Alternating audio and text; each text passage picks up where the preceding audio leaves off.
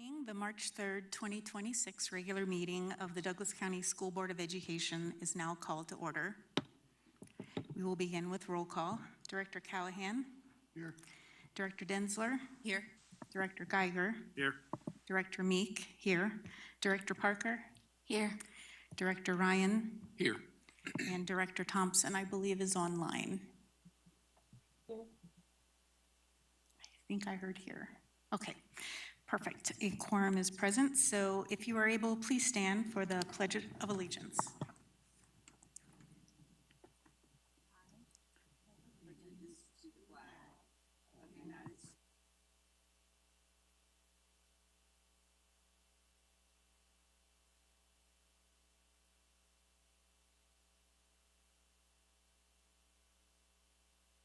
All right, thank you. We'll move right into the DCSD spotlight. I will start with Superintendent Kane.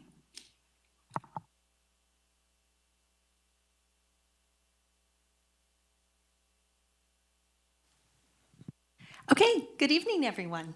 It's great to see everyone tonight, and we are almost at spring break.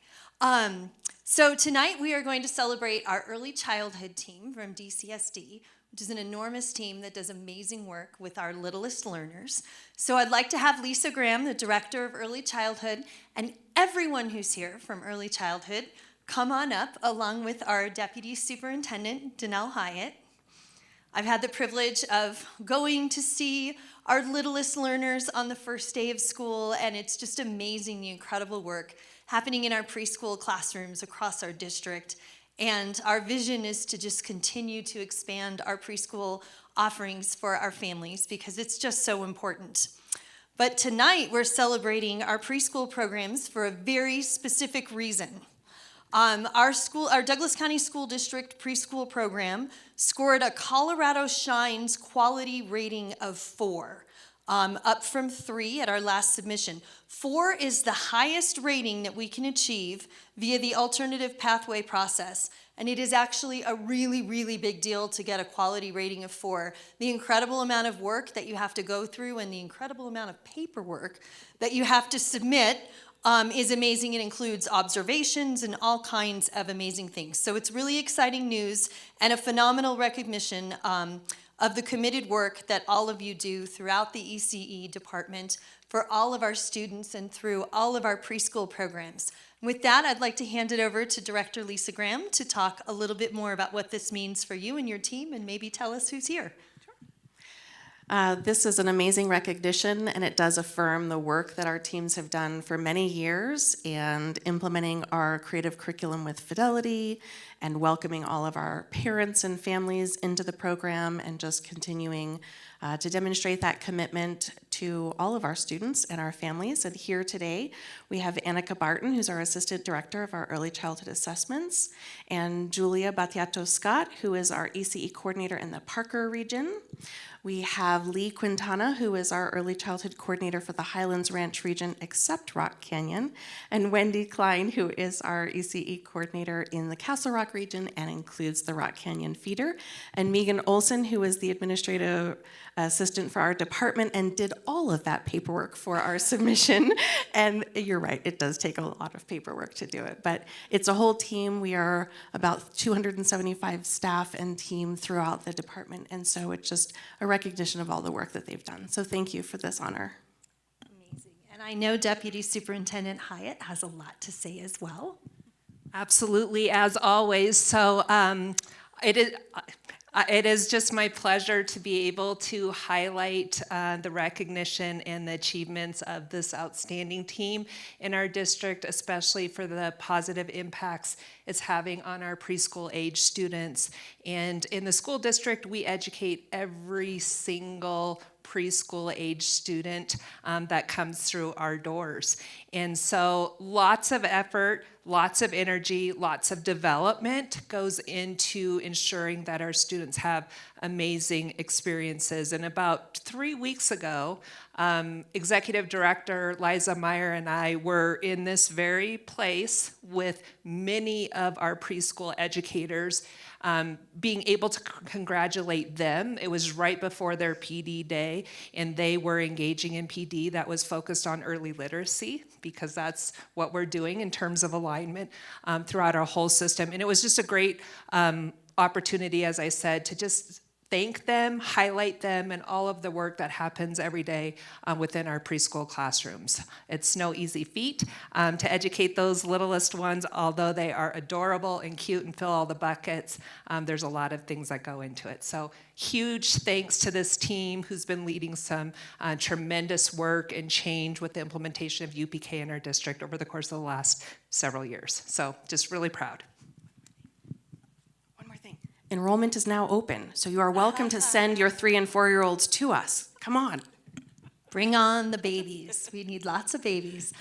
Vice President Callahan is here to give you your certificate, and then we'll do, how about a big round of applause for our preschool team? Okay, and now we have to take a picture. So everyone's come on in, scoot in. Squeeze in.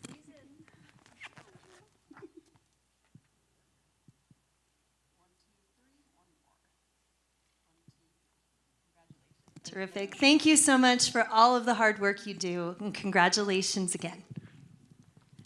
That concludes tonight's recognition. Thank you, and congratulations. So that takes us to item number 4, acceptance of the agenda. Is there a motion to approve the agenda as presented? So moved. Second.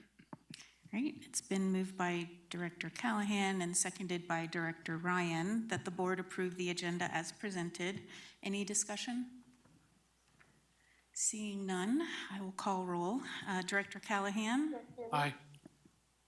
I think Director Thompson is trying to say something. Director Thompson, I'm sorry, you weren't coming through very clearly. It's okay. I wanted to see if we could possibly move up one of the items, so change the order for the board budget to be discussed earlier in the meeting before the first study item. And apologies, guys, I'm not there in person as I'm under the weather, and I want to make sure that I'm able to stay on to discuss the board budget. Sure, so that item number, it looks like it's 10.5, I believe. So you're asking to amend the agenda to move item 10.5 up on the agenda so it falls Before 9.1. before 9.1. Is there a second? Second. All right, so it has been moved by Director Thompson and seconded by Director Geiger to amend the agenda to reorder item 10.5 so it appears before 9.1. Any discussion? Okay, I will call roll then. Director Geiger, Director Callahan. Aye. Director Densler. Aye. Director Geiger. Aye. Director Meek. Aye. Director Parker. Aye. Director Ryan. Aye. And Director Thompson. Great, the motion passes 7-0. All right, with that, we'll move into item number 5, superintendent reports. Okay, thank you so much. There are many important milestones and dates in March, including Brain Injury Awareness Month, National Disabilities Month, National Nutrition Month, National Music in Our Schools Month, Women's History Month, Greek American Heritage Month, Irish American Heritage Month. March 1st through 7th is National School Social Workers Week. March 8th is International Women's Day, and March 21st is World Down Syndrome Day. February was Kindness Month, and in honor of this, our central administration staff participated in a canned food drive. Over the course of just 2 weeks, our employees collectively donated $1,763 and 539 pounds of food to the Food Bank of the Rockies, which supplies food and supplies to our local food banks here in Douglas County. In total, 5,738 meals were provided to our community. Last week, we celebrated the groundbreaking, yet another groundbreaking, for our new cosmetology program at Douglas County High School. Once again, we are so grateful to the voters of Douglas County for saying yes to the 2024 bond, making this a program available to even more students in our school district. We have enough students on our cosmetology waitlist today to fill the program twice over. So we are so excited to be able to meet some of that demand by offering cosmetology for our students at Douglas County High School. And as I said at the groundbreaking, AI will never do my hair. So it's a great profession to get into. 8 more DCSD schools have been named a recognized American School Counselor Association model program, also known as a RAMP school. This is a tremendous accomplishment. The following schools we're congratulating: Castleview High School, Chaparral High School, Clear Sky Elementary School, Legend High School, Mesa Middle School, Northeast Elementary School, Prairie Crossing Elementary School, Sand Creek Elementary School. It's a huge list to have gotten RAMP certifications all in the last year. We will celebrate these schools at a future board meeting. This achievement brings our district total to 12 RAMP schools, meaning Douglas County now represents over 60% of all RAMP designated schools in the state of Colorado. I'm going to say that again. 60% of all RAMP designated schools in the entire state are here in Douglas County. Earning RAMP is a marathon of school counseling. These 8 schools have spent the last several years meticulously moving through define, manage, deliver, and assess components of the American Association of School Counselors national model. By meeting the rigorous scoring requirements of the RAMP rubric, these programs have proven that they are not just providing services, but they are driving systemic change. So congratulations to all of those schools. Northeast Elementary was once again recognized by Solution Tree as a model professional learning community at work school for its sustained success in raising student achievement. We were so happy to have Northeast Elementary receive the John Irwin Award. They have done just an incredible job in raising student achievement using the PLC model as we are doing throughout our district. For the past 4 years, Cherokee Trail Elementary has proudly hosted a weekly boys mentoring program that builds both confidence and character. Led by Mr. Bartuska, the group combines high-energy activities like basketball and team games with meaningful social-emotional learning. Through trusted mentorship and purposeful play, students strengthen self-awareness, decision-making skills, and healthy boundaries while forming strong in-person peer connections. It's more than a weekly meetup, it's a supportive space where 6th grade students grow together physically, socially, and emotionally. The Sabercat Sidekicks is a school-based mentorship program that pairs Castleview High School students with Meadowview Elementary students. Mentors are chosen through staff recommendations and a review of leadership potential, growth, and readiness to be a positive role model. Many of the mentors have overcome behavioral adversities or past challenges and are now thriving in high school, showing real growth, maturity, and a commitment to making better choices. Their selection reflects a meaningful turnaround, and they serve as powerful examples that students can change direction, improve, and lead. The younger students receive a consistent, encouraging role model who helps build confidence, strengthen school connections, and develop a more positive attitude towards learning and belonging. Donna Guerin, sustainability teacher at Larkspur Elementary, has been selected as a recipient of the Toshiba American Foundation grant to support a new 6th grade STEM project called Solar Explorers. Through this hands-on project, students will explore solar energy and water conservation by designing and testing solar-powered devices, investigating water-saving strategies, and analyzing results using the engineering design process. Congratulations to Heather O'Mara, the founder and CEO of Hope Online Learning Academy. She was named the recipient of the 2026 Founders Award by the Colorado League of Charter Schools. She was recognized for her pioneering work in establishing a blended learning model here in Colorado, authorized by Douglas County School District, which combines online instruction with in-person support for at-risk students. Also, congratulations to our very own Danny Windsor. He was recently named one of the top 10 assistant superintendents in the whole country of 2026 by Education Insider magazine. So congratulations to Dan.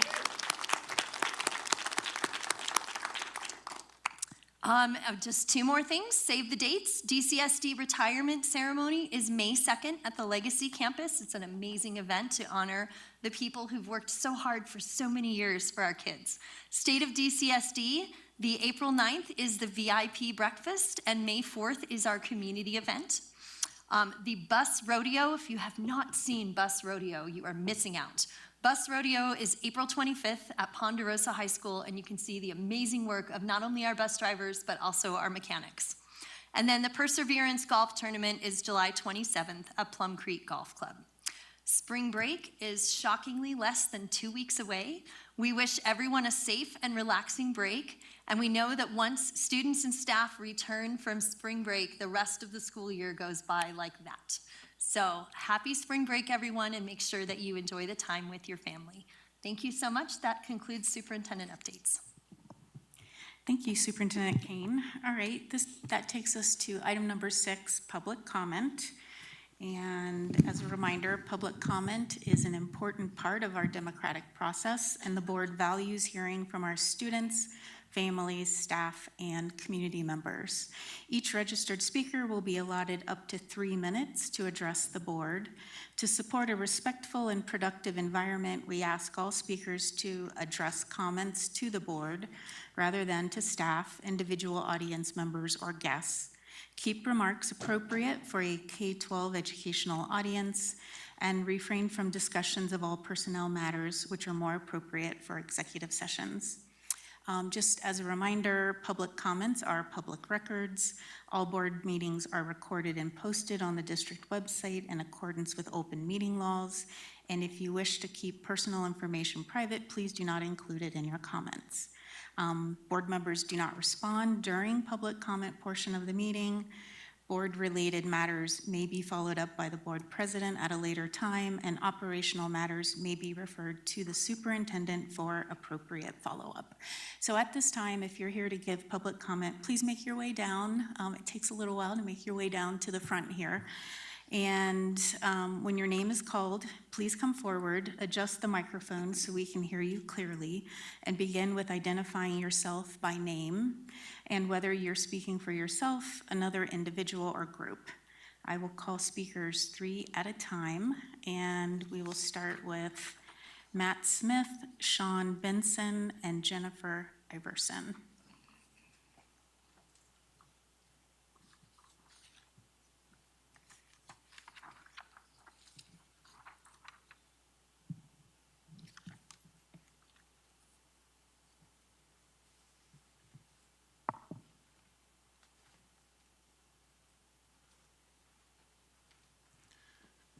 All right, good evening. I usually love being right, but this is one time I truly wish I wasn't. I've been active on this issue. The consistent message from the district, the board, and community activists was simple. This was not happening in Douglas County. But now we know that a biological male has been playing on a district high school girls basketball team, and that this situation has not been recent. It's been going on for years. And the girls who lost out don't get those seasons back. The opposing teams, including religious schools, don't get the choice they were never given. This is not abstract. It is not a national debate. It is happening here in Douglas County. It is a girl walking into tryouts believing the field is level. It is a player who did everything right and still went home without a spot. It is parents who trusted what they were told and are now asking why they were not fully informed. Title IX was created to guarantee equal opportunity for girls in athletics. It carved out space for girls because that space did not exist before.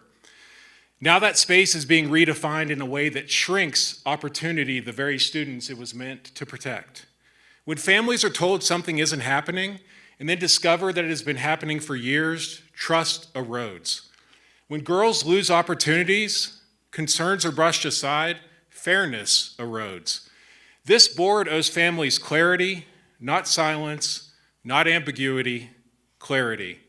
If this is the policy, say it plainly, stand behind it openly, let parents know before their daughters try out, not after. To the families who have been impacted, come forward. If your daughter lost a roster spot or competed under these circumstances without disclosure, report it at protectgirlssportsdcsd.com, because this is not about politics. It's about the girl who worked for years for a chance to compete. It's about the athlete who sat in her car after tryouts and cried because she didn't make the team. It's about a simple promise that when a door says girls, it means girls. If this board cannot protect something that basic, if we cannot protect the definition of a girl, then we are not protecting girls at all. Thank you. Thank you, Mr. Smith. Next, we have Sean Benson. Go. Thank you. Board members Clark Callahan, Brad Geiger, Tony Ryan, and most distracted Valerie Thompson were all on their phones during the first reading of this policy discussion. But Superintendent Aaron Kane, you take the cake for how much you were on their phone. And your PhD, Kelly Smith, who presented on this topic, was on 2 phones all night long. That's the kind of addict you're taking advice from. Here are the actual bills, executive orders, and policy recommendations from 35 states regarding device policies in schools. Guess how many have statewide bans?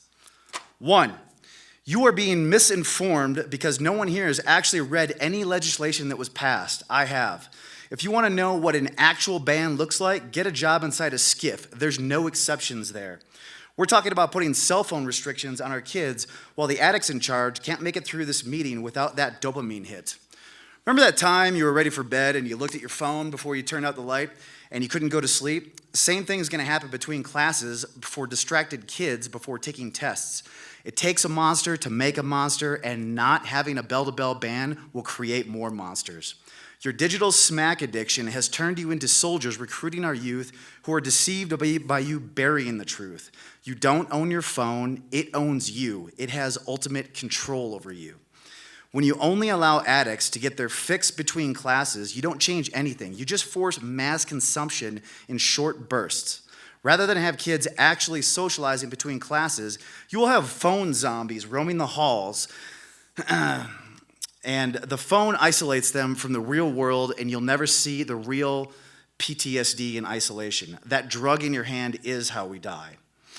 This isn't like when the world is introduced to electricity, the telephone, radio, TV, or the internet. This is an addiction the world has never seen. Look around here tonight. All of humanity is addicted to this drug, and no one can live without it. This is full-scale wreckage. I'm sure I'm the only freak here who actually takes a phone Sabbath where your phone is off. And I don't mean going into the mountains where there's no signal. No, I mean just another day of the week where your phone is powered off. Does anyone here even know how to turn off your phone? Can you leave the house without it? Meta and Google are on trial right now for how addictive their platforms are to kids. But those corporations, they're just the street dealers. Let's put blame where blame is due. It is the parents who are the suppliers because no minor can sign a contract for their own phone plan. So I ask you, do you want to be a member of this digital drug cartel, or do you want to try to stop it? Every excuse you hear for phones in schools was already addressed 20 years ago before this drug ever existed. You're supposed to be the leaders in our education system, so lead by example. You already know what needs to be done. Be true leaders and do it. Thank you. Thank you, Mr. Benson. Next, we have Jennifer Iverson, followed by Lauren Rilling.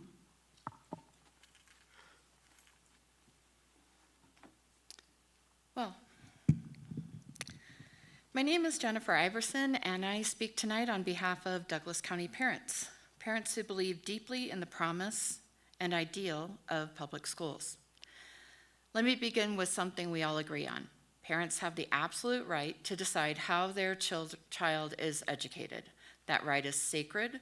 Families choose parochial schools, neighborhood schools, charter schools, private schools, and homeschooling every day, and that freedom is a cornerstone of our country. When one chooses public schools, you're choosing to educate your child alongside families who have had a diversity of experiences, possibly very different than your own. That's parental choice. You get to opt out based on your values, but you don't get to eliminate options for parents who hold different ones. If your values or faith lead you to choose a different path for your child, that choice is honored and respected. But you cannot exit the system and control it simultaneously. Once you remove your child from public school, your influence shifts to what every citizen has: a vote, public comment, a school board election.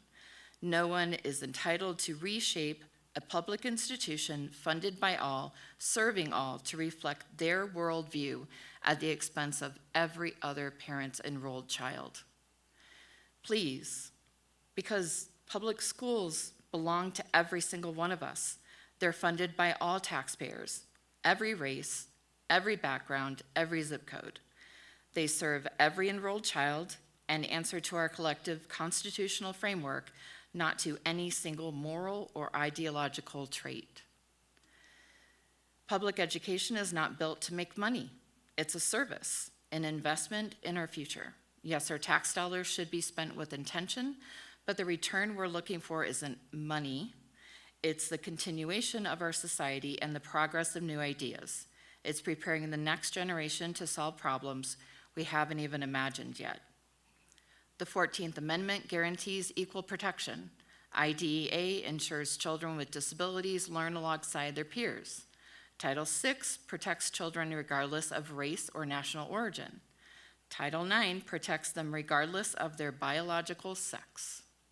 The First Amendment protects their right to worship freely, or not at all. For families who depend on Douglas County Public Schools, this district has a non-negotiable obligation grounded in law and basic human dignity. 15 seconds remaining. Public schools are the great equalizers. They're where a child from any background, any faith, any ability level walks through the same door and is told, "You matter, you belong, and we will be there to fight for your right to learn." Thank you.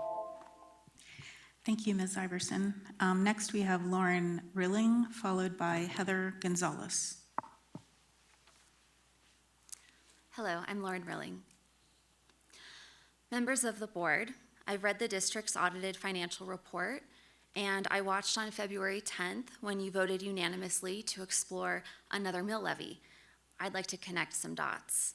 Since 2019, this district has lost nearly 6,000 students. Per pupil spending is up 44%, whereas inflation during this time was up 27%. The district added 56 administrative and professional staff positions while losing those 6,000 students. Where is the above inflation spending going? General fund maintenance spending jumped 15% in a single year to over $100 million, separate from the bond voters already approved. Transportation costs rose over 20% in 1 year while transportation staffing dropped, and now there is a $15 million shortfall. So what's the plan? 4 ballot measures in 6 years, an MLO next year, a $500 million bond in 2028, a $40 million a year maintenance MLO in 2030, another bond in 2032, and a switch to a fixed mill rate so revenue rises automatically with property values and you never have to ask voters again? That's not a financial plan. That is government protecting itself from accountability. Your answer to spending problems is more taxes. Your answer to families choosing alternatives is to fight those alternatives instead of asking why they're leaving. Your answer to calls for transparency is making controversial surveys opt out so that parents don't have to consent, and floating cuts to live streams of your own meetings to save money. Every instinct this board has is to protect its own agenda instead of earning this community's trust. There are 2 gaps defining this district right now: the budget shortfall and the trust deficit, and these are not separate problems. Families leave because they don't trust you.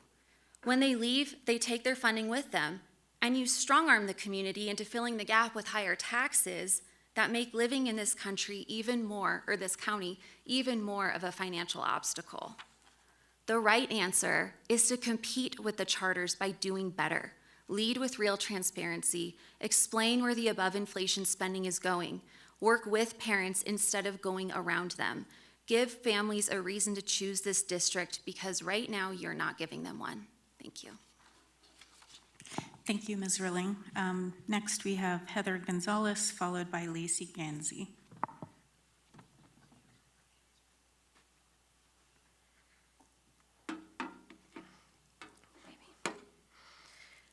Good evening, directors. My name is Heather Gonzalez, and I've been a resident of Castle Rock for 20 years. My oldest child graduated from the district 4 years ago, and our youngest will this May. Many of you may be familiar with what my family has been dealing with for the past several weeks. Our daughter has been the sole target of a coordinated doxing campaign by a local community member and former school board candidate. What has happened to our family has been life-altering and forever changed the way our daughter views the world around her. On President's Day, my wife and I received an urgent email from our child's basketball coach requesting we meet with him ASAP. We went up immediately. As we sat down, he showed us his phone, and on it was a website used to out trans athletes and a picture of our daughter and multiple social media posts identifying her by first, last name, and high school. It was not just one picture, but pictures spanning her entire basketball career from elementary school on. Pictures of her as a little girl in a team photo, all other girls' faces blurred out except for hers, her goofy little smile standing out for all the world to see. This was personal. Whomever did this knew that this was her. They knew that it was her in a sea of a lot of other little girls, any of which could have been her unless there was personal knowledge otherwise. The fear, the anger, and the sadness I experienced in that moment was like no other. We then had to call our daughter in with her coach and tell her what had happened. To say we could see her break before our eyes was an understatement. Whomever did this has been very calculated in targeting. They waited until she was 18. They shared it with Gays Against Groomers, Conservative from Boulder, HeCheated.org, and every other anti-trans organization you can think of.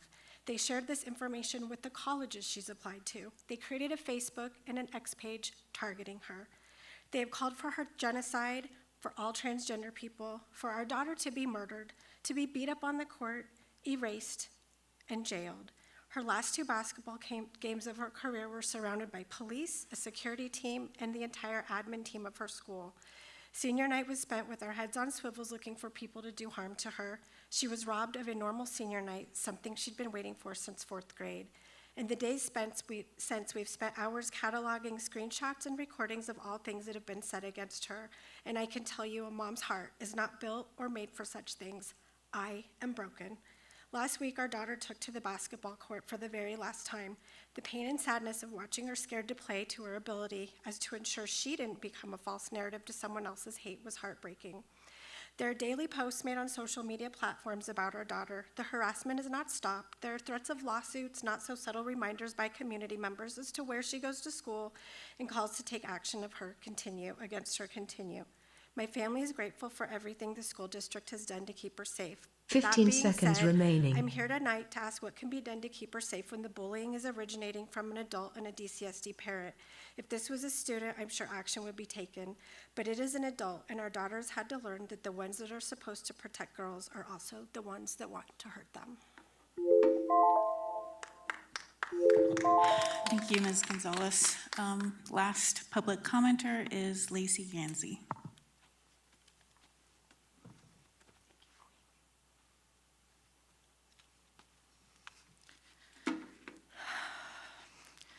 Good evening, members of the board. My name is Lacey Gansey, and I am now, again, a Douglas County District school parent.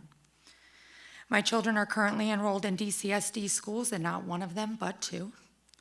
And for the first time since April 20th of 2023, nearly 3 years ago, since my family first stood here before the district asking for help, it was very simple. I was asking for a clear definition between bullying and a hate crime for instances like this. Because when a child is targeted for who they are, when harassment follows them beyond the classroom and into their community, and from their community into their classroom, that is no longer just bullying, that becomes something far more dangerous. Despite everything my family endured in 2023, I want to begin tonight with gratitude. Over the last few weeks, I've witnessed something I honestly never thought I would feel again from this district: community. I've seen the new members of this board caring for all students. I've seen them present. Students showing kindness to each other, and my son getting his first dose of healing. For people that say you don't care, you do. For parents that have left the district, I did. I came back. I have seen the new members of the board show empathy, but at the same time, something deeply disturbing is still happening. Right now, one of our Douglas County families is being targeted with a hate every single day while their child attends our schools. From a member of this community that ran for this DCSD board, and the person responsible is not a child, it is an adult. An adult who has harassed families, intimidated parents, and inserted himself into the lives of our Douglas County children again and again. He has spoke my name several times on this public record, continuing to try to endanger my family. And although I know I am only supposed to address this board at public comment, I am compelled to state that Matt Smith continues to harass my family and the other DCSD family long after his campaign is over.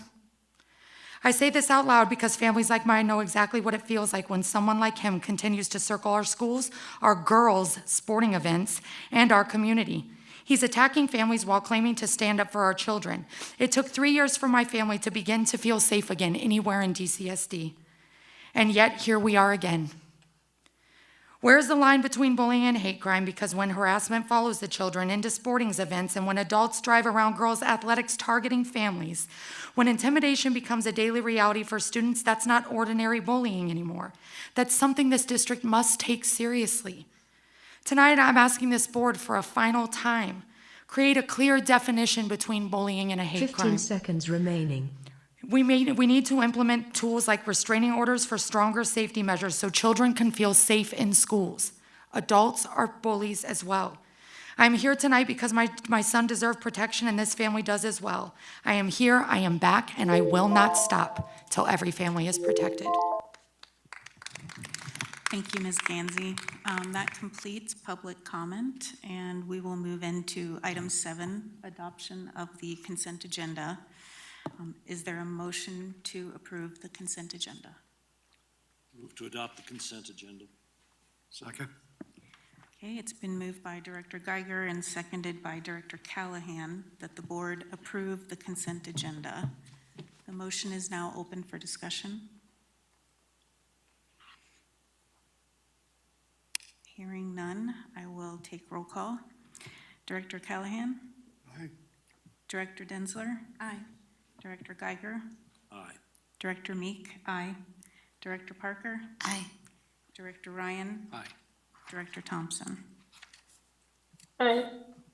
Okay, the motion passes 7-0. With that, we will move into item 8, adoption of the joint motion agenda. We have several minutes here for approval. I'll just take separate votes in case we have any edits or corrections. So we'll start with January 27th, 2026. Is there a motion to approve the January 27th, 2026 meeting minutes? So moved. Second. All right, it's been moved by Director Geiger and seconded by Director Callahan that the board approve the January 27th, 2026 regular meeting minutes. I will see if there are any discussion, if there's any discussion or corrections. Seeing none, I'll take the vote. Director Callahan. Aye. Director Densler. Aye. Director Geiger. Aye. Director Meek. Aye. Director Parker. Aye. Director Ryan. Aye. And Director Thompson. Aye. Okay, the motion passes 7-0. The next set of meeting minutes is for our February 10th regular meeting. Is there a motion to approve those minutes? So moved. Second. All right, it's been moved by Director Ryan and seconded by Director Callahan that the board approve the meeting minutes for the February 10th, 2026 regular meeting. Any corrections or discussion? All right, Director Callahan. Aye. Director Densler. Aye. Director Geiger. Aye. Director Meek. Aye. Director Parker. Aye. Director Ryan. Aye. And Director Thompson. Aye. Okay, 7-0, the motion passes. Of course, when I separate them, there's no corrections. So, okay, last set. So this one is the February 17th special meeting. Is there a motion to approve those meeting minutes? So moved. Second. All right, it's been moved by Director Geiger and seconded by Director Callahan that the board approve the meeting minutes for the February 17th, 2026 special meeting. Any corrections on these? Seeing none. Director Callahan? Aye. Director Densler? Aye. Director Geiger? Aye. Director Meek? Aye. Director Parker? Aye. Director Ryan? Aye. And Director Thompson. Aye. All right, it passes 7-0 as well. All right, with that, I believe we have moved the item 10.5, the board's second quarter budget review, up on our agenda. So we will now look at that item, and I believe we have a 10-minute discussion with our Treasurer Thompson leading us through the conversation. Director Thompson, it's all yours. Thank you. And we'll put the Board of Education budget review on the screen. I can't tell if it's there now. Okay. Yes. It is. Okay, fantastic. So there are two main policies related to our Board of Education department budget, and that is GP 1.4, which is covers the treasurer's responsibilities, which include support the development of the BOE budget. And then there's GP 1.9, investment and governance. So this policy talks about how the budget can be spent and requirements that we review the budget quarterly during a Board of Education meeting. So the other thing 1.9 covers with the how the budget can be spent is really we have the budget divided into 5 categories, and that's board operations, professional development, community engagement, outside monitoring assistance, and then we also cover one-time expenses, and that's things such as election fees and polling. So I just wanted to provide that quick background. So this first document is our Q2 budget review, and I want to take note that this ended in December 31st of last year, and so we all know that there have been expenditures since then, and those are reflected in the regular reports that the board receives regarding available fund balance. So just kind of briefly going through some of the categories as an update.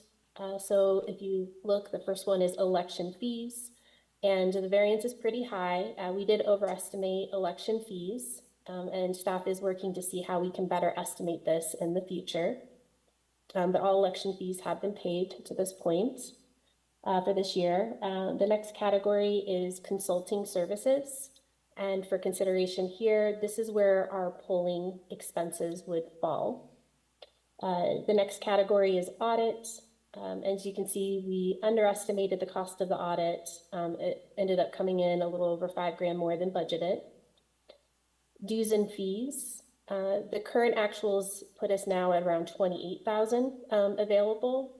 And just for some background, dues and fees include things like our dues and fees for CASB. We also include the fees for the Apple Awards. We do an annual amount to the foundation. The next category is technology equipment. Here we're going to see a large variance. And the background behind that is last year we had a carryover also from election fees. We had quite a bit of savings. And so the previous board decided we were going to use that funds to update the board document system to Diligent, which we've all seen and are aware of. That new system came in at around $20,000 and no other costs are anticipated. So we're currently at over an $81,000 balance in that category. Some other items purchased in this category also included one of the computers for one of our new directors. The next category with general supplies. This category will continue to draw from for the remainder of the year. That has a lot of ongoing costs, including like our committee meals. Travel and registration. So all of the travel and registration costs should be now paid to date.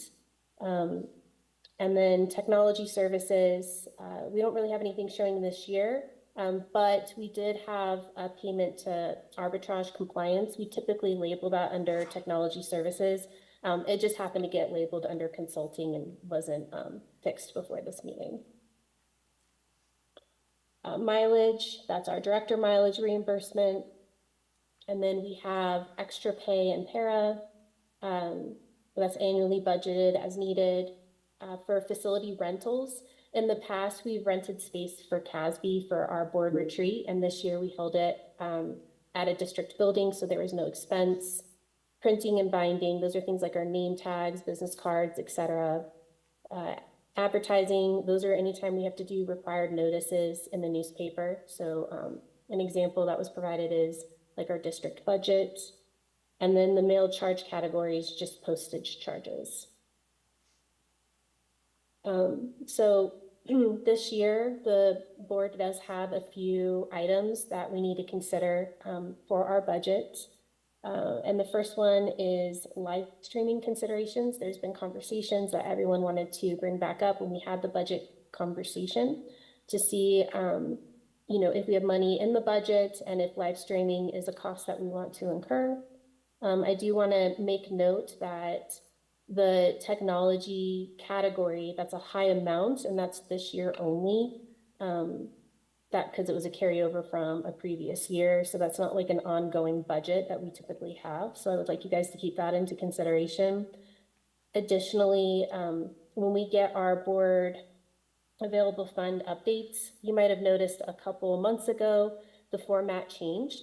And in that format changed, it was highlighted that the board budget is a discretionary budget that's not subject to carryover. So that's not a practice, the carrying over, excess funds to the next year. So kind of want to highlight all of those points and then open up some conversation around live streaming considerations. Thank you, Director Thompson, for walking us through that. That was really helpful, especially, well, it was really helpful for all of us. With that, I do have a question around, I think you had mentioned polling costs would fall under the consulting services, correct? Yep. Okay. Yeah, and I can highlight, there are the four main things to talk about are live streaming considerations, the polling, so we can reallocate funds from like the election savings under consultants to cover the polling costs.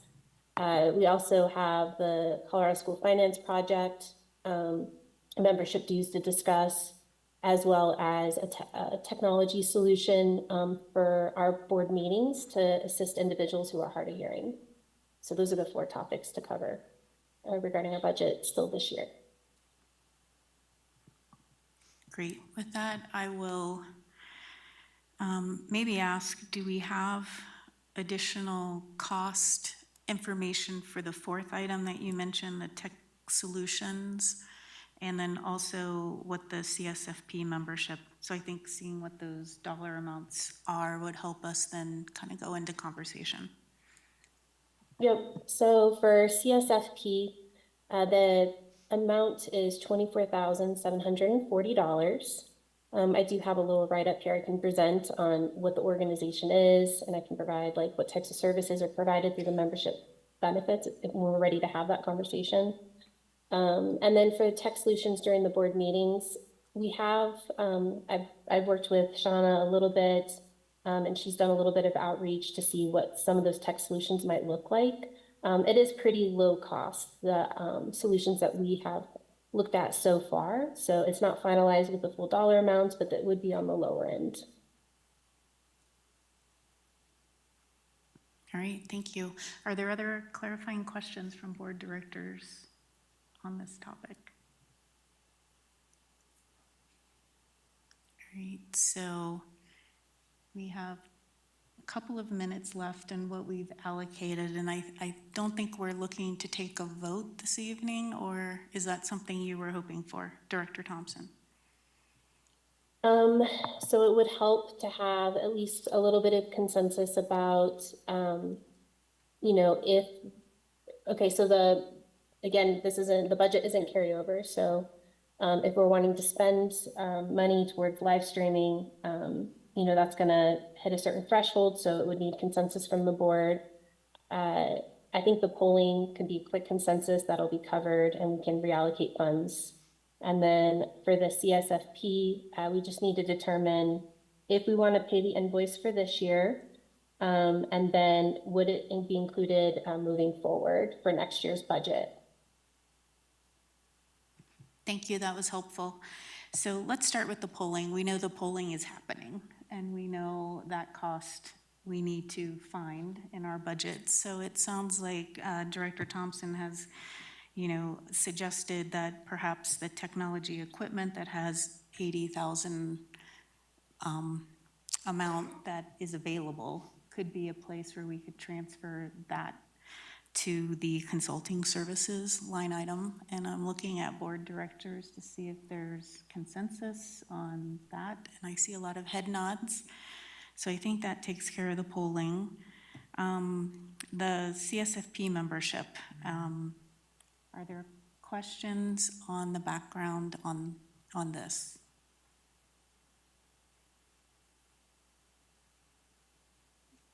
Is there a recommendation to go ahead and move forward and pay the membership fee for CSFP? I believe we should. I think we still get a benefit from it. Okay. And the information, I think, is helpful. Okay. All right, I see. Oh, just yes. for the public, can we answer what it exactly Sure. does? Director Thompson, do you have the? Yes. Okay. So CSFP, it's a nonprofit, nonpartisan organization. It was created in 1995, and it's been supported by education organizations and school districts through annual memberships. 95% of the districts in Colorado are members of CSFP.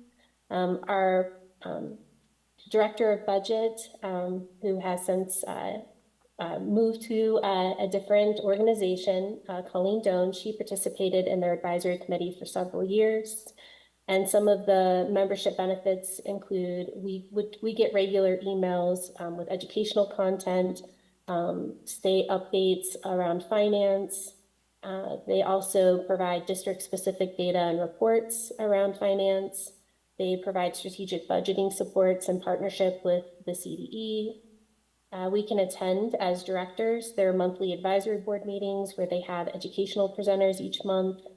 They also provide meeting space for staff to discuss school finance issues. They help support the adequacy study that was done. They offer training courses. They have an annual conference, which we did have staff attend that this last conference that they held. They also can come and present to school boards, provide education to school boards through like education sessions. And we could also ask for them to come and present to our board committees. Any other questions? I think I'll just note for the public that it stands for the School Finance Project. That's the C. Colorado School Finance Project. Colorado School Finance Project, Yeah. Because there's another CSFP that has to do with food programs. So it's Perfect. Thank you for that clarification, Director Geiger. We are fortunate that we have a lot of information on the state budget process from our own CFO, and we get a lot of information from them. That said, there may be someday where there isn't a complicated legislative budget process for education. I don't foresee it. But this year will be particularly complicated. The next year will be even more so. That and the fact that there will likely be at least one ballot measure on the November ballot regarding school education. I think this is a time, given that we have the additional carryover, to continue to be involved in this so that we get as much information as a board, as a district as possible.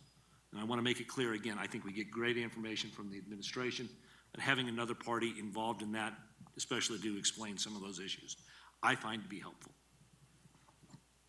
Okay, with a show of hands, just consensus that you feel this is a good investment. All right. So Director Thompson, it looks like CSFP membership as well is something the board is interested in.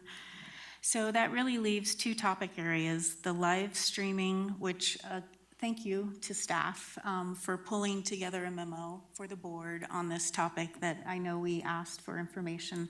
It has multiple options listed.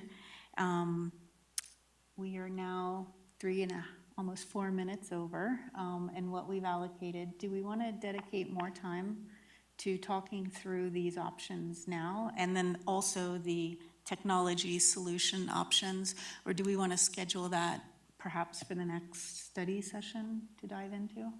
I think that needs its own agenda space. All right, seeing no one object to that, I think what we'll do is we'll conclude this conversation tonight. We'll look to schedule a live streaming and technology solution conversation for a future board meeting. Director Thompson, did you get everything that you needed on the board budget then? Yeah, the only other note would just be that we also have posted on the agenda for next year's budget. And normally, I mean, this is a little early. Normally we look at this in May, but just to kind of give the board an idea of what a typical budget would look like, what's one-time expenses versus what we typically see every year. And I know that, there's polling happening, et cetera. And so depending, I think, on the results of polling, we still have time to come back and make adjustments to that budget. So we can put it on a future agenda as well. Thank you. This was a really helpful document to have. Any questions on this one before we conclude? Nope, seeing none. Thank you so much, Director Thompson, and I'm hoping you're feeling better and can stick with us all evening, but glad we were able to move this topic up a little earlier in the conversation. So with that, thank you. With that, we will move into item 9.1, compensation and benefits update. It has a 10-minute presentation and 15-minute Q&A scheduled.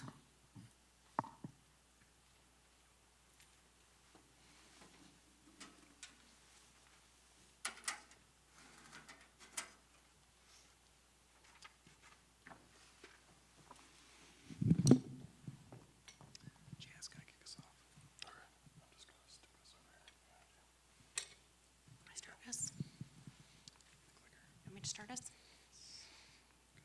All right. Find a pocket. All right, good evening. So we're here to talk about compensation and benefits update. We're going to start with budget update, which is going to be pretty quick. We just talked about that a couple meetings ago. Brian's going to go through the compensation recommendation and a benefits program update. All right. A lot of this hasn't changed since we talked a couple meetings ago. There's still a lot going on at the Capitol. There always is this time of year. You try not to get too into the details and the confusion that's happening, but we're all anxiously awaiting that March forecast, which we know is going to be additional shortfalls. That's really getting driven by those escalating Medicaid costs and the state using one-time money to fund ongoing program, which now they're having to make hard decisions on that programming. Which am I pointing? Next slide, if you can help me. Okay, so these things are still, this is still what's happening out there. We're still sticking with that $6.1 million assumed revenue. That's after we share the charter school piece over to them. We're gonna stick with that until something really tells us we need to change that estimate. It's the best that we have right now. Specific ownership tax, we've talked a bit about that. It's been in the news lately. The good news is it's going down further on their list of options. The bad news is it's still on their list of options. Smoothing factor, this is going to possibly reduce or change the averaging that we've had in the past. This has been looked over by the Speaker of the House, and she likes our proposal, so she's going to move forward with that proposal. We'll see what year it ends up coming into play, but that is moving forward. So to level set us for this conversation on compensation, we saw this again a couple meetings ago. These are the pieces of our fund balance. So first of all, you have Tabor and the Board of Education Reserves, those are both set at 3% each. Tabor is required by law that we keep that on hand. The board reserve, which mirrors the amount, that is at the board's discretion. We also have school carryover, which is in the orange, and this is reserves held at the school to help with their enrollment fluctuations. What we really talk about during this conversation is that unassigned piece, so that's that gray amount. That's our reserves that we have more flexibility to make these decisions. And as we continue to use fund balance into the future, the next few years, that's that number that we're watching to make sure that we're staying with enough reserves, but provide for that softer landing. Yeah, and just to add on to what Jana said, this chart reflects specifically the gray from the last chart. So this is our unassigned fund balance. And our unassigned fund balance in, say, 2018 was 3% of expenses. For unassigned, we'd like it to be about 5% of expenses. That's a good place to be. But we want to make sure we're spending our money on the kids in front of us, which is how school funding is intended. So we have been doing a strategic drawdown of our fund balance, and we're continuing to do a strategic drawdown of our fund balance until we get to about that 5% number, which still has us ahead of where we were in 2020, 19, 18, which is kind of a normal cadence for unassigned fund balance. Thanks. This graph is updated, and this indicates our mill levy override versus other districts' mill levy overrides. So why do we care about that? Well, the School Finance Act provides for dollars per student for each school district. School districts do have the ability to go to their local taxpayers to ask for additional dollars to help them have student programming that may make their district stand out, or to pay their teachers and staff more. And so many of our neighbors have done that more significantly than we have, even though we have passed a mill levy override in 2018 and 2023, and you can see that reflected in the red line. So our mill levy override has actually caught up to Jeffco, which is great. But you can also see why we're unable to pay competitively in other areas, because that mill levy override dollars we're not receiving the same amount of dollars as our neighboring districts. And then you can see in the boxes the average salary. So I was asked, where do we get this? This is on the Colorado Department of Education staff statistics page. You can find average salaries for every single district throughout the school district. This is not including charter schools. This is just the district-operated neighborhood schools. So you can see our average salary is still lagging behind. Although we have made tremendous progress in that area, we are still lagging behind. All right, thank you. So moving into compensation recommendations. So over the past 4 years, this Board of Education, our community, staff have made significant improvements in how we pay our staff. Licensed employees have seen gains of over 33%. Classified staff have seen gains of 28%. And admin protect employees have seen gains of over 22%.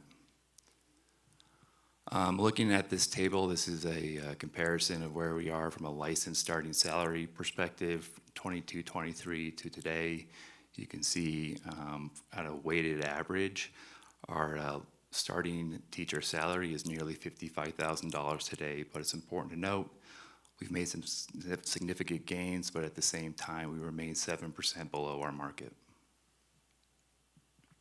Really same story with regard to our average teacher salary. Today it's nearly $76,000. That's a $15,000 increase from the 2021 school year. But again, compared to our Denver metro market and our peer school districts, we remain 12% below the market. Now, it's also important to note, as Superintendent Kane just mentioned, that our school district receives 35% less funding compared to our market. So when you think about that, if we are 7% within starting salary range and 12% of the market for average teacher salary, it really shows its Board of Education's and the district's commitment to trying to fund teacher compensation and grow it with the available resources that we have. Before I get into the actual compensation recommendations, I just wanted to ground the board in what our salary schedules look like. This is our 25-26 general salary schedule. We have approximately 52 or 53% of our teachers are on this schedule. You can see there are steps which indicate vertical movement down the schedule as you gain experience. We have lanes which represent horizontal movement across the schedules as you gain education. We have individual cells within the schedule. Each cell has a set salary, which is a composite of your years of experience and your education. And lastly, it's important to note that step increases in our schedules are not uniform. So less or newer teachers with smaller salaries get higher percent steps compared to more tenured teachers with higher salaries get lower percent steps. Here are the district's recommendations for 26-27 compensation for our licensed staff. We're recommending our teachers get steps, which, as I just explained, is an approximate 2% to 2.5% increase, depending on where the teacher falls on our schedule. That's a $5.5 million cost to the school district. We also have 821 employees who are at the end of their lanes on our schedules. So if we did nothing for these employees, if we were just giving steps, they would receive no salary increase. So we are proposing to give them a one-time stipend equal to 2% of their base salary. That's a cost of $1.6 million. We also continue to have nearly 180 employees who are over their cell, meaning that compared to their similarly situated teachers with the same experience and education, they're being paid more than those teachers. For the second year in a row, we are recommending that those teachers who are over cell not receive any sort of salary increase or stipend. And lastly, we're recommending that the current 25-26 salary schedules be readopted for the 26-27 school year as is. Total estimated cost for those license increases is $7.1 million.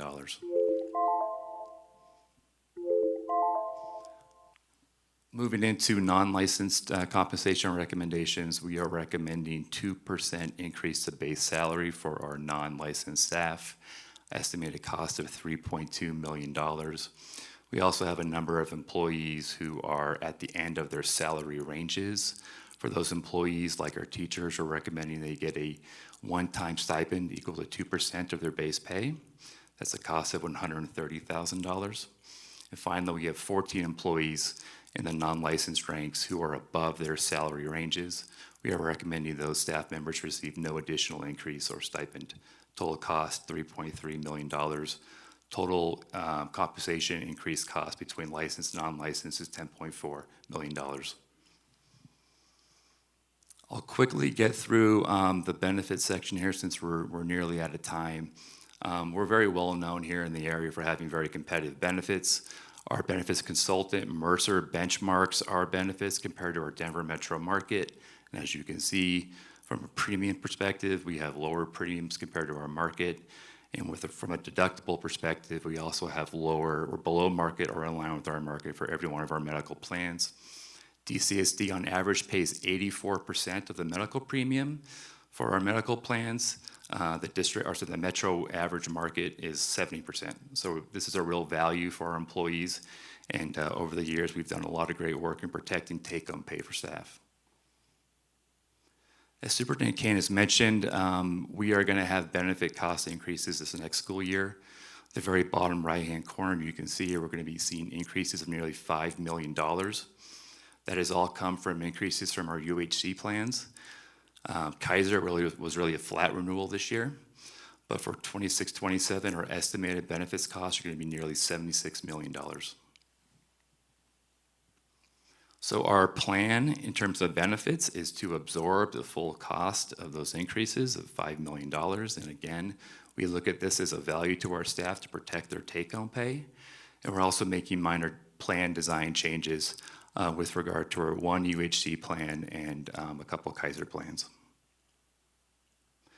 New for 26-27, we're going to be offering a legal plan. This could be a great value for any employee who's looking to obtain legal services in the 26-27 school year.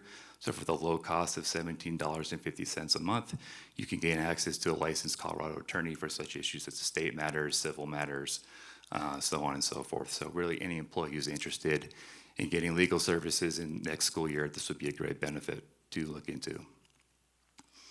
And finally, a couple of other perks and benefits that we always offer our staff. We're going to recommend continuing those in the 26-27 school year.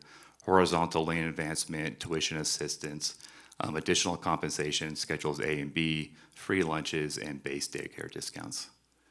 And with that, I will give it back to the superintendent to close us out. Our apologies for running over. I will do better at estimating next time. A quick summary of the proposal. So as we mentioned, we have about $6 million of additional revenue coming in. We're spending $5 million just to keep benefits for our staff without passing premium increases on. So the recommended salary changes are putting us over what we have available in new revenue. And so that's kind of summarized right here. We recommend to continue to draw down fund balance, understanding that, as we've talked about in the previous meeting, we have to be completely right-sized by 27, 28 school year, which is absolutely the plan. The growth and decline process has caused kind of a temporary bump up, but we'll get our staff right-sized for 27, 28 and be able to get back in balance. So I think that's a conclusion, and I'm happy to take any questions. We all are.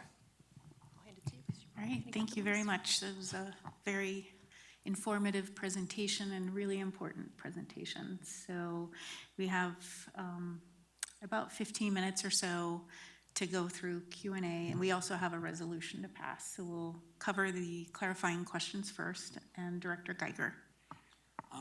First of all, can you remind me what percentage of our budget is paying our people? 85%.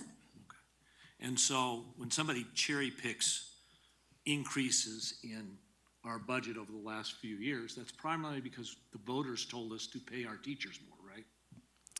Yes, that is correct. And actually, one of the reasons that we are able to obtain the efficiency that our CHRO talked about, that efficiency of, even though we're 32% less revenue, we still are within 12% of the market, is that we have fewer employees relative to enrollment than our peer districts. Is it also true that we have seen almost direct correlation in the amount of turnover in our licensed staff since we've increased our salaries? Yes, our turnover has gone from about 26% to about 13%. And there is a budget savings on that as well, correct? Absolutely. Not having to train and hire new teachers has saved us money, correct? That is correct. See, this is what happens when you cherry pick numbers without knowing the background. I appreciate you helping us with the history. I have nothing further. Next we have Director Densler. Thank you. Just so that I understand, the 2 to 2.5% increase based on schedule placement, that's on top of like you going up a step. No, the 2 to 2.5% increase is going up a step. I see. If we were to bring the entire salary schedule up, that's just well out of our price range. Sure, I just was confused on But that. but everyone gets an increase, so it is not a pay freeze. That is so important for me to say as many ways as I possibly can. Philosophically, I would rather reduce the number of headcount we have than implement a pay freeze, because that destroys morale for your entire workforce. Thank you for that clarification. I apologize for misunderstanding. No, you're all good. Director Callahan? This is assuming an additional $6 million in revenue. Have you talked about what happens if that isn't realized? Yes, if that isn't realized, frankly, we will have to use fund balance a little bit longer or make further cuts. But again, I would always rather reduce headcount than put in pay freezes. So for us, it was a risk worth taking. Every time we decide salary increases before the School Finance Act passes, we are taking a risk. You mentioned the fund balance will be used for that. Where does that take the fund balance? You mean in Director Callahan's scenario? Yes. That would take us to about the 5%. Okay. And then if we do get the 6 million, the 7% would stay 7%, or? If, by 27, 28, when we're right-sized, it should. I didn't follow the question. So if we stay with this plan, so if we pass the compensation as we discussed, it would move it down to 6%. And then we would right size it after that, and we'd settle it around 5 or 6%. Okay, thank you. Director Parker? What if we don't pass this? What happens? So if you do not pass this tonight, then we won't be able to communicate to our employees what to expect going into next year. One of the reasons that we do compensation changes now, there's two big reasons. Number one is so right now, when the market is hot and open, our employees know with some certainty what next year is going to look like for them. If they don't, they may feel like they want to go look for another position in another district. That's number one.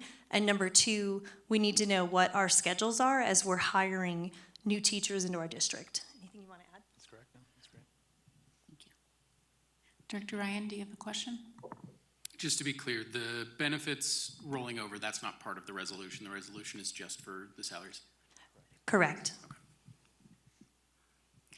Director Thompson, I'm not sure if you're...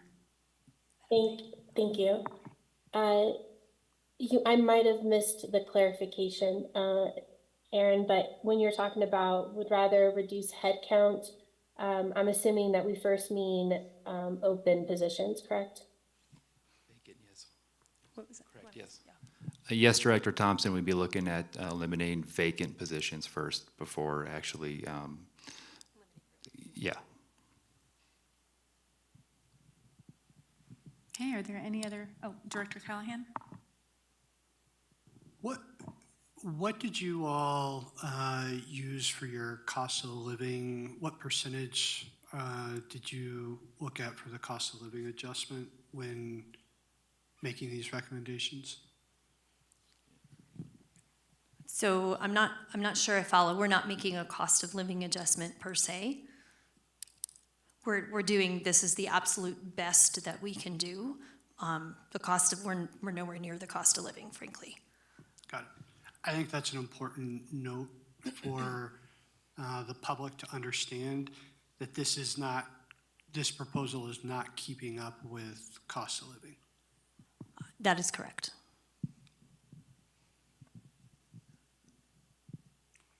I do have a question. On slide number 6, where it shows school carryover, can you speak to how school carryover is managed? And yeah, how is it managed? Sure, because we do site-based budgeting, so we budget, we allow each school to budget based on their anticipated enrollment.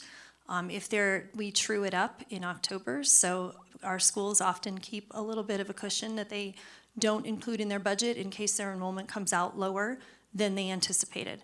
It's also a reflection of our site-based budgeting formula. So we've tried over the last few years to really get equitable with our formula, thinking of factors like the size of the school and the economies of scale and those kinds of things. But it is a reflection that we still have some adjustments we could make. Would you like to add anything?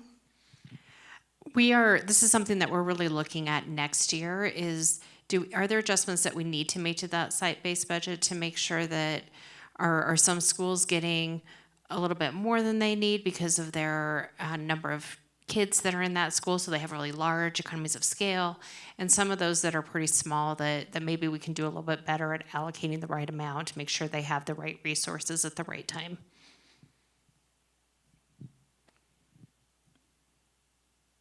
Any other clarifying questions? All right, seeing none, is there a motion to approve the resolution regarding approving compensation increases for the 2026-2027 school year? I move to adopt the resolution. Second. All right, it's been moved by Director Geiger and seconded by Director Callahan that the board approve the resolution regarding compensation increases for the 2026-27 school year. Any further discussion? Director Geiger. I followed a lot of these in my role as a committee member, but this is my second year dealing with this. it is very easy to take the most basic possible numbers and ask how come we're spending more than we used to, or why our spending has gone up over inflation. The reality is, we're catching up. We spent a lot of years not paying our teachers a competitive salary, spent a lot of years not paying our other staff competitive salaries. That was decisions made by prior boards. In '23, we went to the voters and we deliberately asked them, is that how we want to proceed? And the voters very clearly said, no, we're going to pay more and we're going to collect more. So if you just look at how much we're spending, yeah, we're spending more and we're investing it in our people. It is the easiest thing in the world to say, oh, school budgets went up. It is a harder thing to actually understand why and what we're doing and who we're investing in and how much that directly impacts our kid. If you have different teachers in an elementary school every year because of the turnover, because students are going to Cherry Creek, because teachers are going to Cherry Creek, or Littleton, that impacts the quality of education. I will continue to believe that maintaining fair, appropriate, and market rate salaries, basic capitalism, for our teachers is absolutely important. And I appreciate that the staff has always shared that position and has worked very hard to make that work, even incredibly tough budget times. There are other districts laying off hundreds of employees. There are other districts who are freezing wages because we have been careful, because we have been thoughtful, and because the public believes that paying teachers, we are not in that situation. This resolution is just a reflection of that value. Thank you, Director Geiger. Other directors, any discussion? Director Densler. Yeah, I think on this, I really find myself torn between like a head decision and a heart decision. I mean, the stark reality is that we are where we are. I realize that, I accept that. The 2026-27 salary schedule is the best that we can do in this moment. But I do want to convey the fact that, you know, it's discouraging. It's discouraging that much of the gains from the 2023 MLO have all but been wiped out by inflation and tariffs and the rising cost of living. The University of Colorado has projected that inflation could reach 3.5% this year, and if they are correct, that is going to be really, really devastating for our educators. And yet again, we are where we are. I think that ultimately clear is kind for our educators, and I think that passing this tonight is a kindness so that they can evaluate what is going to be best for them and their families as they continue to live and serve in this community. So I'm discouraged that we are where we are. I'm hopeful for a better tomorrow, and I'm willing to work for that. But I want to offer our educators the benefit of clarity in passing this now. Thank you, Director Densler. Any other discussion? Director Callahan? I really appreciate the work that went into this presentation and the thoughtfulness of how we can compensate folks in 26, 27. And I think it's really important to recognize that for many of our educators, their salaries next year will not buy as much as they did this year because we're not keeping up with inflation. And so I think that underscores the importance that we really consider the next mill levy, and so that we can compensate our educators in a way that at least keeps up with inflation, which we are falling short of this year. Thank you. Other comments? And Director Thompson, I can't tell, so feel free to just speak up if you want to share. Director Parker, Director Ryan? No? Okay, with that, I will call roll for the resolution. Director Callahan? Aye. Director Densler? Aye. Director Geiger? Aye. Director Meek? Aye. Director Parker? Aye. Director Ryan? Aye. And Director Thompson? Aye. Okay, the motion passes 7-0.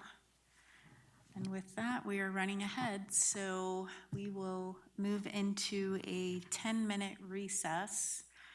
And the board will take a brief recess for 10 minutes and reconvene then.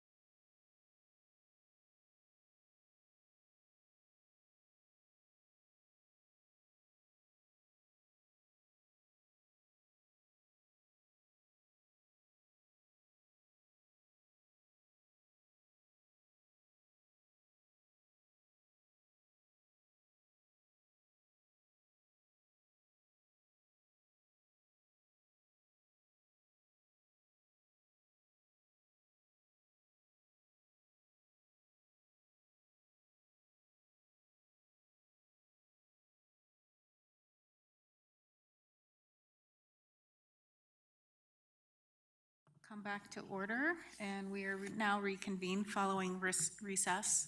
So at this point, we are at item 9.2, Elementary School 51 Boundary Determination Brief, and we have a 10-minute presentation and 10-minute Q&A. Good evening, Jackie Millay, Chief Operations Officer, joined by our Planning Manager, Siobhan Caldwell. I'm going to keep it brief so we can get to the main show. It's deja vu all over again with Elementary School 51. We're just in a different part of the county, and we're excited to present to you what staff's recommendation is going to be going out to the public with the new boundaries for our elementary school located in the Sterling Ranch community. With that, I'll turn it over to our Planning Manager. Good evening, directors. I think Jackie introduced it accurately, so here's just a quick agenda.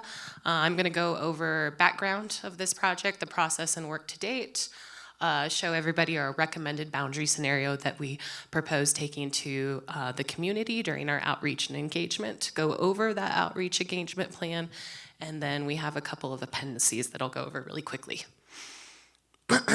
So this is just reminding everybody of the why of this process. So as we all know, the 2024 bond approved construction of a new elementary school in the Sterling Ranch development.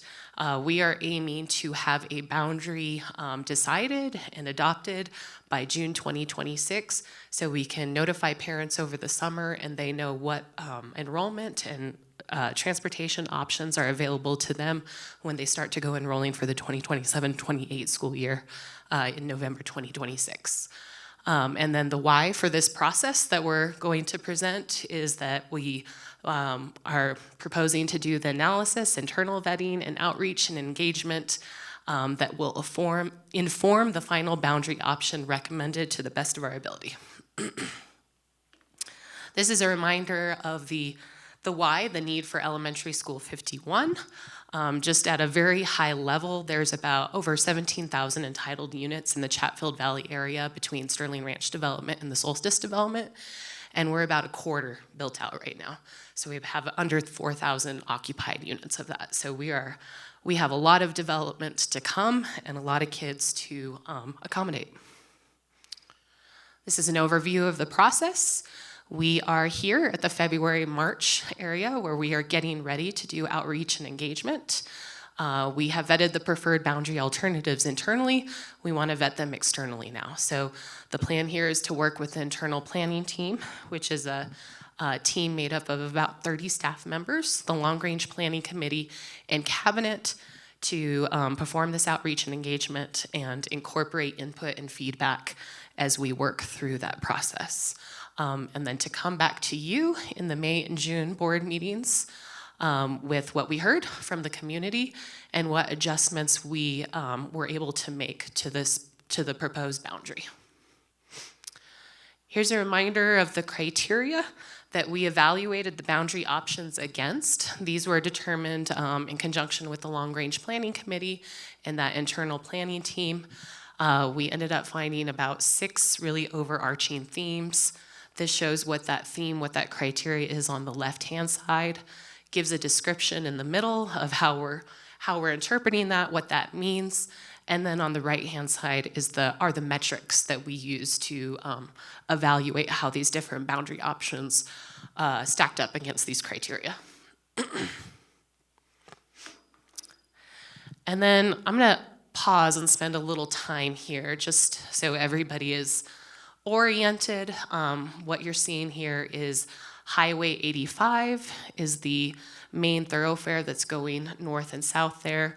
You can see the Chatfield Valley Reservoir there in the top left-hand corner of this of the page. And then we have this color-coded by attendance areas. So this is the current assignment. All the red areas are assigned to Trailblazer. The blue areas are currently assigned to Coyote Creek, and the green areas are assigned to Roxborough. And as you can see, it's Swiss cheese. So this is what we have been having to do over the last 5 to 6 years to accommodate and to provide seats in our existing facilities. And then on the right-hand side, that's also the existing boundaries, but we just added the growth and decline boundary changes to that. So we wanted to try to not touch those boundaries again, like we just talked about in the last meeting with Elementary School 50. That was one of our goals. So as you can see, the growth and decline change that was made there is the consolidation, and then that area in red is being reassigned to Northridge. And all of the boundary options that we evaluated, none of them have a recommended additional reassignment to those areas that were just reassigned last year. So this is the preferred scenario. We looked at 10 different scenarios as how many we ended up evaluating through this process. I'm going to go through the metrics of each of those here in a minute, but this is the one that came out on top that we're recommending.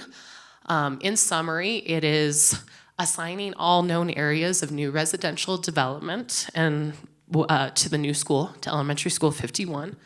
What we mean by that is any new residential development that has been preliminary planned or platted, that we know what it's going to look like. They have an active application in with the county that shows us where the street network is, how many housing units. We have information on it that allows us to make an informed decision as to where it makes sense to have that development assigned. We're proposing all that new development that is zoned, that's entitled, that we know is coming, but we don't know what that's going to look like yet, as a TBD assignment. So until we actually are getting close to a home actually being built in that area, then we propose that we would assign the area at that time.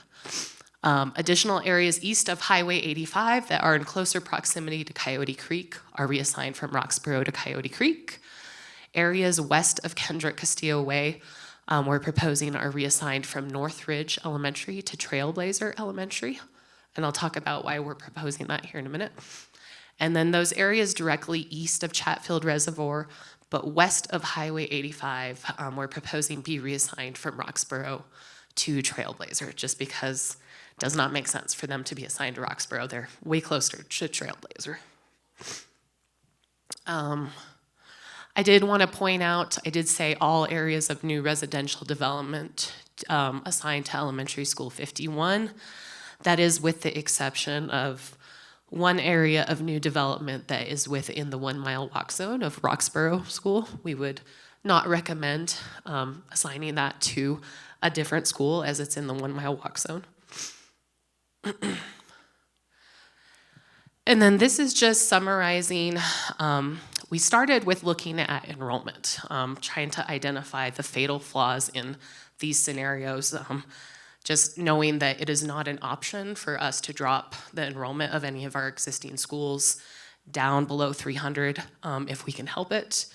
And also we're trying to identify those instances where we are exceeding, blowing out the capacity of the new school way too soon. So option H is the preferred option. And then there is a little kind of summary of what each of these scenarios are doing and how and what is causing the balance and imbalances in enrollment. And then I think this is an addition from the Elementary School 50 presentation. There on the right-hand side, that metric right there is telling us the average deviation from mean enrollment across all schools and across all years.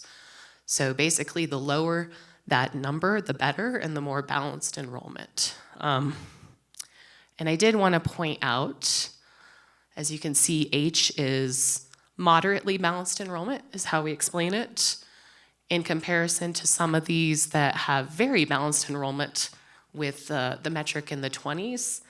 The trade-off that we're looking at there, if you were to look at a map of those options, the trade-off is a less transportation efficiency. So as you try to balance enrollment more, you're pulling areas further and further away from that school into the attendance area, and you see a decline in transportation efficiency. So the majority of these ones with very balanced enrollment are options that we're looking at leaving portions of Solstice assigned to either or both Coyote Creek or Trailblazer. And then this just is a summary of how the preferred option performed against all the criteria. So for safety, proximity, and accessibility, the way that we did this is we basically compared how the scenario performed in comparison to current state. So that's the way that we're explaining these, is how they're performing in comparison to current state. So this scenario does improve overall proximity to all the schools considered. Currently, only 61% of the households for all these schools, Coyote Creek, Trailblazer, and Roxborough, are assigned to the school closest to them. The proposed scenario would assign 80% of households. And I think I need to finish up, don't I? All right. So in general, it added 0 to 1 gen ed routes. That was good. It was a moderately balanced enrollment option. It offered the most balanced enrollment of those scenarios that resolved the overflow busing system. It was one of 2 scenarios that best aligned with the planned development and neighborhood extents. The only way that you could get more aligned is assigning that area that is in the 1 mile Roxborough walk zone to the new elementary school. And then it does leave adequate space for additional residential development. And that's really it. The last thing is a schedule for outreach and engagement. And it's very similar, if not the same, to Elementary School 50. And I will end with that. Thank you for the presentation and all of the analysis scenarios. It's very complete and complex. So with that, I will just open it up for clarifying questions. We have about 10 minutes scheduled for this. And also, Director Thompson needed to leave the meeting. She was not feeling well.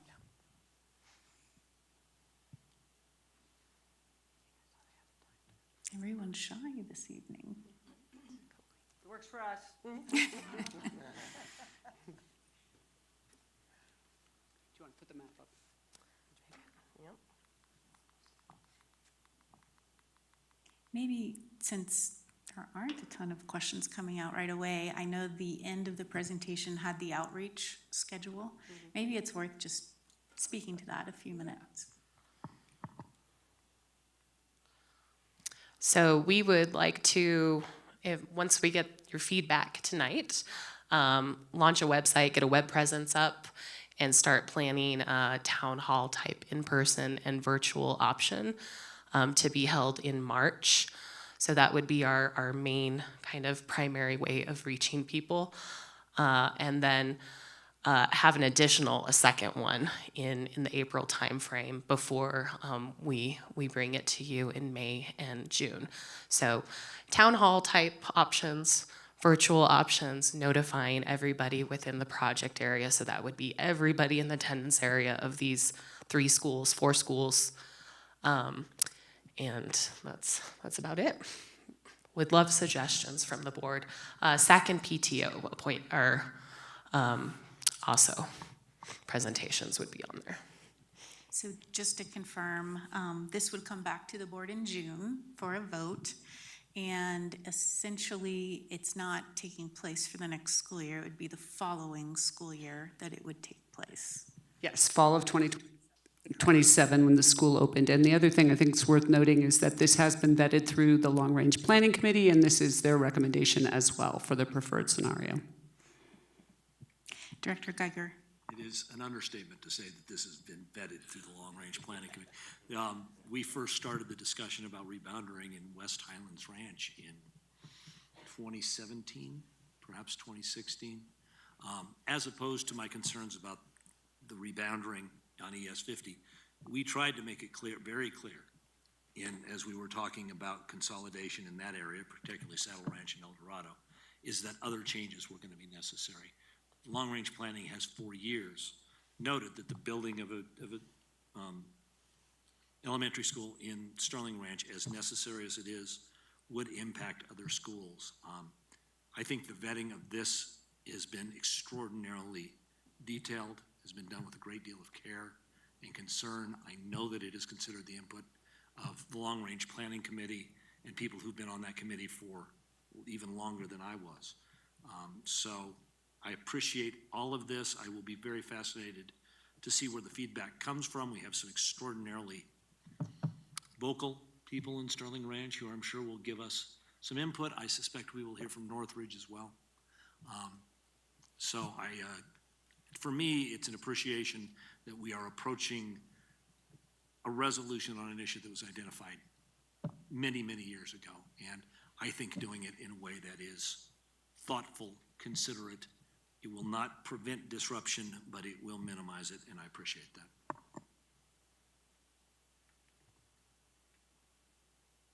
And I wasn't sure if I heard you say you are planning to meet with the school accountability committees for all of the impacted schools. Is that what I heard?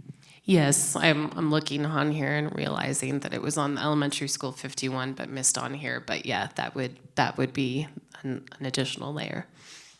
All right, any other questions? All right, well, we just really want to extend our thanks for all of the analysis and the update, and we look forward to seeing you again on this topic in June. Thank you. Thank you. All right, we're moving quickly this evening. I think everyone is here for our next session. So we're moving into item number 10 on policy governance. As a reminder, this portion of the agenda focuses on the board's governance role, how we set directions, monitor performance, and ensure accountability on behalf of the community. The first item is 10.1, the board policy JICJA, student use of communication devices in school. This is a second reading. However, I want to let everyone know we're not voting on this evening, given this policy, and we want to make sure we receive as much feedback as possible in making the decision. So this is a second reading, but we're not taking a vote this evening on this policy. So with that, I will open it up for the presentation, which is scheduled for 10 minutes with a 20-minute Q&A following. Good evening, ladies and gentlemen of the board. Thank you for having us tonight. We've got a team here for you of staff. I want to thank them for expeditiously and safely getting her here earlier than expected. So thank you. Along those lines, I've got a brief few slides to work through with the board, and then we'll get to allow for a maximum amount of Q&A. So since our last conversation, the board asked great questions in January, and we submitted a memorandum answering a number of those questions. And so the next few slides just very briefly summarize some of the issues brought up and the answers given. And of course, we're happy to expand on any of these answers as the board wishes. So one of the conversations that came up with was laptops. Laptops are complicated for the reasons that we all can think of. One of the conversations that came up actually with the board member afterward was whether or not we would actually exclude laptops from the definition totally, such that it just got rid of an enforcement issue for our staff. And so as the policy is currently drafted, laptops are in there, and the value to that is that it empowers our staff to enforce no laptops or to say, yes, we need a laptop for whatever we're doing. And so keeping laptops in the conversation certainly has some value. In terms of the school day restrictions and field trips, the primary restriction for middle school and middle school and elementary school is bell to bell. Before and after school programs, can set their own rules, and schools can set their own rules for field trips under the current construction of the policy. In terms of high school flexibility, it was brought up by the board that a stricter ban could restrict kids who need their communication devices to handle work situations or pickup situations, whatever the case might be. So there is, as the policy is currently constructed, an allowance for our high school kids to use their communication devices during passing periods and during lunchtime. So we don't anticipate a disparate impact because of any restriction as the policy is currently constructed. We do expect minimal impact if the policy as drafted is adopted for our elementary and middle, especially because these restrictions very much live currently in elementary and middle schools. So we do anticipate high school having a little bit more of an impact, particularly for those schools who don't have a uniform policy. We have a few. We also would anticipate elementary school, middle school, and high school to have some impact as to smartwatches. Smartwatches, like laptops, are a little complicated. So we do anticipate a little bit of impact from that across the levels. If you could scroll down, Mr. Blair.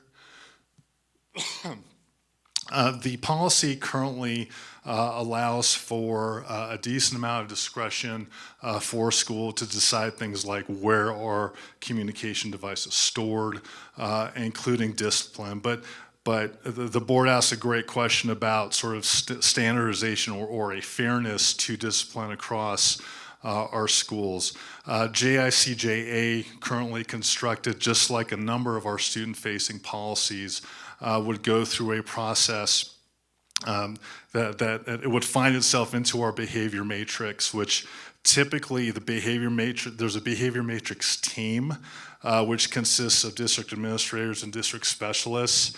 And the whole goal is to make sure that as to a number of student-facing policies, particularly as to discipline, that there are reasonable general parameters. And GICGA, again, would go through that same process. There's a question about locker rooms and bathrooms. The draft is currently constructed doesn't ban CDs in these areas. There are existing policies, existing state law, shoot, even federal law that really get after the misuse or even gross misuse of CDs in locker rooms, bathrooms. And so the current policy relies on those as opposed to an outright ban. An outright ban, particularly in the high school context, would create a bit of a tension. You can imagine if we're allowing kids to use CDs in the hallways and passing periods, a kid walks into a locker room with their phone, for example, not really thinking about them. They're walking into a locker room with a phone and they're just using it as they normally would. Depending on the level of the ban in a locker room, that would be an issue. It could be a disciplinary issue. And so, again, the current policy would not contemplate that. Excuse me. Great questions regarding a bell-to-bell ban for high school. Particularly, the board asked for the benefits of a ban, and certainly there are benefits as we're talking about this. If we're having a 360 view of it, the comprehensive data so far isn't a lot. You can imagine why. This conversation of banning phones in schools hasn't been around for a bit. There's some data, but again, not a lot of comprehensive data. We'd expect a lot more within the next 5 years or so. Per the available data, a bell-to-bell ban can have benefits such as increased focus, reduced conflict brought about by social media or phone-driven apps, and more in-person socialization.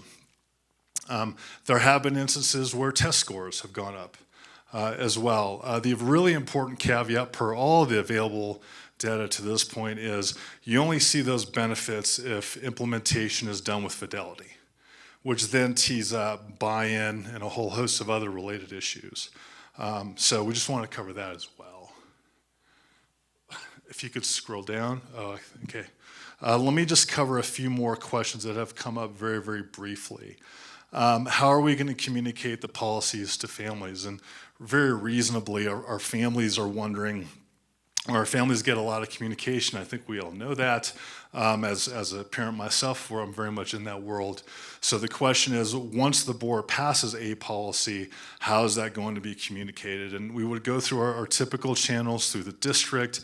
And like a lot of things in the district, pretty much everything, it's going to be a huge team effort. It'll be the district communicating, it'll be our buildings communicating, and our communications department providing toolbox or communication toolbox for our schools to the extent that they need it. The reality is, and again, hypothetically, if the board were to pass the policy as is, our elementary schools and middle schools already do a lot of this, so there probably wouldn't be a huge learning curve for those families.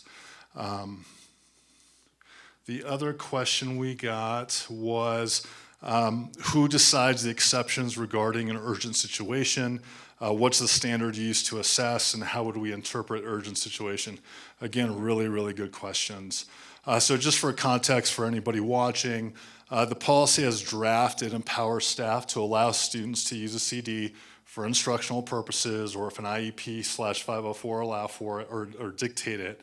But there's also an allowance for use to address an urgent situation that cannot be addressed through school communication options.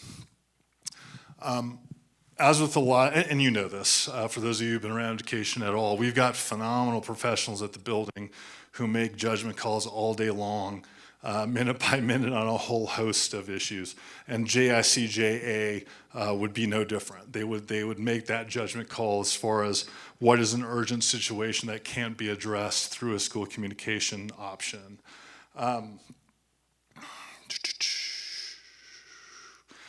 The bottom line is, at least as the policy is currently constructed, it would certainly be a case-by-case analysis. I gave the example to the board of a student whose father was going in for surgery, right?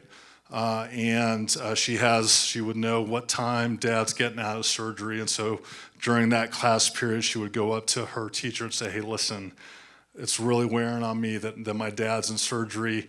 I know he gets out at about this time. Can I just call my mom at a certain time during your class and just see how he's doing? And so the teacher in that scenario, many more times than not, would say, of course. Now, what if that classroom, and I'm thinking about high school in particular, if that classroom is right across the way from the office, a teacher might say, hey, why don't you just go to the office at the appointed time, and that's all good. If that classroom, though, is in like Pod E, and it's a 5-minute walk from Pod E to the office, the teacher might very reasonably say, you know what, it'll take you less time just to pull out your phone, walk out in the hall, or go into the bathroom, what have you, have the conversation, then come back into class. Again, very case by case, and the policy as drafted allows for our staff to make those calls. As to the policy itself, just a quick heads up, we didn't change anything in the draft language from January to now. We adjusted the policy number to JICJA. I believe General Counsel Klemesh made a reference to that in January. So just to make it clean and lack repetition, we're at JICJA. And we submitted a red line JIHA, given that JICJA, once passed, would likely replace JIHA. Am I out of time? I'm sorry. So with that, I'm going to quickly introduce our team of staff who are here to discuss any question that the board has. So if you could just raise your hand or wave. Natalie Bernard, digital media teacher at Mountain Vista High School. Chris Graham Herring, our social studies teacher at Mountain View Middle School. Lydia Hayes, third grade teacher at Iron Horse Elementary. Dr. Kelly Smith, Director of Health, Wellness, and Prevention. Liz Walhoff, Thunder Ridge High School Principal. Leanne Hayden, Vale Principal. John Veit, Castle Rock Middle School Principal. And Julie Crawford, El Dorado Elementary Principal, but soon to be Principal of Elementary School 51. So with that, happy to take your questions. So we have a starring lineup. So thank you all for being here tonight. We really appreciate that. And thank you for the updated presentation and answers to that. So basically, we have about 20 minutes scheduled for this conversation where I'm hoping we can start with clarifying questions, just to make sure we're all on the same page. And then what I'd love for us to get to is collective feedback from the board on this policy, to see if we have a majority of the board that's, leaning in the same areas for feedback for this policy. So with that, I will just open it up for clarifying questions first. Director Geiger. First of all, thank you for answering my late questions that I Sure. sent in today. I appreciate that. Impressive group you put together.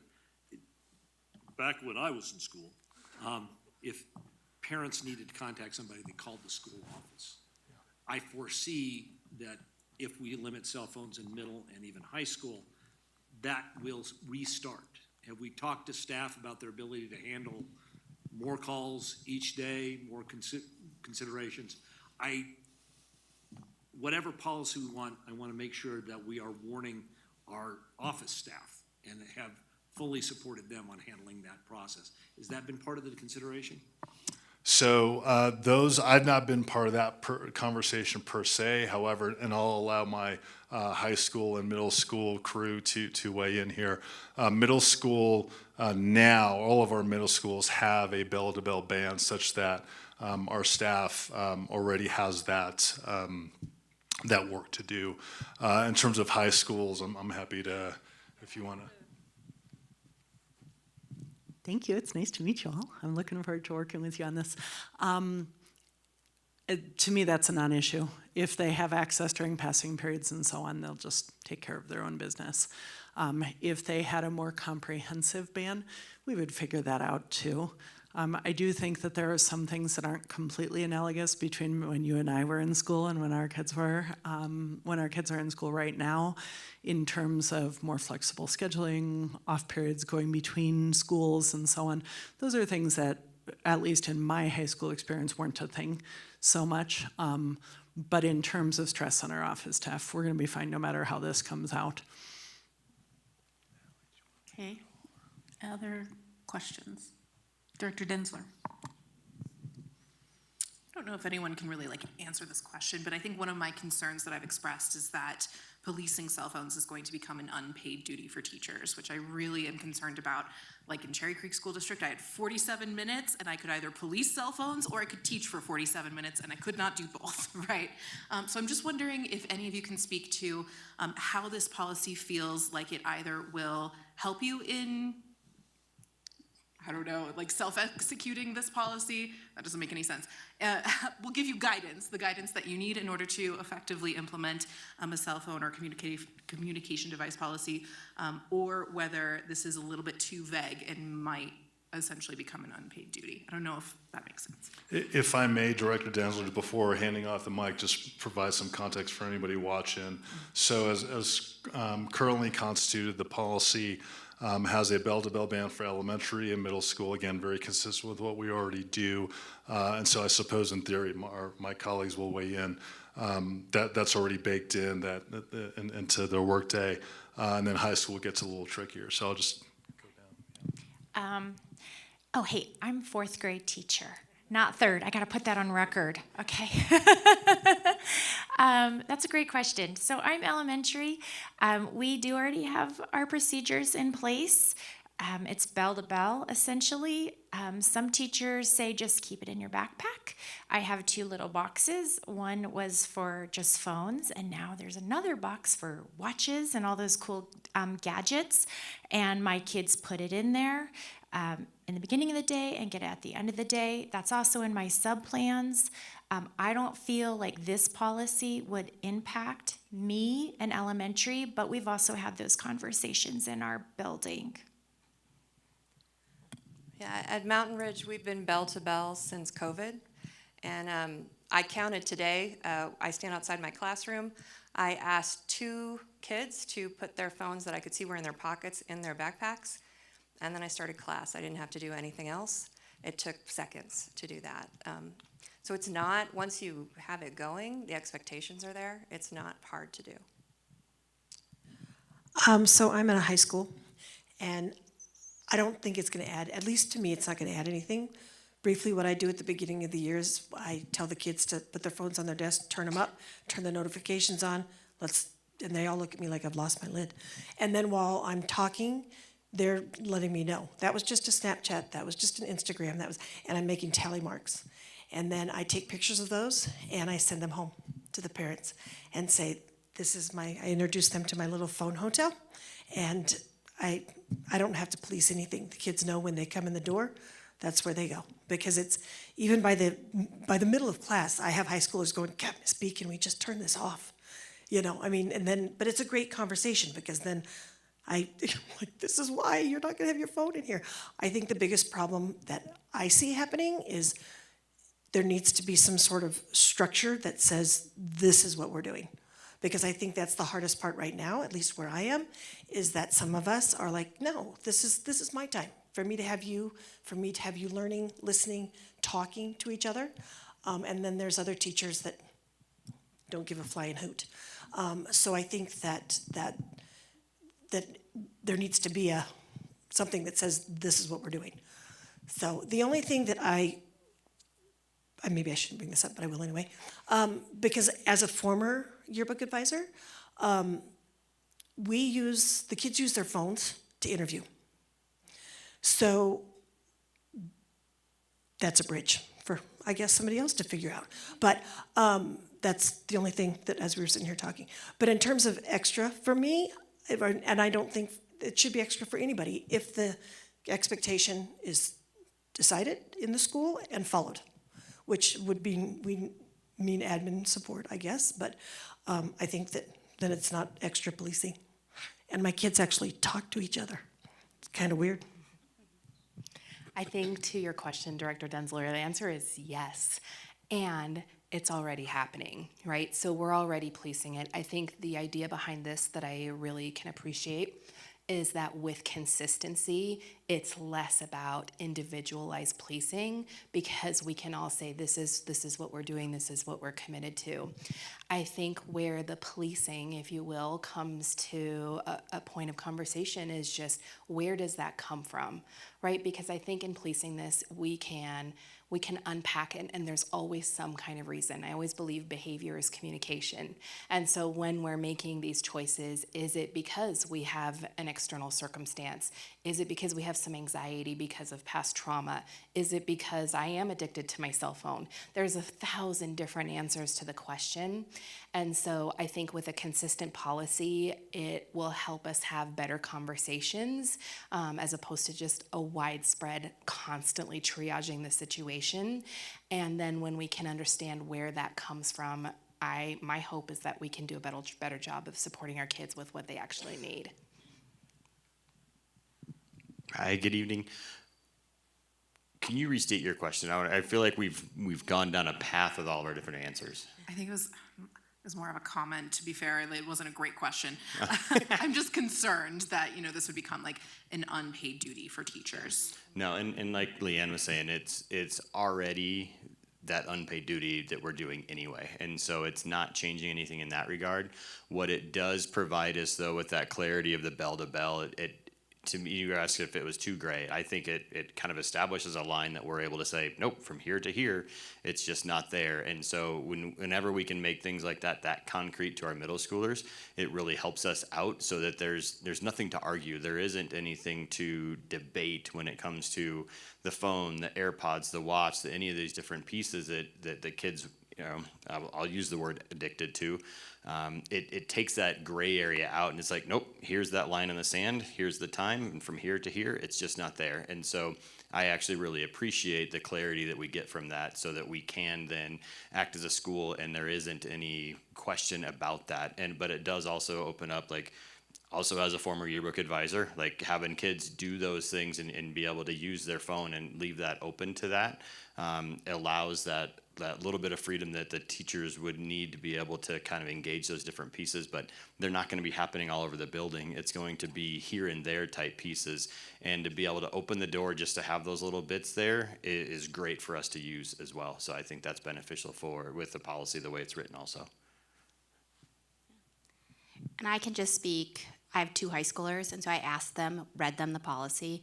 And so every one of their classes has already organically built this in. So whether it's taking the cell phones at the beginning of the day, they each have kind of different ones. So if they did have one that was more uniform, it could be a better talking approach.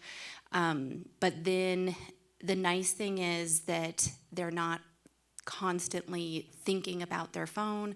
The notifications aren't going off in their pocket. The little vibration isn't going off. So they're constantly just being torn right back to it if they're putting their phone up on one of those like shoe holders or whatever the teachers are doing. I feel like that is a huge benefit. They don't seem like it's policing a lot or anything like that. And so from my 2 high schoolers that I have, it seems like this won't affect them whatsoever. And we did this last year at my former school, and I had a teacher say to me, I didn't realize how much energy I was wasting policing. But now that we have something consistent in place, and I know I have backing, I'm not the mean teacher, but I have something to lean on saying, you know what, no, this isn't what we're gonna do. It really gave back time. So I love that you have that heart of a teacher and you're concerned for that. But I actually think that this will do the opposite and save people time. Thank you all so much.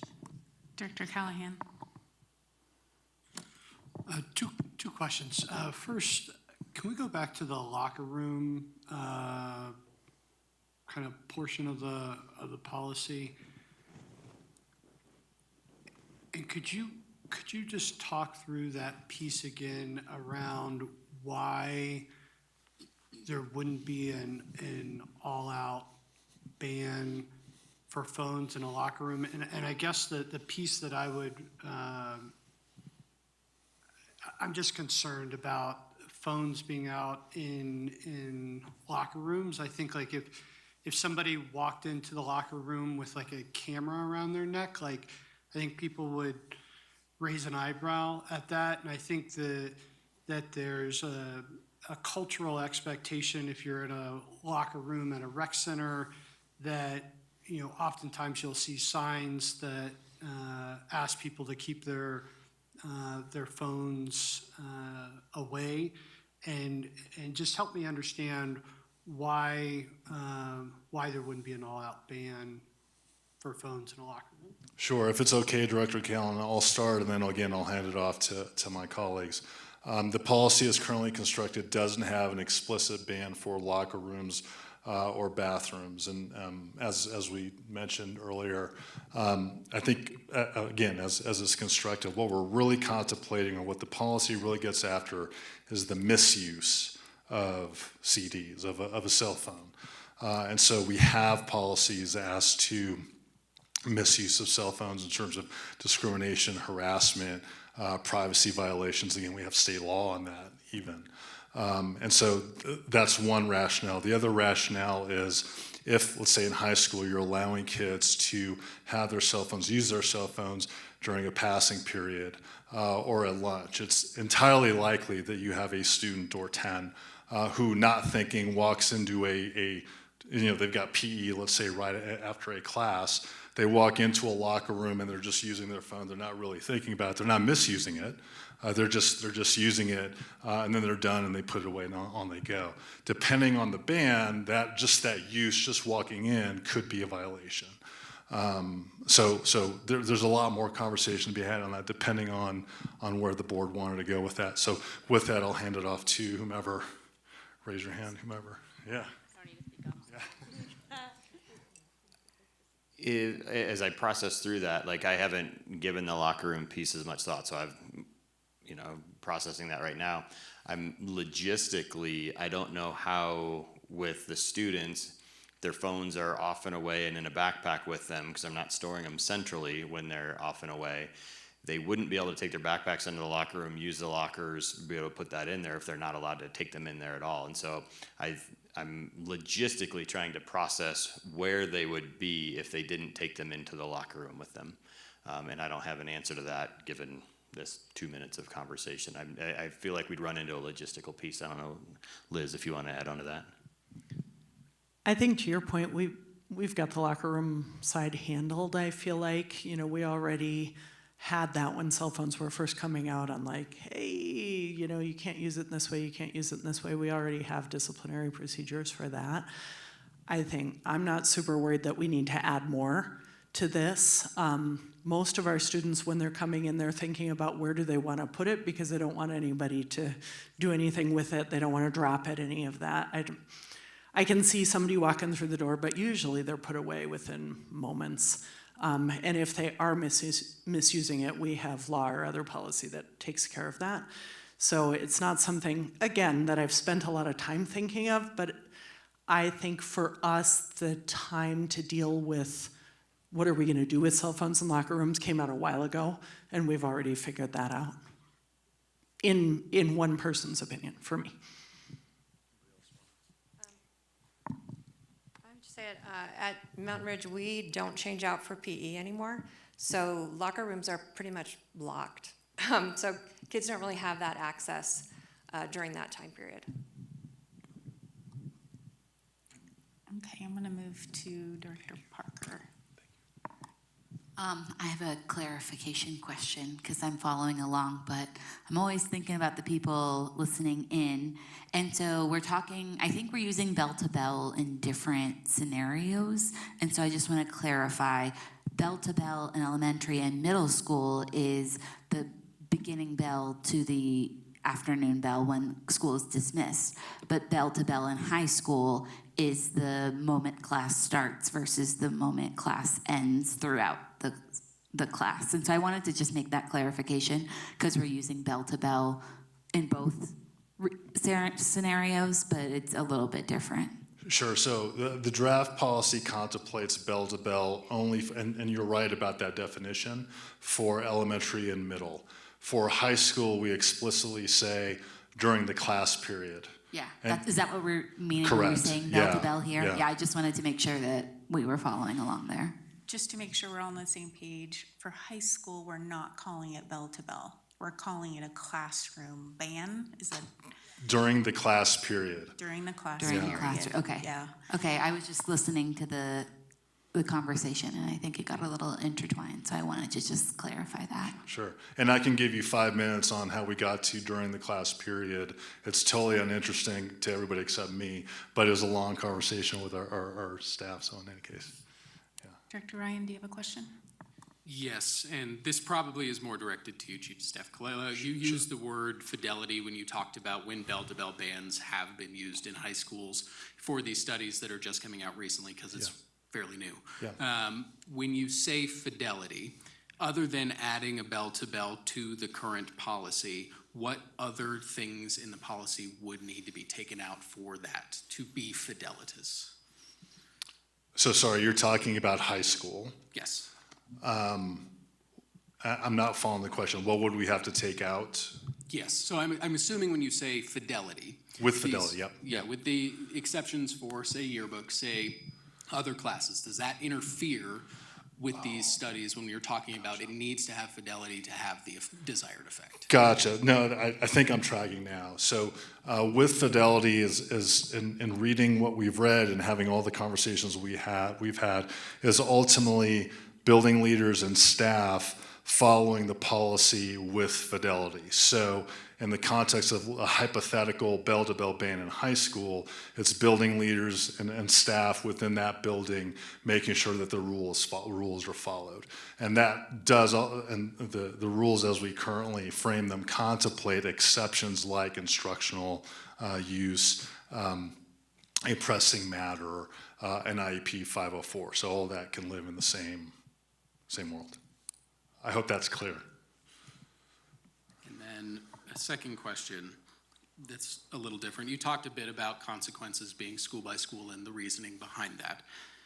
But if we had consequences in some way contained within the policy as some sort of tiered approach, couldn't that also contain the exceptions for incidental use to go to, walking into the locker room and then going away? Couldn't that cover those things if we have a comprehensive policy on what consequences are?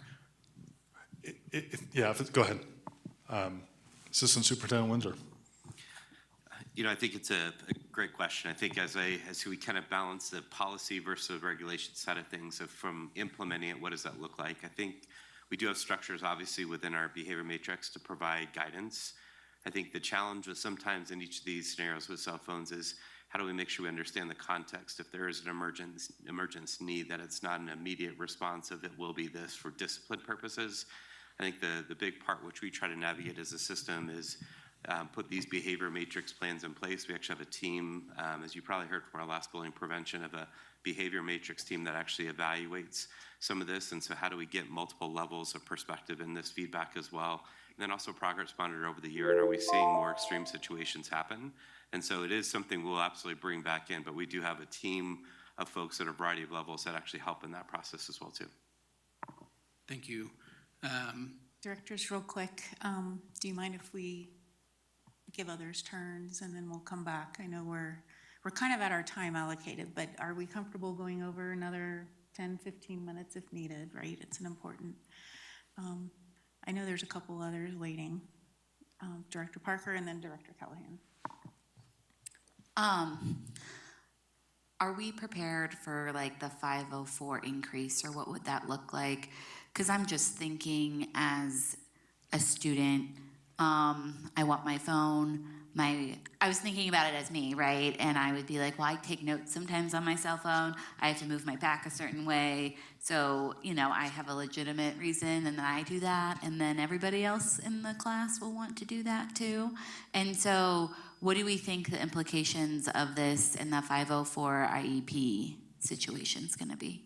So I support 504s within my team, and we're already having those conversations and putting together guidance for that. So I don't have a specific answer for you, but we are working on that. That's all I was going to say. Thank you. Thank you. Thank you. Great question. Director Callahan and then Director Geiger.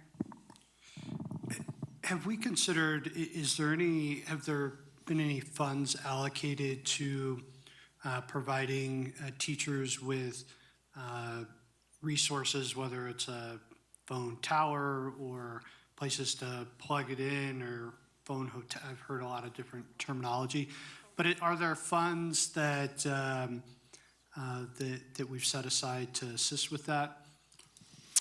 So I can start if anybody wants to weigh in.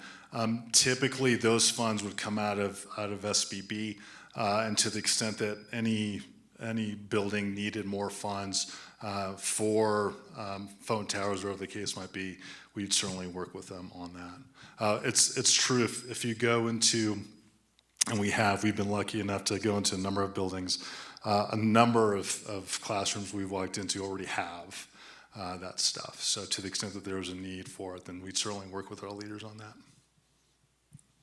Director Geiger. We have what, I think 4 or is it 5 charter high schools. How are they addressing this? Is it bell to bell or by class? Is there a range on those? So I believe they are all over the map. I looked at this a long time ago. I'm looking at my colleagues in case anybody has a take on it. I know that K-8 charters are typically bell to bell. Yeah. But I'm wondering what experience STEM and Skyview and Ben Franklin have had. And I don't want to make this policy, obviously this is going to be, I think, going to be have to one that the charter schools can opt out of, because I don't want to impose a broader policy on STEM if they've got a bell to bell. So I just wondered if you'd heard what their experience was. I think STEM has a bell to bell for high school, but I could be incorrect.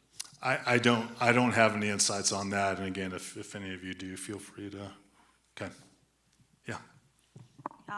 Just to weigh in generally, the charters would be able to opt out of this policy, but that being said, if STEM, for example, has a bell-to-bell ban, they're still in compliance with this policy. So the policy says, for high school, it's a classroom ban, class period ban.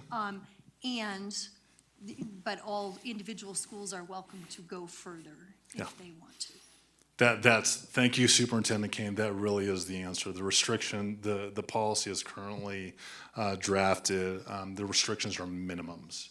So whether it be a charter or whether it be any of our buildings could go above and beyond. Yep.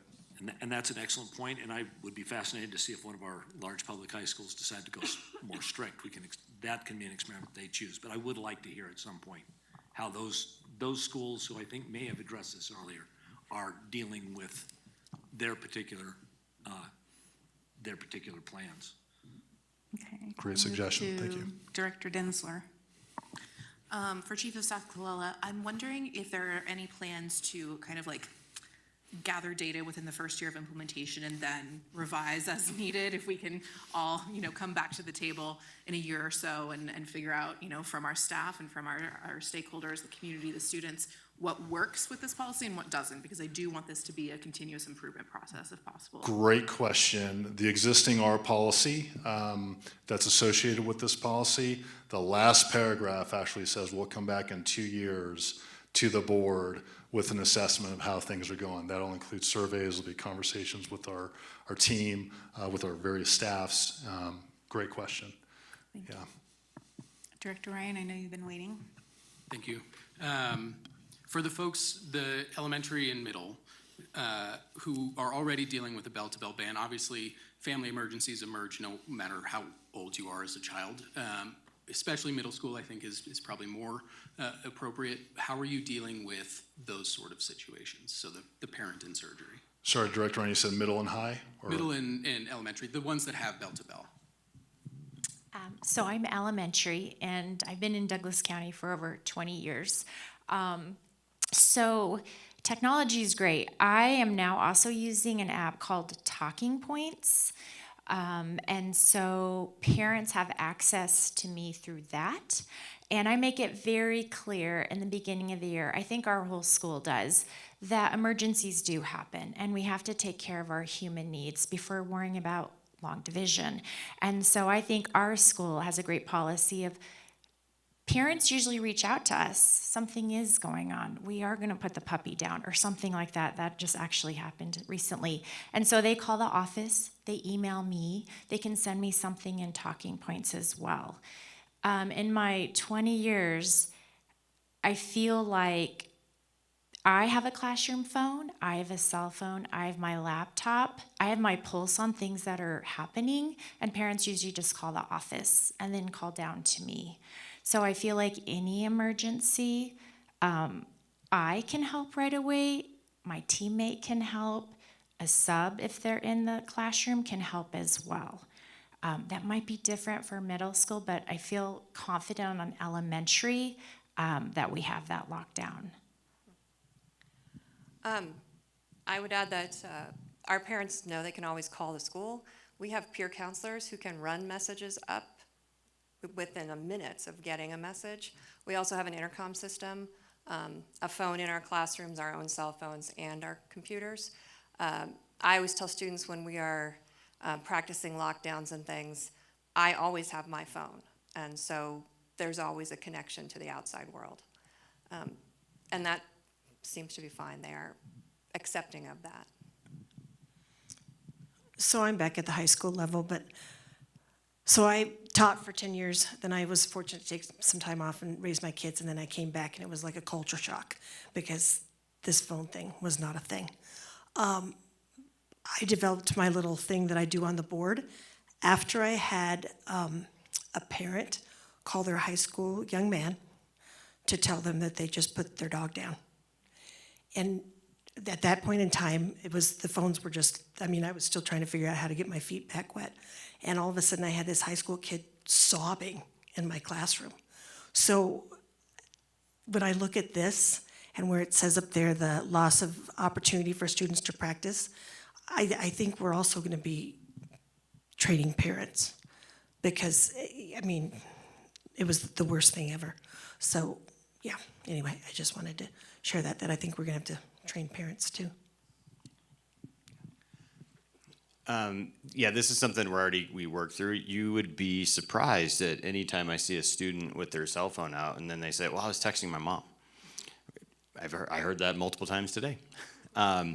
So we work through that now, and when we're talking about some of those bigger pieces that take place with family members that's sick or ill or things like that, a lot of times when those are happening, because of the relationships that the teachers have with the students, especially when it's the middle school with the teaming and the connection that they have there, the teachers know what's going on, and so there's typically not the surprises with those sorts of things. So those connections, and then to be able to have those conversations with them and say, hey, yeah, just step out or go down to the office and do that, or you can go down and talk with the counselor, and you can call from down there, and you can message parents. So there's a lot of those individual conversations that are happening between teachers and students because they know their kids, and they often know what's going on, kind of that behind the scenes, that the part at home, those other pieces that they're battling, and know what those impacts are.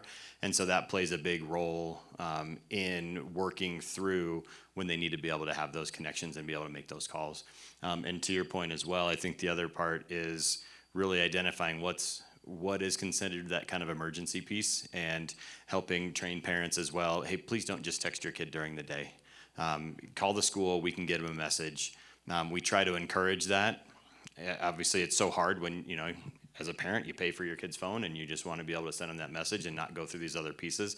I get that, but that's also kind of goes against what we're trying to accomplish by having that bell to bell and we're not seeing it. Or they'll think, well, I'll send them a message now, and they'll just see it when they grab their phone and turn it back on at the end of the day, and they get it back out of their backpack.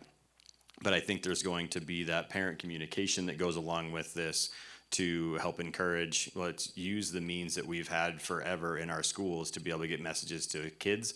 Let's continue to use those and re-engage those more than maybe we do it sometimes because of the easy accessibility of the cell phone and just sending a message to your student. And I am that person or that parent that needs to be trained, because I guarantee I texted one of my children today. But from an admin principal at elementary, I would say the only thing I dealt with this whole year so far with either cell phones or watches was somebody went into the bathroom and used their watch and said, I don't feel good, I want to go home. And so the dad came, but nobody ever came up to the nurse, and he said, oh, my daughter called, she wants to be picked up, she doesn't feel good. It's kind of those moments where we help say what we really need is for her to come down to the nurse, and for her, and that was pretty much, in my grand scheme of this year, the only kind of interaction we've had with either a cell phone or watches or anything like that. So I don't anticipate in the elementary setting it's going to be as big. What I do anticipate, what I have heard feedback on, is that parent fear of when there is an emergency within the school, I want my child to have access to a phone or to anything. That is the thing I have heard the most. And I think that they have shown, I think in our drills and stuff like that, and correct me if I'm wrong, but phones will be passed out in the event of a situation at a certain time, right? So they can contact, but just like educating parents, because I have had conversation that very strong conversation, like my child will have a phone, you will never take a phone away. They will get a hold of me if something happens in the school. So I think that's something we'll have to help support, but that's what I can see in the elementary at least. I can expand on that emergency piece, or I cannot say anything because your question wasn't for high school. I think the more information we have. Okay. So my principal's council of students at the high school level and a number of parents, a number of whom have experienced tragedies through one context or another, that is their big concern. What do we do? How do we get in touch with our people at the high school level? We've talked about where you shelter is also where your phones can be. And we're not going to access those in a time when we're locked down because we need it silent and we need it not lit. But as soon as your room has been cleared by law enforcement, is the guidance that I've received as a principal, then you're okay to send your parents a quick I'm okay text and take your phone with you when you go to reunification, because that'll help, reassure people and so on. So. Great, thank you so much, school leaders, for all of this. This is really helpful as we are thinking through this policy. What I'd like us to do right now, I want to poll each of the directors, what is one key takeaway or consideration that you are thinking about with this policy? So I'll start, since I haven't really contributed yet. For me, it really is around consistent expectations and consequences. That's just something that's really resonating with me, and I'll open it up to other directors. I have a question, but not for the group. Okay. We, at the Community Connections meeting, I know we're going to talk about that at a later time, but I also feel that information would be helpful in this conversation as well? There was a lot of conversation. We had a recent meeting with community partners on mental health concerns, and this was a hot topic. And Director Densler wrote up an amazing summary that is in our board packet, which I think has great information for us. Is there anything that you want to highlight from that? Yeah, I just wanted to say the school resource officers were in favor of the policy ahead of us and had some interesting concerns I never thought about from a bell-to-bell in a high school setting. So I just wanted to say that out loud because I just thought that was relevant to this conversation. Thank you. Did you have? I have something to add to that. As an aunt of a child who was at Arapahoe when it happened, we learned in hindsight that we could not get a hold of Ryan. Like, it was horrible. And what we learned in the end is that nobody could get a hold of their kids because all their kids were on the phone. With that happening, who else couldn't operate like they needed to? The emergency people, the people that needed to be able to respond and needed to be there. I'm shaking. That needed to be there and needed to be able to communicate with each other. So that's what that's why my phone hotel, the kids know. I will pick it up. My phone is in there too. I'll pick it up, I'll take it to whatever corner we're gonna have, but you're not gonna have it until somebody comes through and says we're clear. But that's because I've been through it with not being able to get a hold of my nephew. Thank you for that. All right, Director Geiger, can I ask you to go next? One key takeaway or consideration around this policy? My takeaway is that we need to balance consistency as a district policy with appropriate flexibility at the building level and at the individual level. I'm still torn between a bell-to-bell in high school and not, although the fact that 2/3 of our students and 2/3 of our leaders think it should be restricted, not bell-to-bell, probably will convince me. But I think we need to learn as this goes on next year, whatever we pick, about what kind of discretion we're going to give to building leaders, what kind of discretion we may give to teachers for individual stuff. So I think building flexibility in what could otherwise be an overly strict policy is going to be important. Director Densler? Yeah, I think for me, buy-in is the biggest thing, right? I mean, as a teacher, you know when you're receiving a policy from the Board of Education and they've never been in a classroom before and they don't know what they're doing. You can tell when there's an ill thought out kind of policy. And so to have so much buy-in, I mean, even just from being here tonight and sharing your experiences, I'm so grateful for that because it does tell me that, and not that I doubted staff, but it does tell me that, staff has really done their due diligence in meeting with stakeholders and listening. So I thank you for that. I think that buy-in is incredibly important, and I'm really, really curious. I'll be really curious to stay in touch with you and other members of our educator community to see how this plays out. Director Callahan? I think I would agree with the other directors. I think all that's been well said. I think it's a balance, and I think you all have done a really thoughtful job of trying to find that. Director Parker?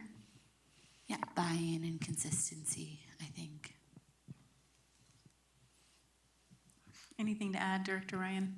So if it's not clear, I'm not completely sold on not doing a bell-to-bell in high school. I think the reasons behind the policy are sound, but I think a lot of it is based in inertia. I think inertia is very powerful for a lot of people. This policy reflects a lot of what is already happening in our schools, and it is an easy transition because of that. And so I get that it's a massive change, but I am still beholden to the information that we have from the districts that have given bell-to-bell bans and the positives that have come from it. So I am less afraid of a bell-to-bell than it seems like we are leaning toward, because I feel like a lot of the buy-in to the current draft is more, this is what I'm already doing, it doesn't change anything. Thank you. The conversation at the mental health conversation roundtable was very fascinating, where they actually felt like a transition right to bell might be a difficult transition to make. It was just an interesting conversation. So with that, I think what I'm hearing is the balancing consistency with flexibility, the buy-in overall. And for me, that buy-in is kind of what leads into the implementation consistency, right? So the fidelity of it being implemented, right? You have to have the buy-in. Are there other things that you want to mention as feedback while we have the floor? Go ahead. Kelly. Oh, Director Densler and then Director Parker. Just that I totally hear what you're saying, Director Ryan, and also, right, for me, I mean, for a decade plus now, as teachers, we've been encouraged to integrate more and more technology tools into the classroom and have them use their phones, to engage with different aspects of the curricula. When, the internet's down, they can use their own data, right? We've had to get really scrappy with some of this technology. I remember, integrating technology effectively into my lessons was part of my evaluations for many years, right? And so while I absolutely hear you, and I share a lot of your concerns around, phones and mental health, I think it's also an ask on our teachers to transition away. Of course, they'll still have their laptops for certain classes, but it's just different. It's just different than what we've been conditioned to do for, going on 20 years now. So I'm also just cognizant of that shift as well. Director Parker? Yeah, I just wanted to clarify, so this time is to talk to each other or the team or both, everything? I was trying to wrap us up because Okay. we're well over schedule. Okay. And ideally, I think after the first reading, the staff really didn't feel like they had collective feedback from the board. And we keep talking about a majority of the board will have to vote on this policy. And so this was an opportunity for us to share that.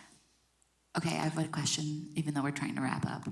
We've gotten so much feedback, and I've read the spreadsheets that we got and the community partners and the public comments. And can someone direct me to teacher-specific feedback? Do we have teacher buy-in on this on a large scale?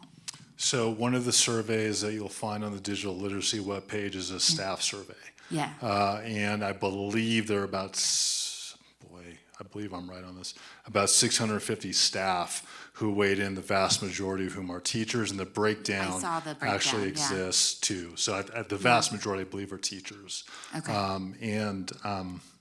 Yeah. So if you look at their responses to the draft that they looked at, which is substantially similar to the draft that's currently in front of the board, there was, at the risk, I remember there's pretty good support. It's arguably very in line with their feedback is very much in line with the staff, with the policy in front of the staff, the board. So the staff was the teachers.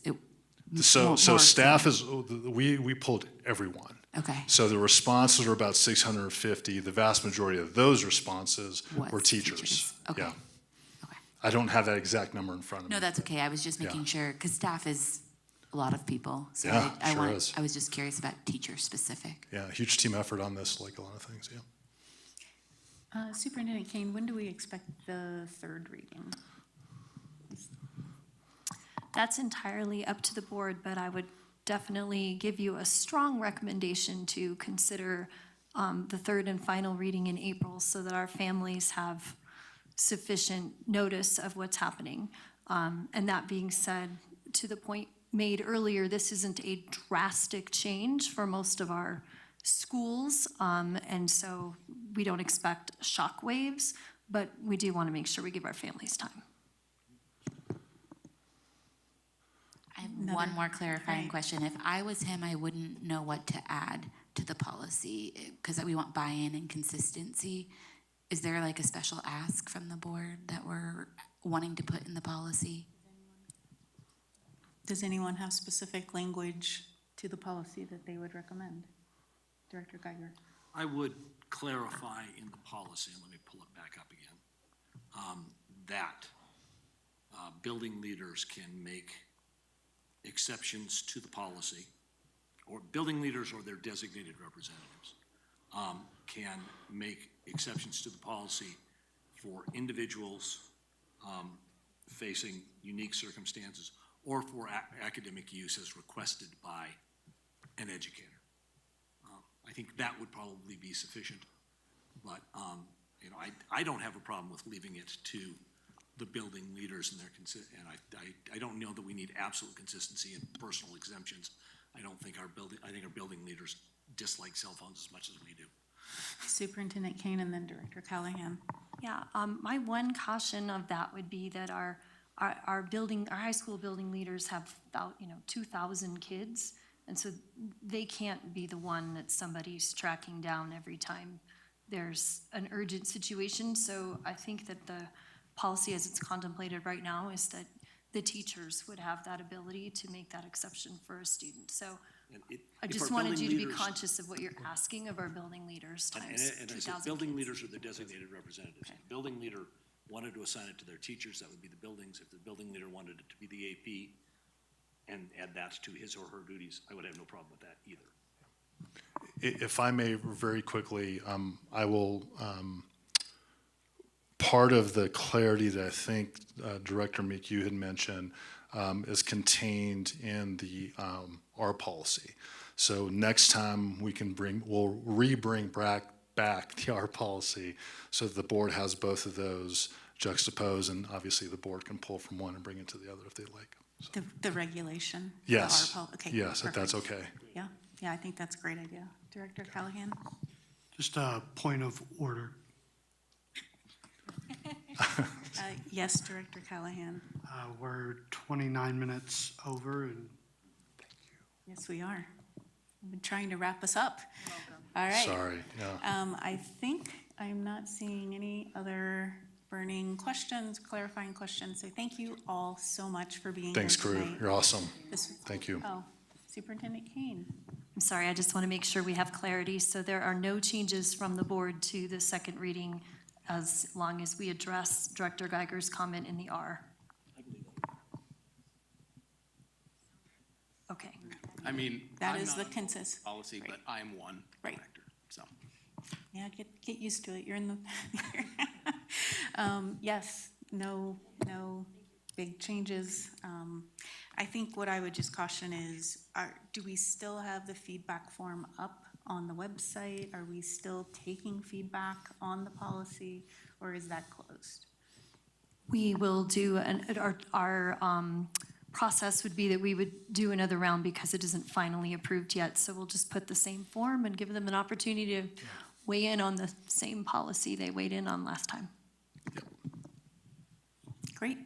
Thank you again. We really Thanks, crew, appreciate very your much. You're expertise awesome. and time. Thank you. Thank you.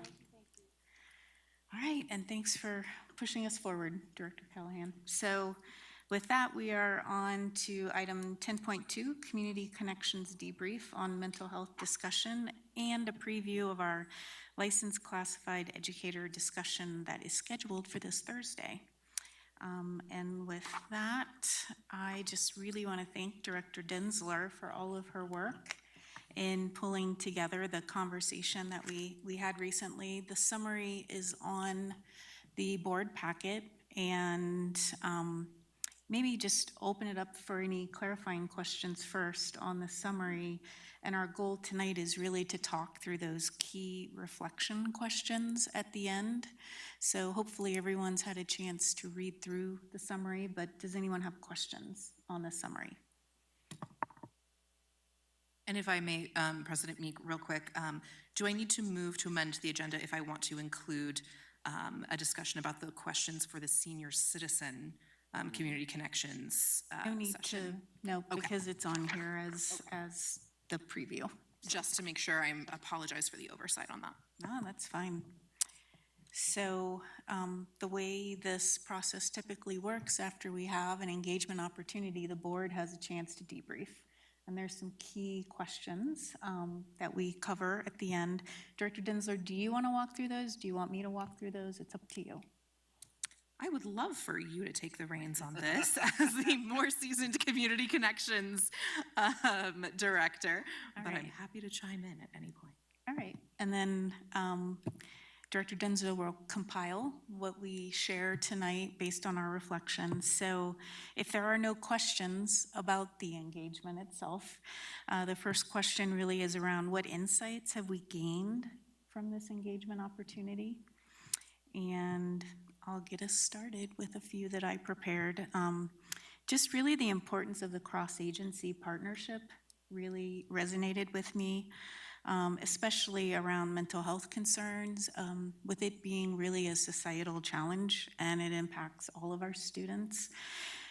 So the importance of partnership with families and the information overload that our families face in trying to engage with them on this topic. And then the importance of tracking resilience, emotional regulation, and responsible technology engagement. Those seem to be the three areas that really resonated with me.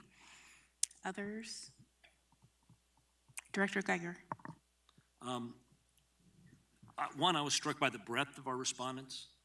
We had South Metro Fire District from their crisis response team. We had the Sheriff's Department crisis response team.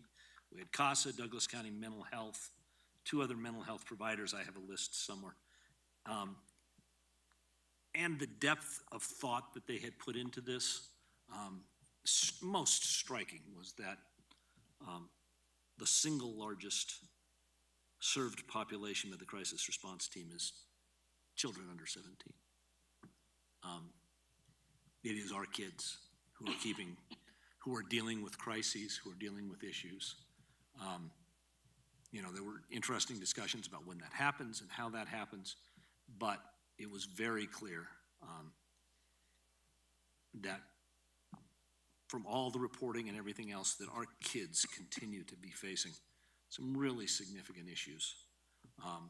And that, the community, I'm old enough to remember when none of this existed.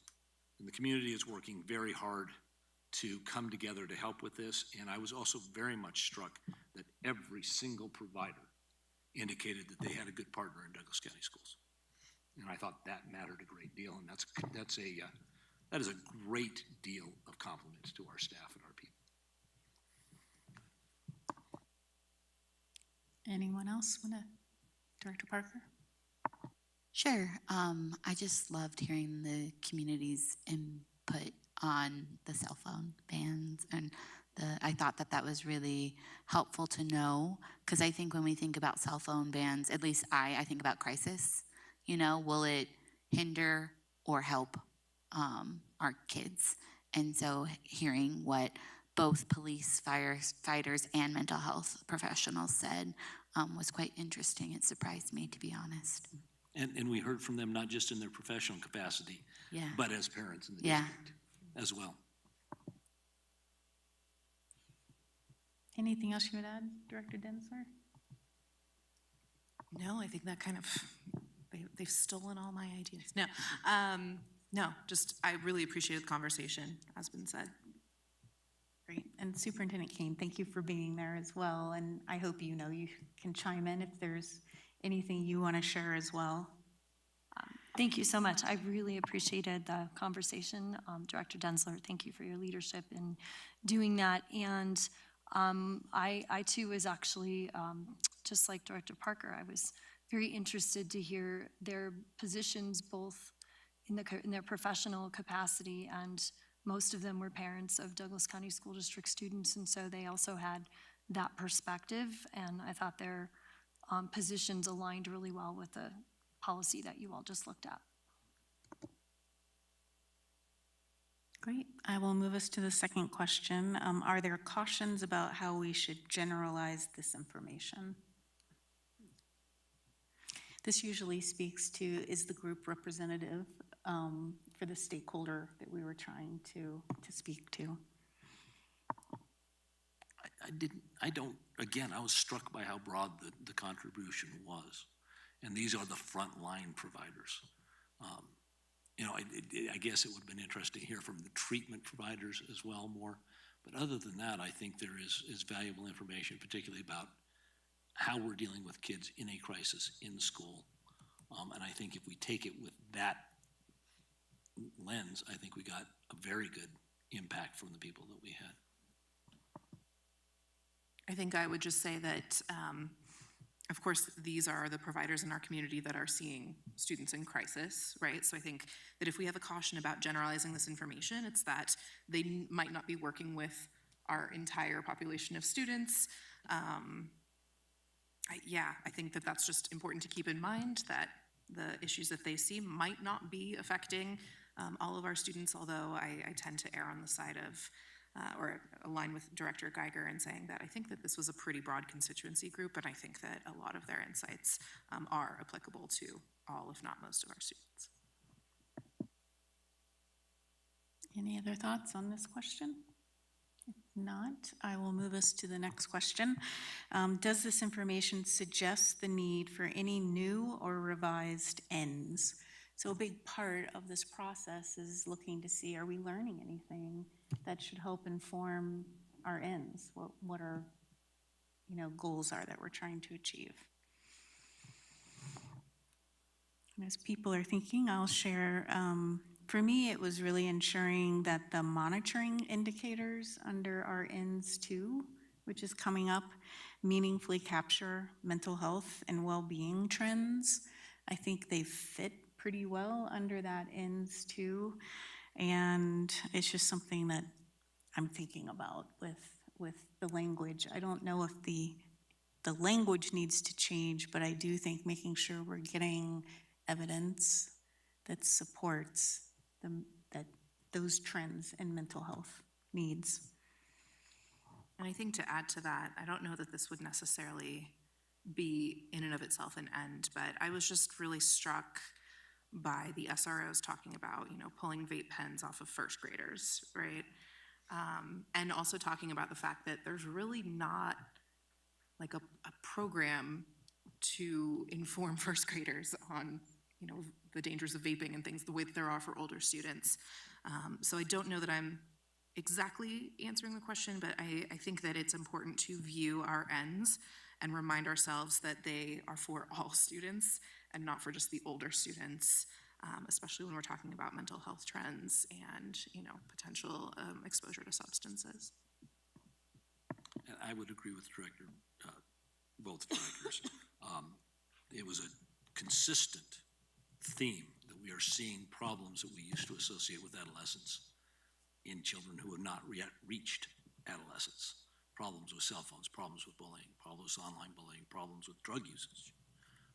And so I think as we evaluate ends and do monitoring reports, we will continue to see the district, I think, having to address those issues at younger and younger ages. And that things we used to do in middle school, we may need to do in elementary school. And that is a reality. Which gets to me thinking about the monitoring data so we can kind of track the need, right? And be able to speak to families around what that need might look like and why there might be, education programs that are offered at earlier ages than what it looked like when we were going through school. Any other thoughts on that question before I take us to what further questions does it raise? So what other questions do you have based on the conversation?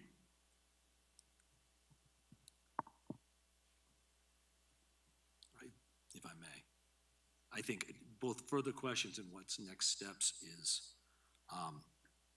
I specifically asked the question about when they're seeing crises and what role, if any, I think we can play some in trying to, they see a lot during the summer when we're not there providing support, which I think speaks well of what we do during the year.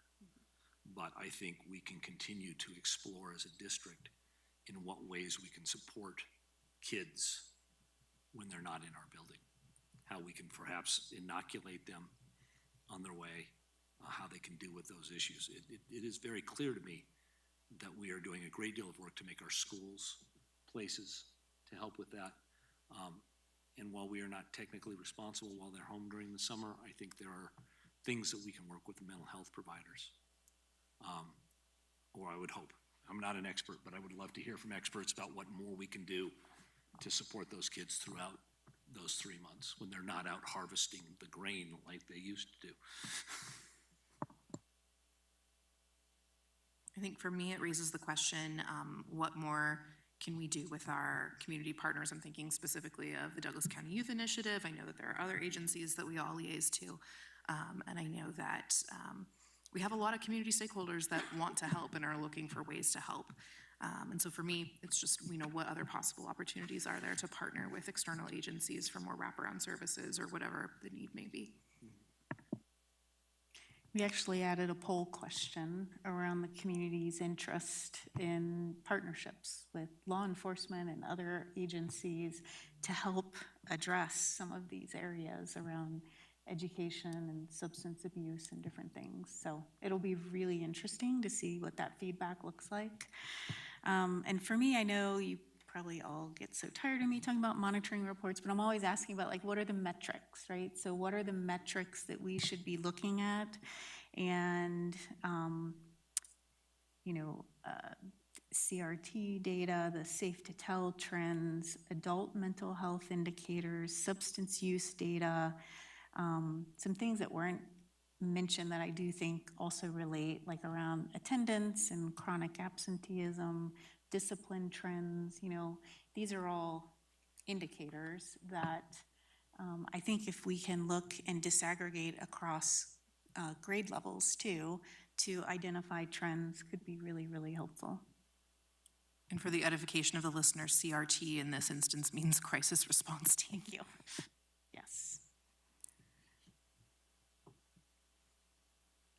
Anything else on ideas on further questions that it might raise for you? Or even next steps on what we want to commit to doing as a board? What would be an example of something we could do in response to the younger children being exposed to what they're being exposed to? Like, what would be something realistically we could do? I mean, for me, I think it's just tracking the data, right? So to identify if there's a need or what that need looks like. For me, a next step that kind of resonated with me, something that was mentioned was communication overload. Like, parents and families get email from the school and email from the district, and and people are just overwhelmed with communications. So, some board directors have Facebook pages, so maybe being able to make sure we're intentional with pushing out information when there are education opportunities, and using that as a communication channel, one further communication channel.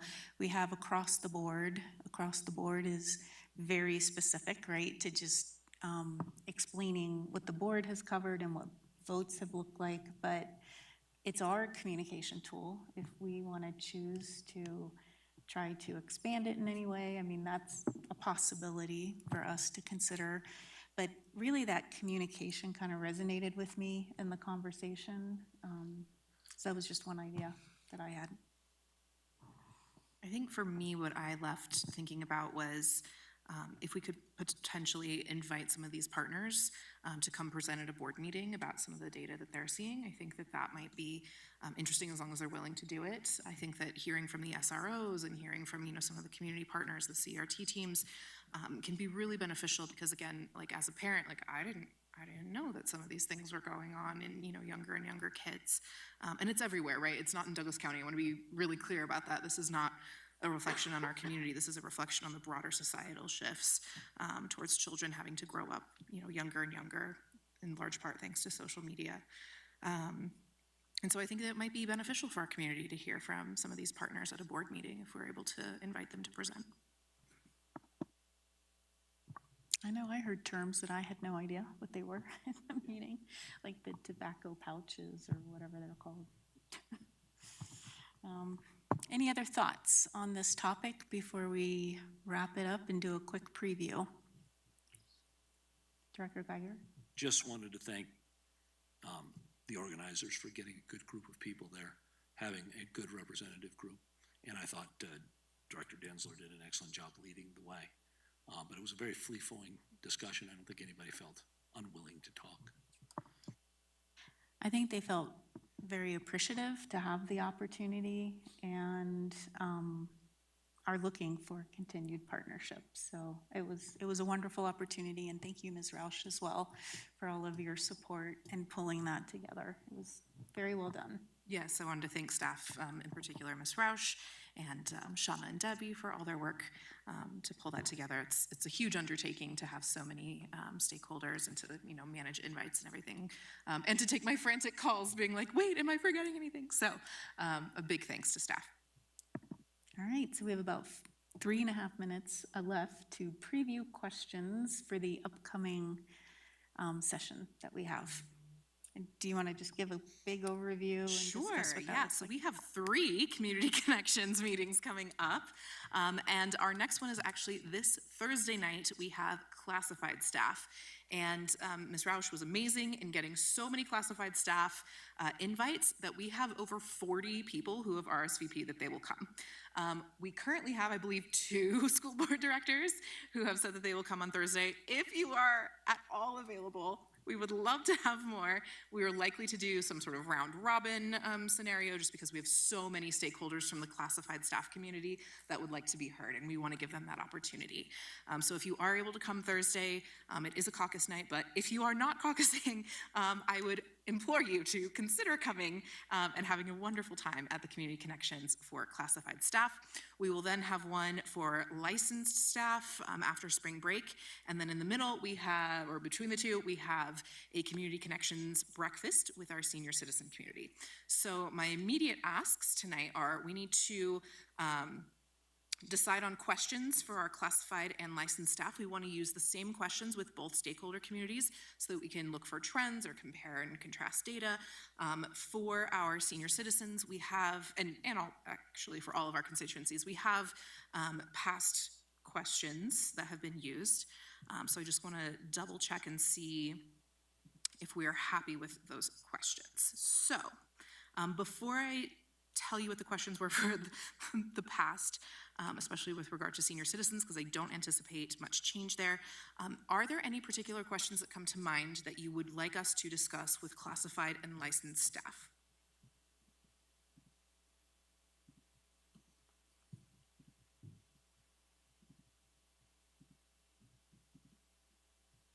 I think it would be a waste of an opportunity to not also talk to them about the cell phone stuff.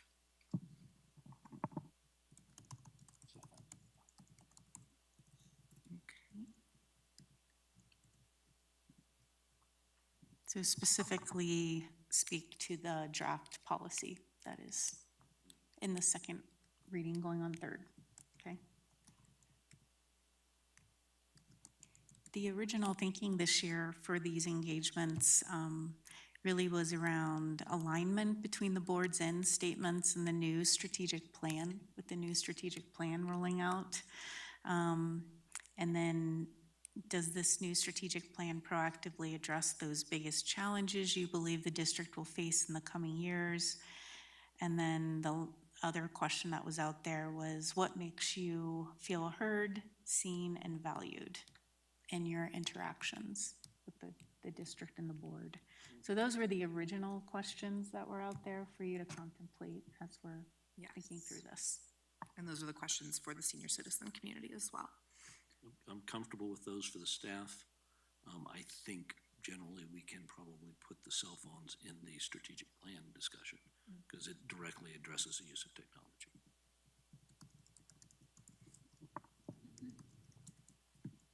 I think my only concern about the way that some of these questions are worded, and I can play with the wording, is that some of them seem to me vague enough as to essentially pivot into discussions about operations.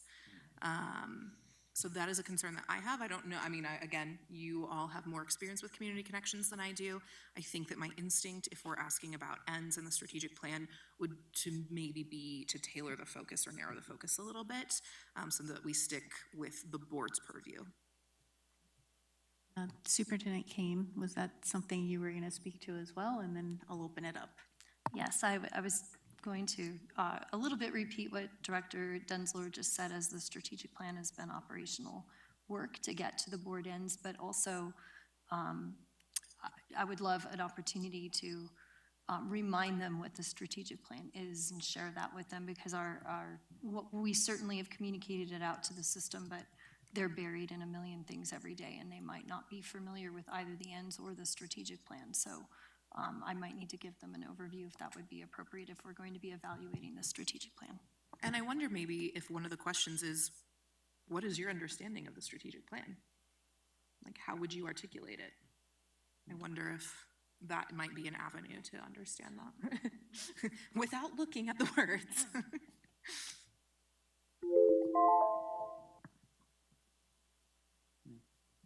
Well, I am happy to draft up some questions and send those for board approval, if that is helpful. I believe so. Yeah, I think that would be very helpful. And I know I'm signed up for Thursday. I don't know if I'm one of the two. You're not on the calendar. Okay. Oh, Yeah. I have it on my calendar, so. It was on mine too, but Okay. I didn't, I think, So- sent it in. So maybe raise your hand, like, who will be there? amazing. Okay. We also have 2 more later this month, so if you can Okay, make perfect. it. First of all, they're really amazing opportunities just to connect with our community partners, and second of all, we really need you. So, thank you so much. Thank you.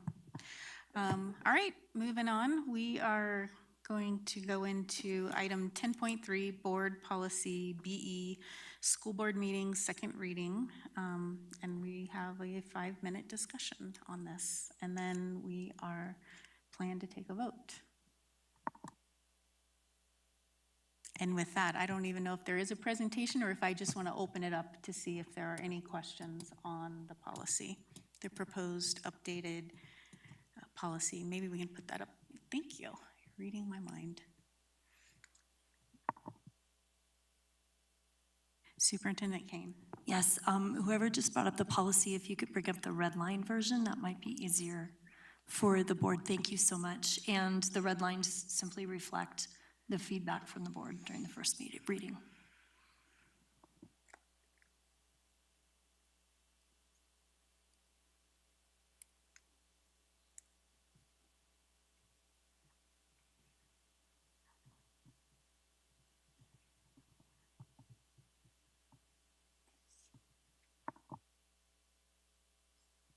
Director Ryan. So the minutes change, does that mean effectively at sessions where, like on the 17th, we didn't take action, we will not have a recording and we will not have minutes?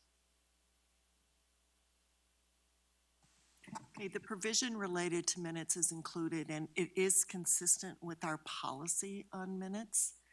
But minutes need to be taken at a regular or special meeting of the board when there's an adoption of a policy or a formal action occurs.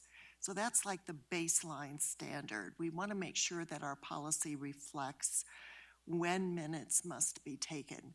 They don't need to be taken, for example, when you are congregating, for example, your upcoming meeting on Thursday night. 3 or more members of the board will be there, and you have to notice that, or under your policy, under the first paragraph of the policy, because it is a meeting where public business may be discussed.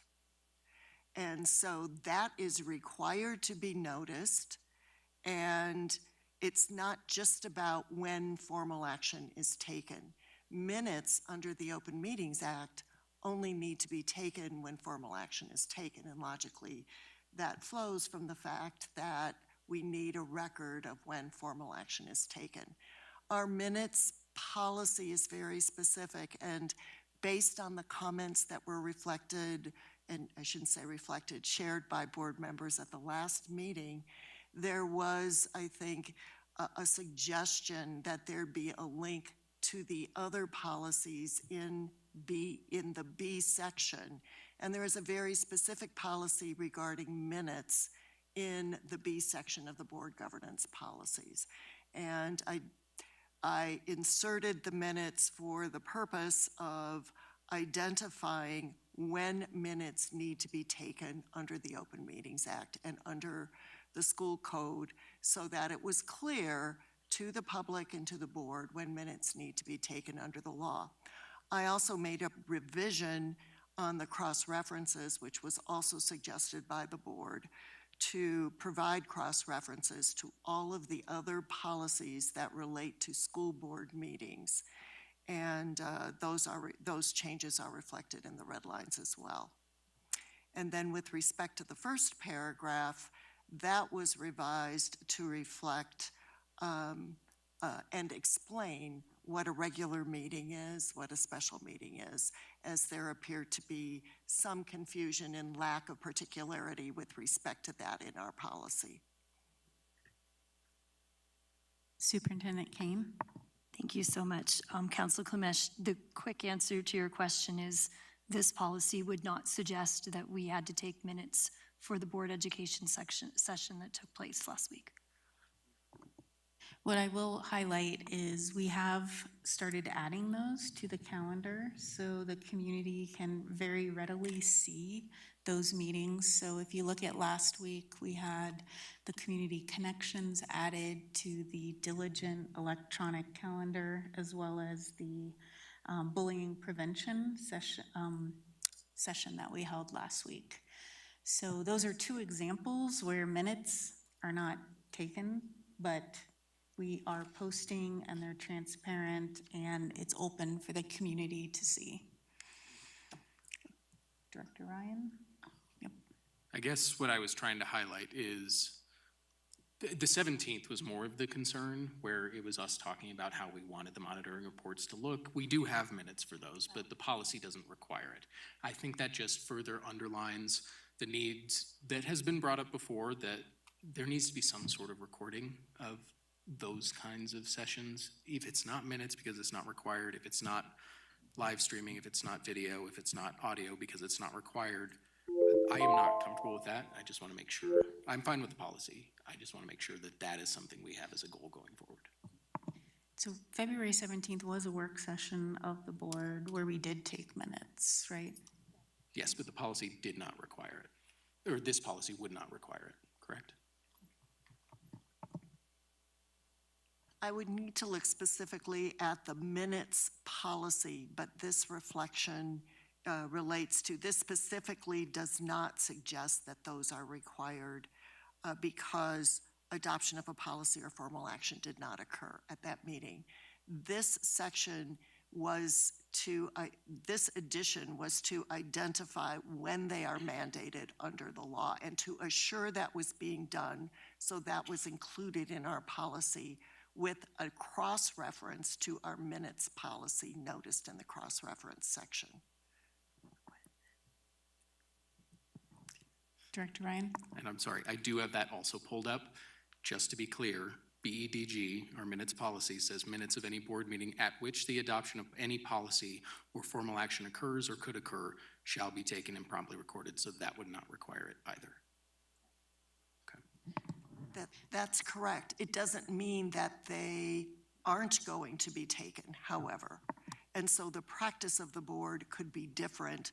This is identifying in policy what the legal requirement is to assure that our board is complying with the legal requirements, which is a typical practice for drafting policies for governance of a board of education.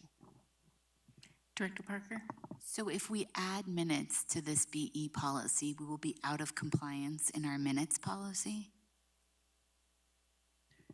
This policy and our minutes policy are consistent. Right. We are presently in compliance with this policy and our minutes policy, but we are going above and beyond because we are also taking minutes where formal action is not being taken.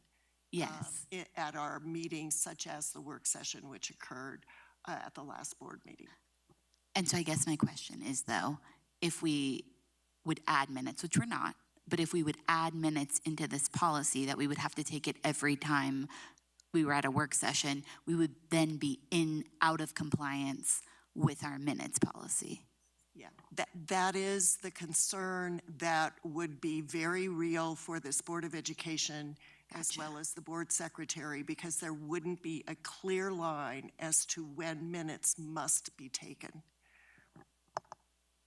Okay. Director Callahan. Can I make a motion? To adopt the policy? Sure, and then we can have further discussion. So, it's been moved by Director Callahan that the board adopt policy BE, Second. and seconded by Director Geiger. So now we can continue with discussion.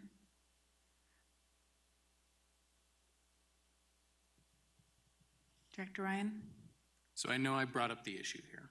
I don't think there's a necessary issue with the policy, but we need to make sure that that sort of thing is going forward as the board, and if that means there has to be a different policy enacted that deals with that sort of recording for work sessions like on the 17th, so be it. I think this does cover, as Councilor Komesh has said, what the law requires, and I think that is appropriate for what this policy is supposed to be aiming at, but I do think it is worthwhile to go beyond what the law requires. Other discussion? I want to remind everyone that this is a policy for us and the future.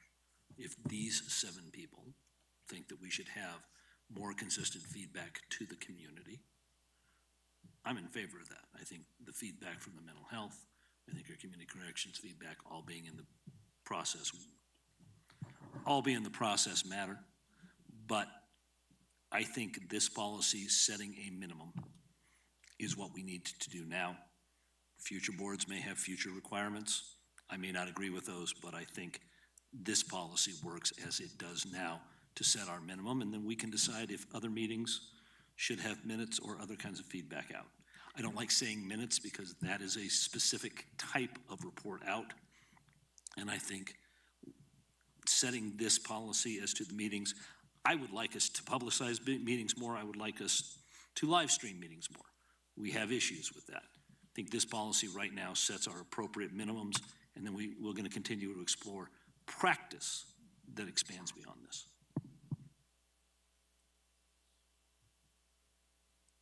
Director Parker, do you have a question or comment?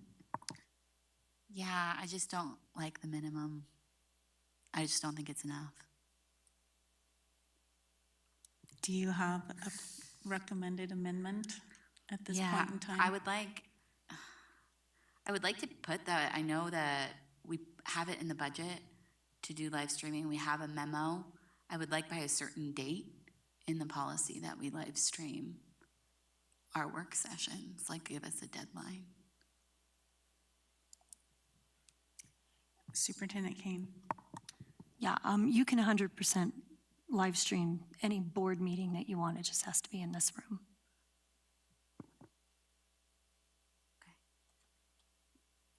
All right, we have a motion on the floor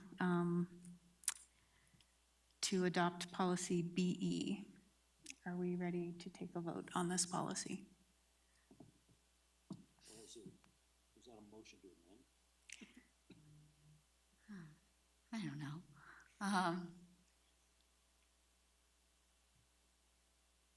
That all work sessions would be in here? Is that what you're asking, Director Geiger? I don't want to put it. Can we even put that in the policy? No, right? Yeah, so I think if there is an amendment to this, it makes sense to not to try to push it through and vote tonight on an amendment. So I think either adopting this tonight or pushing it off for a future reading would make more sense. I just hesitate to try to create new language that we really don't have time to vet, or. I agree. Yeah. This is what has been vetted and is before us. So, and we do have a motion that's open, and we've gone through discussion. So I will call roll call. Director Callahan. Aye. Director Denzler, Aye. Director Geiger, Director Meek, aye. Director Parker, No. and Director Ryan. Aye. Great, so the motion passes 5-1. And I do say we can continue to look to provide greater clarity and everything like that. So with that, let's move forward to our legislative update, where we have a 5-minute update from Directors Geiger and Denzler. Director Denzler and I agreed that since she had mental health, I'll take legislative. I'm not going to repeat what the CFO said about the budget. She knows as much as anybody about what's going on, and nobody knows nothing. What I do know is that Thursday there will be a press conference on the proposed referred question to, they call it raise the cap, which would reduce some of the Tabor limits on education funding. That has a lot of supporters and will have a lot of opponents.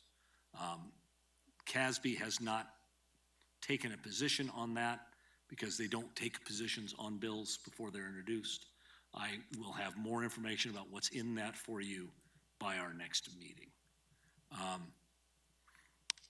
I sent you an email about some of the CASB support.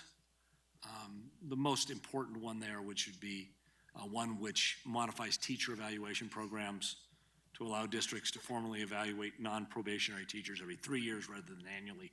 That is probably less relevant for us given how we do our evaluations, but that's a big deal for some of the rural districts. There are a couple other issues. Our kindergarten readiness bill is being held by the Speaker. She won't let it go to second reading. That appears to be coming from the governor's mansion. I happened to meet with Representative Hamrick and her aide this week to say that their frustration is substantial would be to understate the case. The governor's office appears to be attempting to block any reduction of evaluations, any reduction of any kind of assessments. We're not sure where that's coming from, but there's generally going to continue to work on that. There is a big bill that would essentially try to expand civil rights enforcement in the state to take over what is perceived to be a decrease in such enforcement by the federal government. That is a very complicated bill, but unfortunately it also has a large fiscal note, which means it's unlikely to pass in this financial era. Representative Marshall's bill requiring school board elections to be held by district was indefinitely postponed in committee. It will not be back, but his bill to require county commissioners to be elected by district and to have a minimum of 5 passed out of committee this week, which is better than he's ever been able to pull off before. So that's where he stands. We're at the point where a lot of things are starting to move forward and get into committees. I will continue to update after I meet with CASB every week. Probably will do that as a PDF to attach to provide to all of you in some way or another. Director Meek and I will discuss the best way to have that available. Things will start to move quickly here, and so Ms. Roush, Ms. Schlusser, and I will all be providing reports based on our various levels of expertise on that. Interesting stuff like concussion training and that kind of stuff, which has not gone anywhere yet, but which may eventually affect us. That is all I have. If you have any questions about any particular bills, I will pretend to know something about them. Any questions? No? Well, we thank you for all of your work on that. We know it only gets crazier and crazier at this point of the year as well. So thank you. Thank you very much. So we did item 10.5 earlier on the agenda, which was the second quarter board budget review. So now we will just move into item 10.6, the monitoring reports. And, you know, before we begin this, I just really want to acknowledge the significant amount of work that has gone into all of the monitoring reports. And, you know, we mentioned it just a few minutes ago that there was a special work session where the board, for the first time, actually gave collective direction on monitoring reports. Historically, it's been 7 different board directors giving their individual ideas, and we were able to kind of land on, here are these areas that are really important for the board, and here's a process that we want to work on as a board.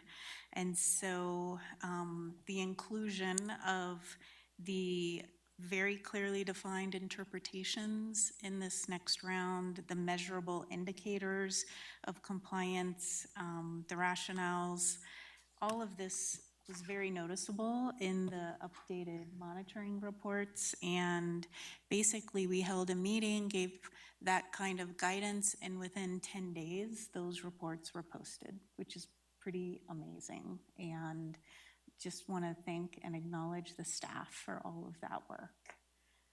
I'll open it up if any other directors want to say anything more on that before we dive in. No, I'm the only one that gets to talk up here. Okay, it's a great job.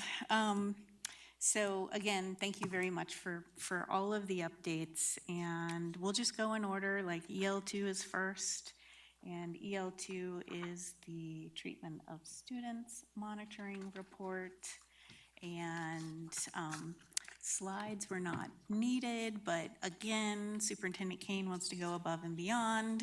And so thank you for creating those slides.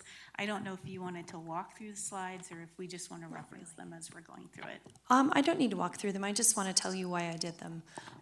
As we look forward into a regular schedule next year, it is our hope to pair every single EL monitoring report with a report out from staff. So for example, ENDS 1 will be paired with Mr. Reynolds' presentation on the district performance framework. So we always want to have a report out to the board that staff does about the work going on in the district and have that connected to an EL as kind of the vision moving forward. EL2 is a little bit of a hole, although not really, but it's a little bit of a hole in what we've traditionally presented as a traditional board presentation. So we actually addressed EL2 in great part in your board education section. Our vision for EL2 next year, for example, would be to pair it with EL7, which is safety and security, and have EL2 and EL7 go hand in hand with a safety, security, and mental health update from staff. So that's why I made slides. It's only for the public's, it might be easier for the public than, you know, like a 40-page monitoring report. And I also posted the slides from Matt Reynolds' district performance framework presentation in January, because that would be the presentation that goes with END 1. So with that, I'm going to sit back down, and we are happy to take your questions, but I did want to kind of let you know why we did it that way. That's very helpful. Thank you. Thank you very much. And so as we talk through the board's collective guidance and what we wanted to see in those monitoring reports, we also talked through a process that we would use as a board where we would submit questions, right? The superintendent would have an opportunity to provide answers to those questions around the interpretations or the evidence. And then when we get to tonight, what we will do, well, the superintendent responds to those questions and sends that information out to the full board. And so then we're prepared as we start to walk through these reviews. And the idea is it takes a majority of the board to raise a concern in order for us to then dive into the dialogue around that. So before going any further, does that all ring a bell? Are we all on the same page? All right, I see head nods. All right, so if we're starting with EL2, it's probably easier just to kind of go in order. If you look at the different elements of EL2, and I don't believe a lot of questions were submitted on EL2, and maybe before I go through item by item, do board directors plan to have a concern on any of the items? Yes. Okay, then we're gonna walk through item by item. So, we're gonna start with, EL2, the global statement, and we have item number 1. Does any board director have a concern on the reasonableness of item 1? Oh, I see one hand.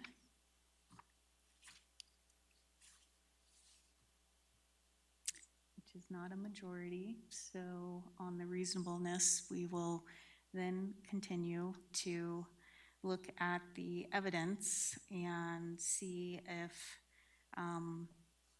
anyone has concerns on the evidence related to item number 1.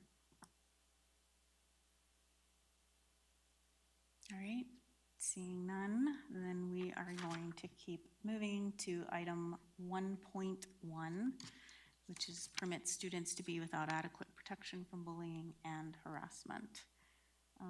Does any board director have a question around the reasonableness of the interpretation for 1.1?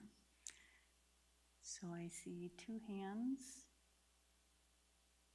which is not a majority, so we are going to move into the evidence portion of 1.1. Does any board director have concerns on the evidence either being missing, unclear, or insufficient for 1.1?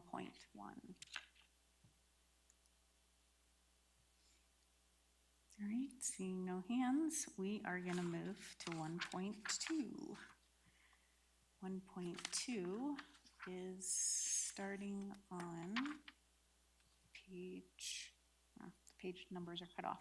12 of 41. Page 12, okay. Any concerns on the reasonableness of the interpretation for 1.2? One hand. All right, any concerns on the evidence related to 1.2?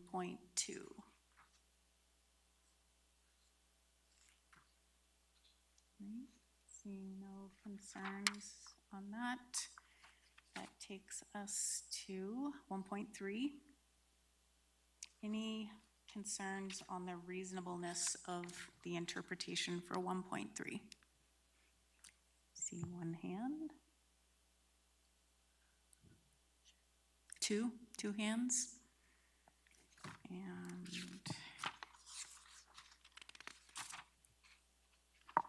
not majority, so I will go to evidence of 1.3.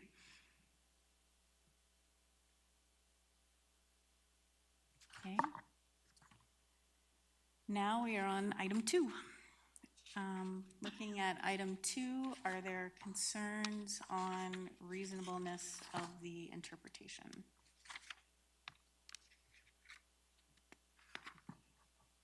Right, concerns on evidence for item 2. All right, so I'm going to take us to item 3. Concerns on the reasonable interpretation. Seeing none. Concerns on the evidence provided under item 3. Seeing none. Moving us to item 4. Sorry, just to be clear, I think that was 2.1, now we're on 3. Oh, was it 2 point, did I skip 2.1? Sorry. I will go back just to clarify. Any concerns on item 2.1? Okay, seeing none, then item 3.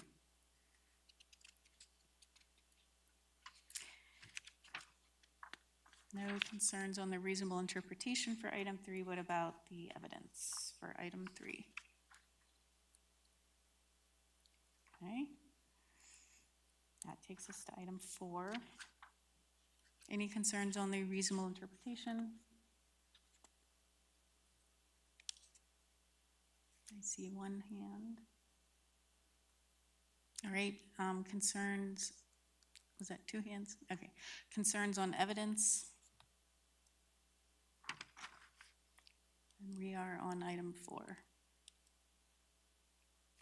Okay. Item 5, concerns on reasonable interpretation. See one hand. Concerns on evidence.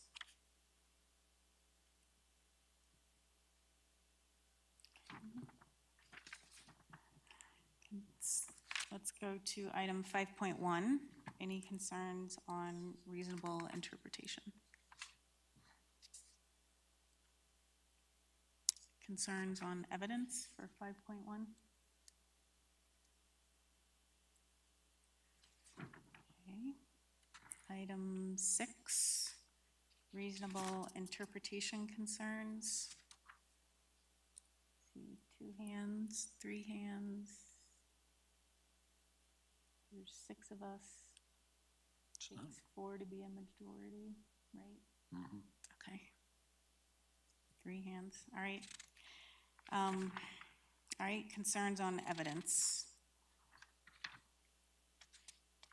for this interpretation, which is item 6. All right, I think we are now on item 7, concerns on reasonable interpretation. Let's see, 1 hand. Concerns on evidence. All right, our new rule with the majority, it appears the majority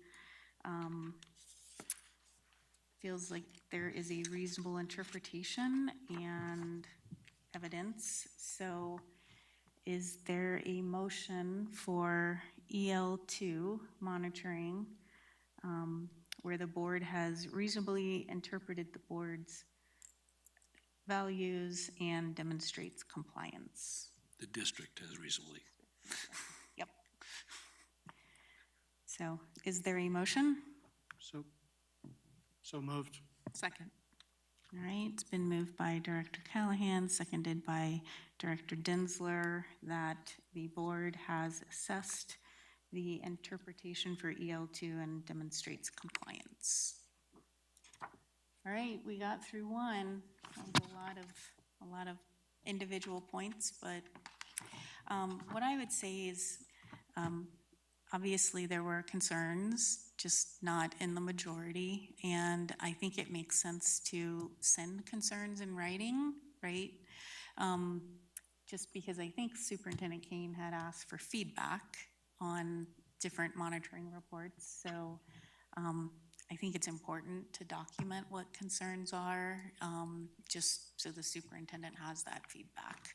I know in response to the questions I submitted, many of the responses were, this will make it into the next year's report, and so that might just be a helpful practice. All right, that was EL2. I think next we have EL5. Oh, We didn't vote. I didn't call roll, did I? Sorry, it's getting late. All right, so there's been a motion by Director Callahan, second by Director Densler, on this monitoring report being compliant. And I will go ahead and call roll. Director Callahan? Aye. Director Densler? Aye. Director Geiger? Aye. Director Meek? Aye. Director Parker? Aye. Director Ryan? No. Okay, so the motion passes 6-0. Five. 5-1. 5-1. All right, I told you I'm getting tired. All right, 5-1. Thank you. Glad you guys are here tonight. All right, so let's look at EL5. If you remember, EL5 was just 1.6 was coming back to the board for review. And if you remember on our work session, we said only the newly drafted executive limitations and monitoring reports on the ends would be in the new format. So this is really the old format, and that was our agreement at that work session, just in case you're wondering. So with that, we just have one item, 1.6, and so I will open it up to say, raise your hand if you have any concern regarding the reasonableness of the interpretation for 1.6.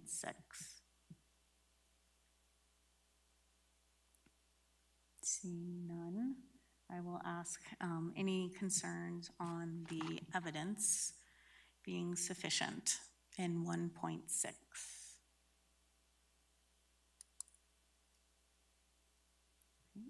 Seeing none, then I will entertain a motion on this report.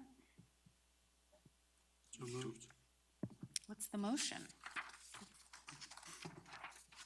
To indicate the newly revised 5.6 is in compliance. Excuse me. EL 5 1.6 is in compliance. And I missed who said the first and the second. So Director Geiger and then Director Callahan seconded. All right, so there's a motion. Any discussion on EL 5 1.6? Seeing none, I will call roll. Director Callahan? Aye. Director Densler? Aye. Director Geiger? Aye. Director Meek? Aye. Director Parker? Aye. Director Ryan? Aye. Director Tom? Oh, yep, never mind. 6-0. Did I get it right this time? All right, it passes 6-0. All right, moving on to EL 8. This one again has two components that were coming back to us. It was 8.3 and 8.5 that the board had asked to have it come back. So we'll start with 8.3. And with this one, I will start like the others. Please raise your hand if you have a concern regarding the reasonableness of the interpretation.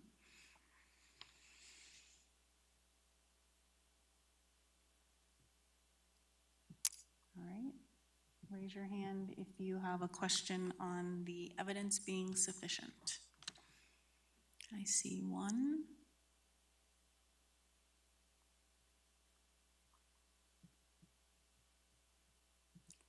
All right, so I'm going to move us to 8.5.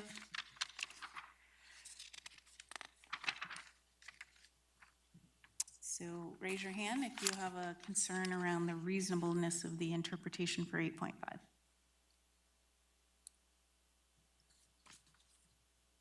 Seeing none, I will ask if anyone has questions on the evidence for 8.5.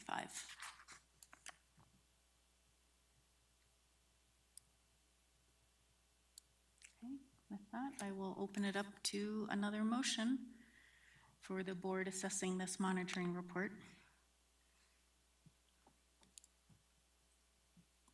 I move that the board adopt these revised,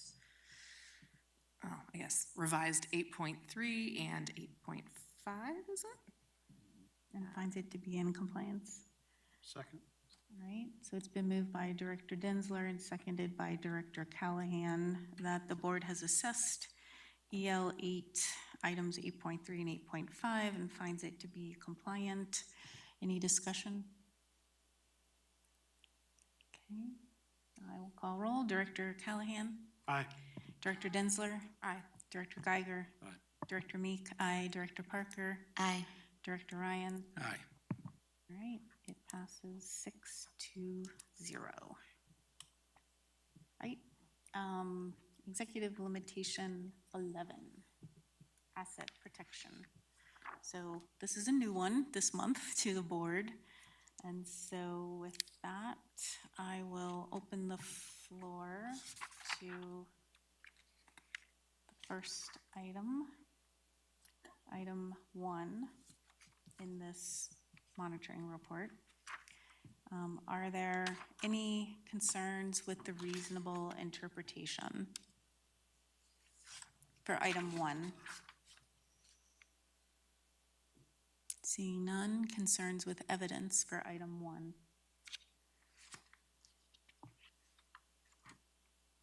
All right, I will move us to item 1.1. Any concerns with the reasonable interpretation for item 1.1?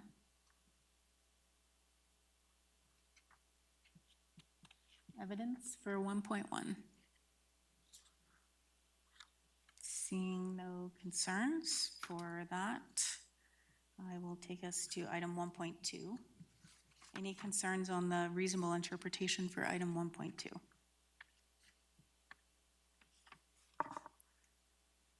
Okay, evidence concerns for 1.2?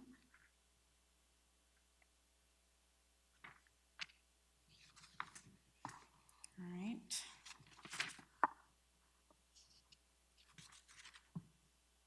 That takes us to item 2. Any concerns on the reasonable interpretation for item 2?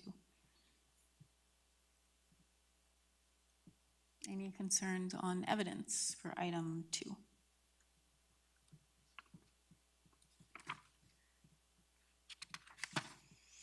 All right, let's move to item 3. Any concerns on the interpretation for item 3? Evidence for item 3. Okay, move to item 4. Any concerns with the interpretation of item 4?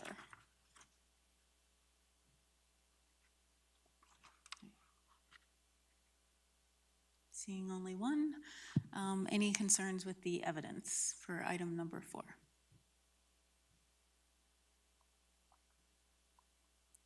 Okay. Takes us to item 5. Any concerns with the reasonable interpretation for item 5?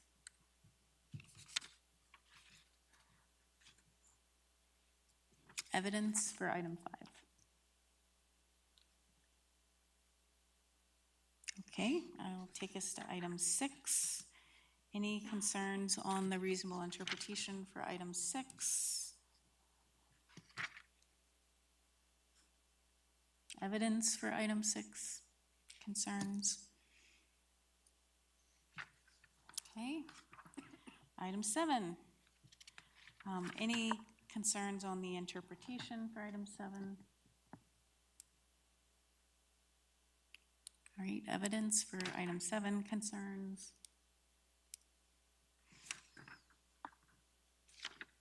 Item 8. Any concerns either on interpretation or evidence? Dr. Callahan, you raising your hand? Just checking. All right, item 9. Any concerns on the interpretation or evidence?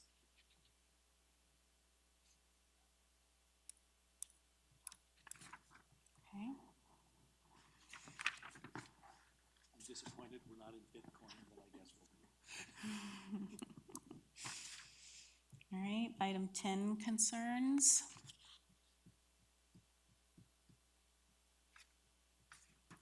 Item 11, concerns.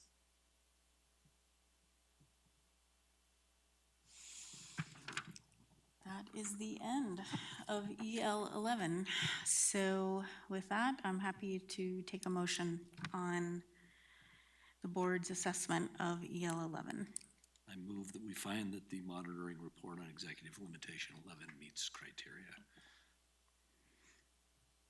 Is there a second? Second. I think Director Densler beat you, so Director Geiger moved and Director Densler seconded the motion that the board has assessed EL 11 and has found it to be compliant. Any discussion? All right, let's take roll call. Director Callahan? Aye. Director Densler? Aye. Director Geiger? Aye. Director Meek? Aye. Director Parker? Aye. Director Ryan? Aye. All right, so it passes 6-0. And then this gets us to the last, this is the last one, right? Yep, last big one. Again, there are slides that were prepared for this monitoring report as well.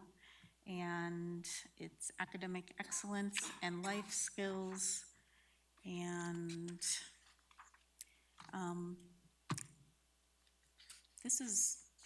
the ends are relatively new compared to the executive limitations, and so I actually had talked to Superintendent Kane about looking at ends interpretations, maybe for the EL, for ends too. A lot of times boards, when they first are looking at a new monitoring report, they come to agreement on the reasonable interpretation before asking for the evidence portion. And so the board is really, the first time around, just looking at, are these reasonable interpretations for the policy? And the reason I kind of brought it up was some of these terms are new. Like they're new, they're things that the district hasn't tracked in the past. And I had promised the superintendent I would bring that idea forward to the board as well to see if that might be something that we felt like it would be more meaningful to spend time making sure that we're all in agreement with what those indicators should be for the policy language before asking all of the evidence to be collected. So I see some head nods. I think that makes a lot of sense and takes a lot of the load off if you have to come back with brand new things, brand new data. That makes complete sense, I think. So it's kind of, real quick, it's kind of a standard practice when, especially ends, right? Like executive limitations have been in place, it's around constraints, but really defining, digital literacy and workforce skills and those kind of things. So Superintendent Kane. Thank you very much for that consideration. Just looking for a little clarification. So you want us to come back with the interpretation, correct? Yeah, so I was just raising that to see if that is something. So you all have looked at this ends report, and I don't know if you're feeling confident that the interpretations and the evidence are where you want it to be, and if it's not, maybe it's starting with. That's what I meant, ends Yeah, two. starting. Yeah, I think we could go through with what we have here probably, and then ends two. I think it makes more sense to just do interpretations to start and then evidence second. So I just want to see if that everyone is feeling like that's a good approach for ends two, which is coming up next. It's not this one in front of us. Okay, so interpretation only for ends two. It's the reasonable interpretation, which would, you'd interpret the words, you'd go into indicators of compliance, like this is how we're tracking it, right? So instead of coming back with all the evidence, we're coming to agreement that, yes, this is how you would be tracking that policy language. Thank you. So I saw a couple of nods, but I just want to make sure everyone's in agreement with that. Director Geiger, was that a no? I don't have a problem. Okay. I just wanted to make sure we're giving clear guidance because ends two is the one that I think has a lot of nuance as to how you would track some of the policy language. So, okay. All right, back to our regularly scheduled program. We are looking at ends one in front of us. And so I'll start with item number one. Do we feel like it is a reasonable interpretation? Raise your hand if you feel like it's not a reasonable interpretation. Okay.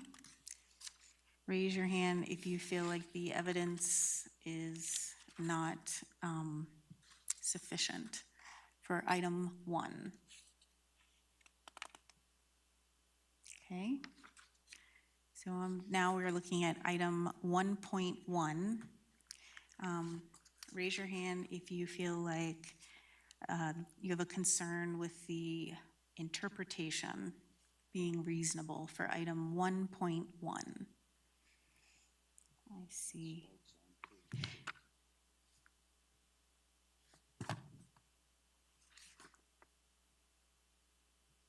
Okay, I see one hand. Two hands? Oh, no. Yep, one hand. All right, raise your hand if you feel like the evidence is not sufficient for item 1.1. So I see 2 hands.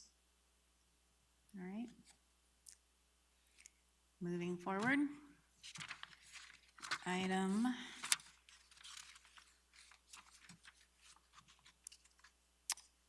1.2.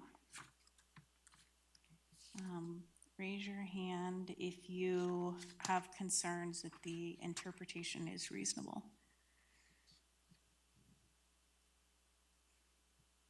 One hand. All right. Raise your hand if you feel like the evidence is not sufficient for item 1.2. Okay. 1.3, students graduate with independent learning skills. Raise your hand if you have concerns around the interpretation being reasonable. I see 2 hands. All right. Raise your hand if you have concerns around evidence being sufficient on 1.2. Oh, I'm sorry, 1.3. Okay. All right, moving forward. Is that it? That's it. All right. Wow, my timer just went off. Okay, so is someone willing to make a motion on the assessment of the ENDS 1 monitoring report? I move that the board approve the ENDS 1 monitoring report as compliant.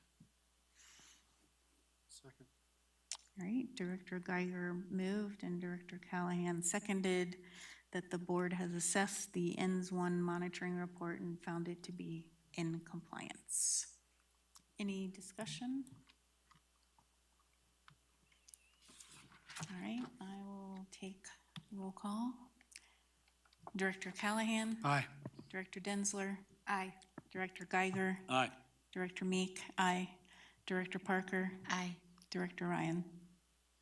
Aye. All right, so it passes 6-0. So we got through a lot of monitoring reports, and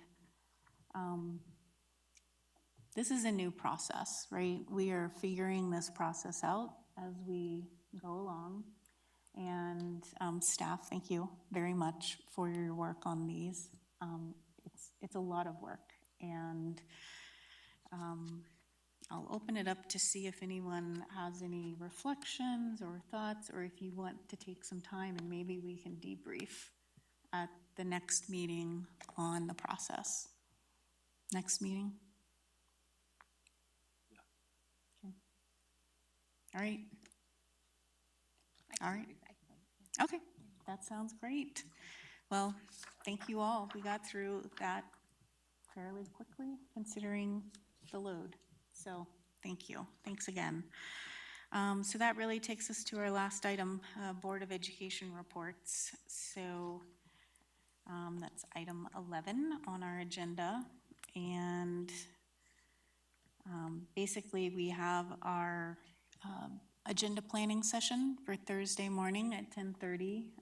It's posted publicly where the community can see and listen in if they would like to. So that's 10:30 on Thursday morning. And I kind of skipped the board reflection on bullying prevention. So that's item 11.1. So board reflection on bullying prevention, board learning session.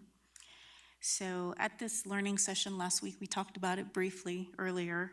The district and school leaders met with the board and provided information on the implementation of bullying prevention and the programs and work underway in the district.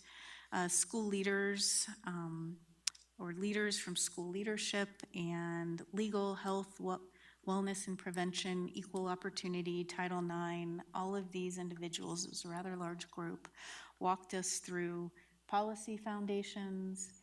They walked through reporting systems, training and expectations, prevention and education, investigation and support, and talked about data and continuous improvement. So it was a wonderful session. A lot of time and energy went into that to help provide the board a better understanding on all of these areas.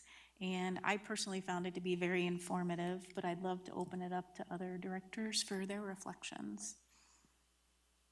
Do you want me to start on this end or this end? All right, Director Geiger. It's kind of been the 2 weeks to talk about the mental health of our students, and that is inherently tied to bullying. First of all compliments to the staff. The Bullying and Prevention Board learning session was truly in-depth, well-prepared. I'm struck by how many people are involved in dealing with this issue, who are on the Bullying Prevention Board, who are willing to present and talk. I thought it represented a great dynamic and cross-section of our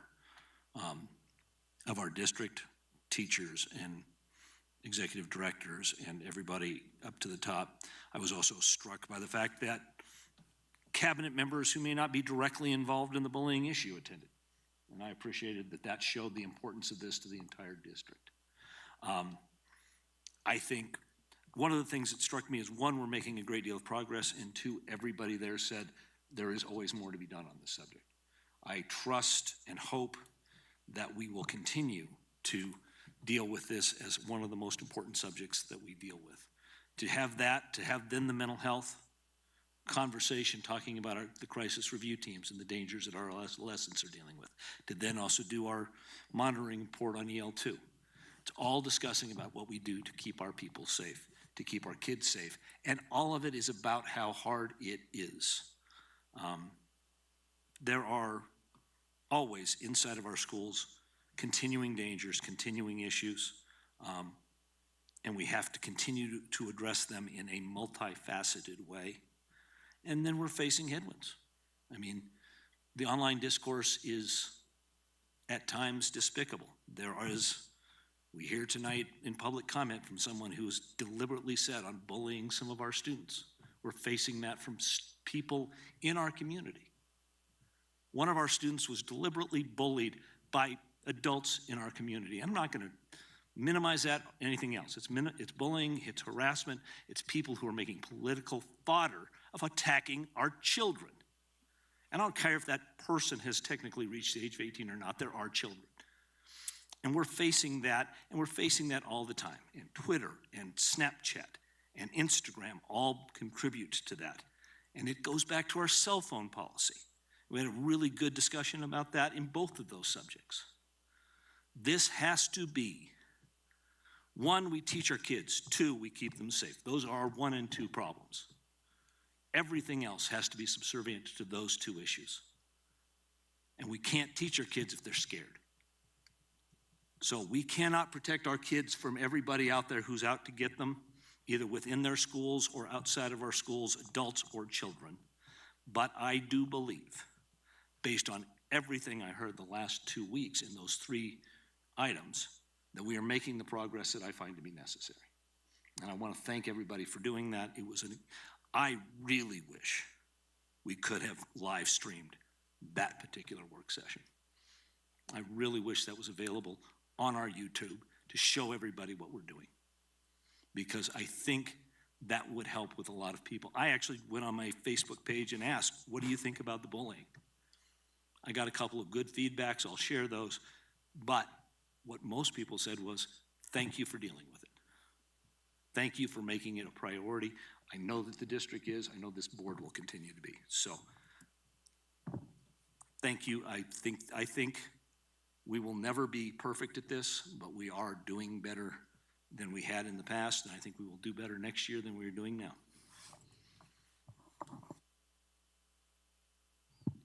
Other directors, any thoughts? So, go ahead. No, I didn't go, but I looked at the slides and I just wanted to provide feedback that it looked like a great presentation, and just the data and the Healthy Kids survey and the fact that we have access to data directly shows what we can do and what we need to do for our bullying policies. So I didn't go to it. I wish it was recorded as well. It was in the middle of a work day, but I read the slides, and I just really appreciated all the information and data the slides had. Yeah, it was phenomenal.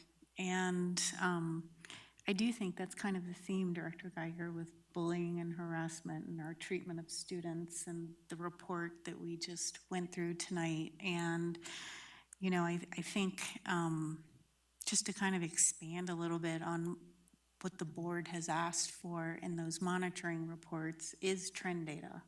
So we're able to see how the district is progressing, or also looking for comparison data, right? Looking to see how it looks across districts, if there is data around being able to compare. So like the Healthy Kids Colorado survey would provide data to help us look beyond the district as well. And so having that kind of information available to us, I think helps us monitor the system.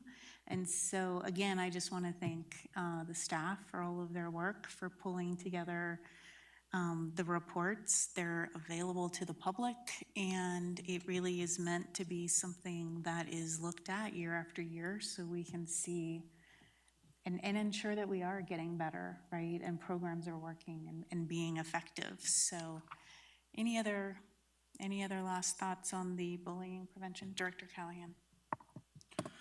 Yeah, I'll echo what has been said. I really appreciate everybody's time and effort that went into the presentation. I thought it was really thorough. I also think it's important to remind ourselves that for something to qualify as bullying, it's a pretty high bar, right? There are several qualifiers that have to be met, all of which have to be met for an incident to fall under that classification. And I think that there's an opportunity for the board to look at behavior that I think we would all agree is unacceptable, but might not be classified or reach all the different thresholds of bullying, where some additional board policy could be crafted. Yeah, thank you, Director Callahan. It makes me think of, you know, the treatment of students. It does talk about having a respectful environment, and I think that's almost what you're getting at in a way, right? Where it may not be rising to the level of bullying or harassment, but it might be interfering with a respectful learning environment. So I appreciate you raising that. Any other reflections before we go into board reports, which I tried to jump into too early? So I will jump into 11.2, the President's Report. So again, we have agenda planning that will take place this Thursday morning at 10:30. As always, if you're unable to attend, please send an email with any input that you have. I was able to attend the Castleview High School, Rock Canyon High School basketball game recently, and was just overwhelmed at what a beautiful community that is, and seeing the level of school spirit and camaraderie, and it was just a wonderful experience that kind of led me to think about just really encouraging all of us to attend games when we can. And the CHASA courtesy cards are out, and that's kind of a standard that a lot of boards do, or a lot of districts do for boards, and so it actually gets you attendance to go into various athletic activities and programs. And so I encourage us to get out there, and kind of reminds us why we do what we do. It was a really great game and event. I was able to attend the groundbreaking for the Douglas County High School cosmetology program, so that was really nice to attend. Former Director Becky Myers was able to attend as well, so she was able to see that. It's been kind of nice to see some of the former board directors attend some of the groundbreakings that they worked really hard to help promote and get across the finish line. So that was another great event. And then Director Callahan and I have been working with the polling company consultant, and we believe that polling information will be coming back to the board within the next several weeks, I think. Superintendent King. Yes, we'll officially present it to the board at your April meeting, and we'll send the results to the board after spring break. Thank you. So I think that's all I have. I will turn it over to Vice President Callahan. Thank you. I too was able to attend the Castleview Castle Rock basketball game, and I think it was just remembering back to sports in high school and how important that was for me. Being able to be there for a senior night, I felt like was particularly impactful and just a really great show of community support that night. I was able to do a school visit at STEM and got a tour from their leadership team, and Mr. Cartier got to see the Evolve system in action, and had several notes and takeaways from that. Their project-based learning model and some of their instructional coaching were particularly noteworthy. Superintendent Kane and I were able to meet with Commissioner Layden and discuss some kind of shared values and priorities as we look to this year, specifically around increasing our school resource dogs and that program, and how powerful that is in helping young people form relationships with our SROs. And then we also talked about the possibility of partnering around some education for our young people around how to be aware of and avoid sex trafficking. So those were some of the topics that we brainstormed around. Thanks. Thank you. Volunteer to go first? All right, Director Ryan, let's start with you. Okay, so I got to attend the 30th anniversary of CRMS with Directors Meek and Geiger, but I had the unique opportunity to open a yearbook, and the first page that I opened to was a very young Director Parker, and I made sure to send her that picture. It was fun to also find out that Principal Veit was actually my technology teacher when I saw his picture in that yearbook. I attended the Girls and Women in Sports luncheon and the celebration of the girls and women that we have in our district, and the amount of things that they're doing. Every single one of those PowerPoint slides was filled to the brim with different things that each of those students did, not only in sports, but their academics, and it's excellent to see the things that our students are doing. The dyslexia simulation, I don't know if that was eye-opening. The ADHD portion was fun because I have those skills, but the rest of it was shocking, to say the least, and allowed me to approach even some things that I've had since then come up with an eye toward this could be someone experiencing this in a different way than I had ever even thought. So that was wonderful to go through. And then I did also get to attend the Elementary Honor Choir at Mountain Vista, and I am going to be doing the same with Douglas County, so long as traffic cooperates, because I was signed up to be at the groundbreaking, but unfortunately there was one lane at Yale, and that stopped everything from moving. So I'm sad I missed that, but hopefully I'll be there for the choir. Director Parker. Yeah, I will first do my secretary update. So from February 10th to March 3rd and March 2nd, I should change that. I tally all the emails from the day before the board meeting. But the board received 19 formal inquiries during this period. Key developments include formal invitations to district-wide art events, legislative updates, and notice of potential litigation. Community engagement remains high regarding transparency, meeting recordings, and fiscal prioritization. Primary correspondence themes are transparency and governance, curriculum and advocacy, legislative and legal matters, operational wins and supports. That was it. And so for the transparency in governments, meeting recordings, parents are actively advocating for the recording of meetings to increase accessibility, fiscal responsibility. Community members are pushing for transparency and funding, specifically prioritizing neighborhood schools. Curriculum and advocacy, the diverse histories. Advocacy highlighted the June 2025 Colorado legislation requiring the inclusion of comprehensive Black history and cultural studies once statewide standards are adopted. The CTE in programming, continued interest in career and technology education, and general program needs from both staff and community.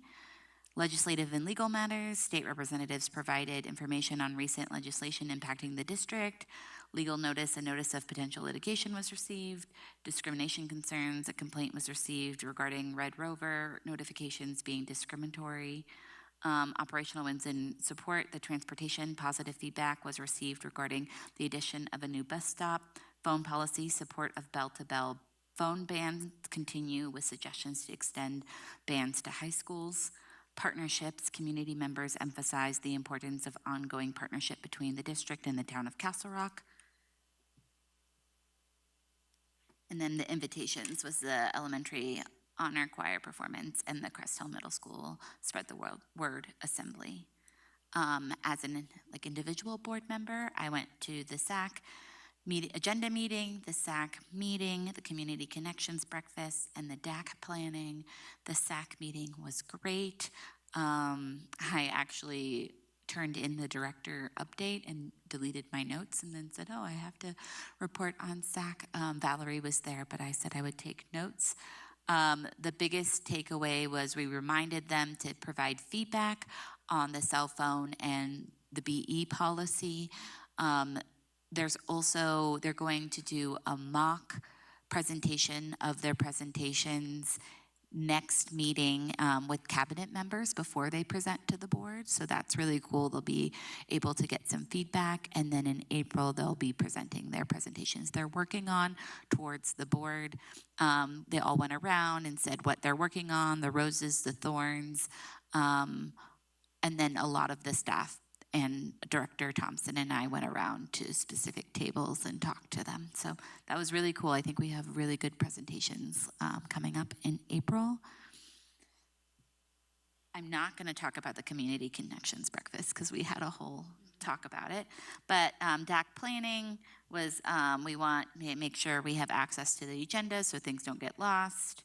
And then another DAC wants to have special meetings, but I followed up with Aaron about that. During the actual meeting, it was a plead and need for applicants for DAC. So anybody listening to this who's interested, I think we have 4 vacant spots on DAC.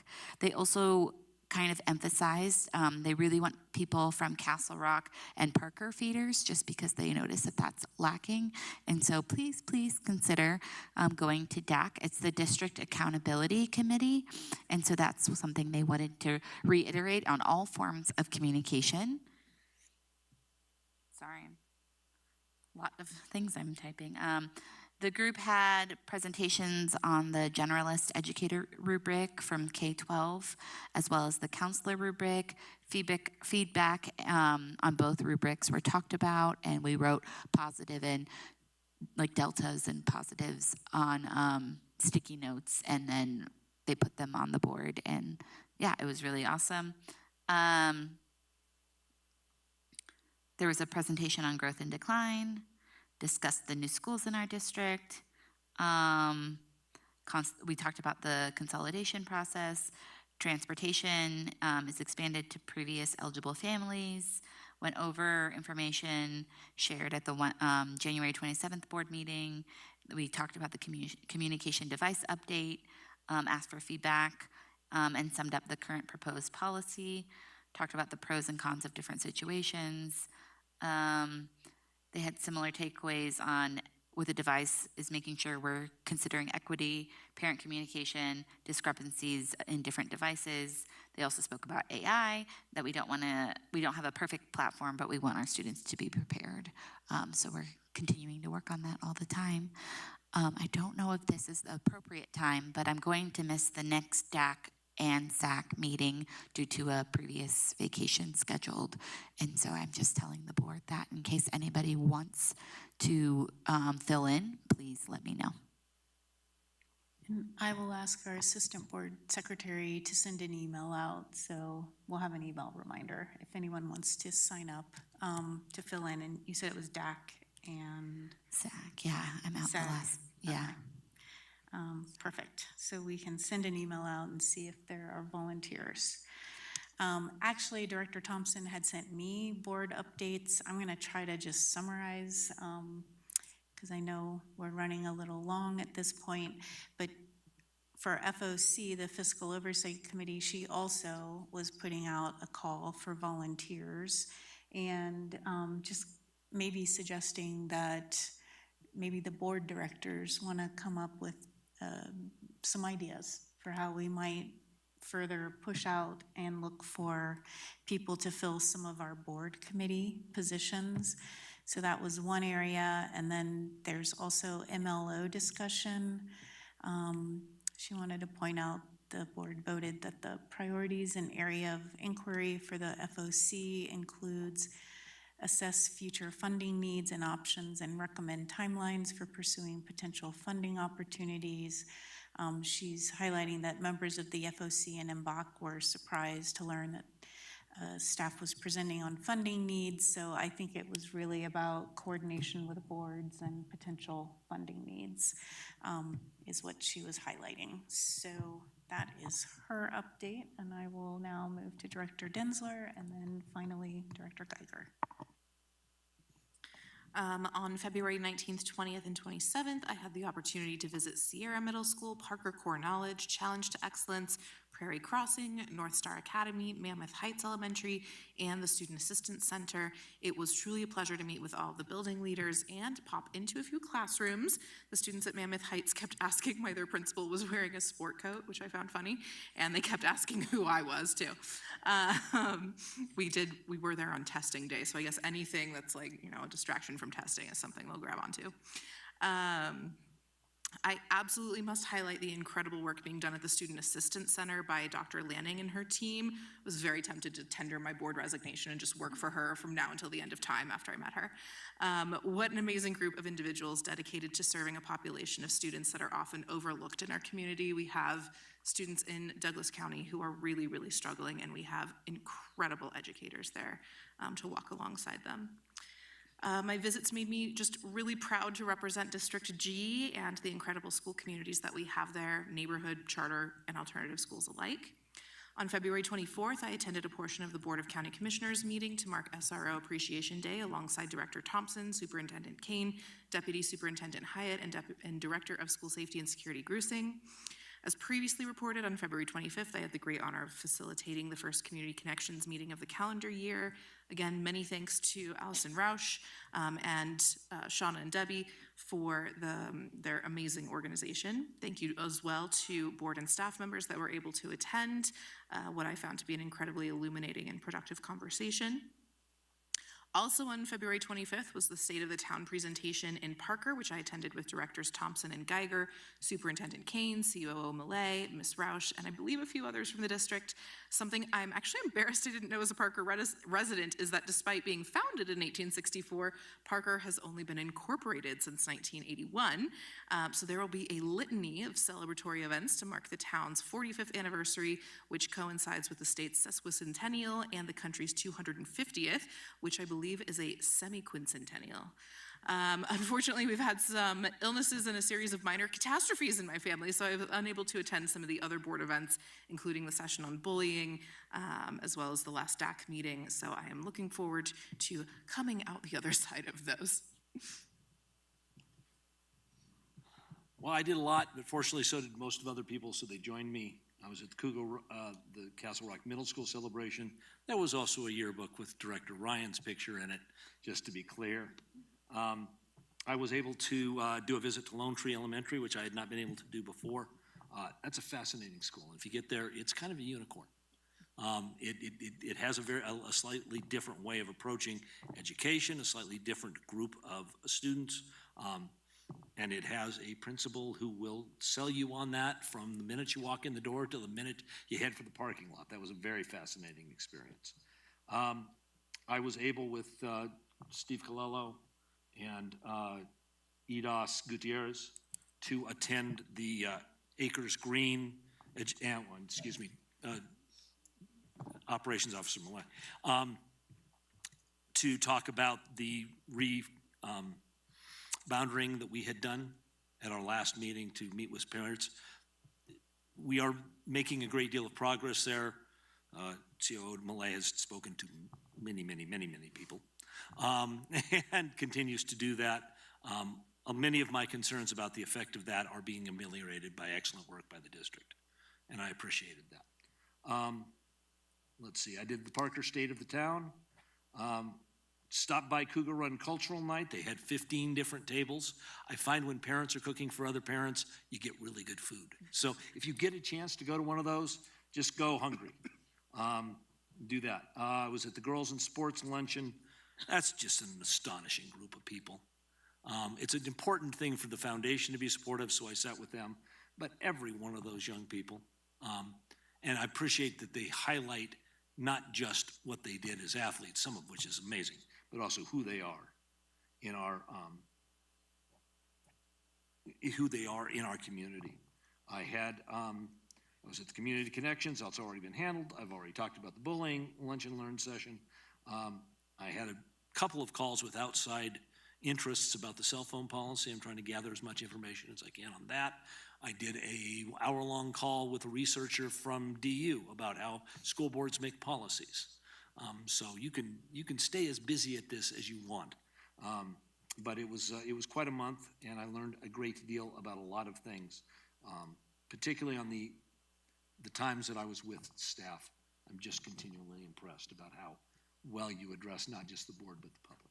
And I had excellent opportunities for that in February. Thank you. All right, the next meeting of the Board of Education is scheduled for April 7th. That's the longest stretch I think we've gone. So I hope everyone enjoys a spring break. I hope staff enjoys a spring break. And if there is no further business, is there a motion to adjourn? Move to adjourn. Second. All right, it's been moved by Director Geiger and seconded by Director Callahan that the board adjourn. Let's take roll call. Director Callahan? Aye. Director Densler?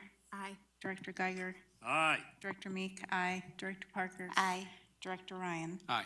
All right, the motion passes 6-0. The meeting is adjourned. Thank you. Right on time.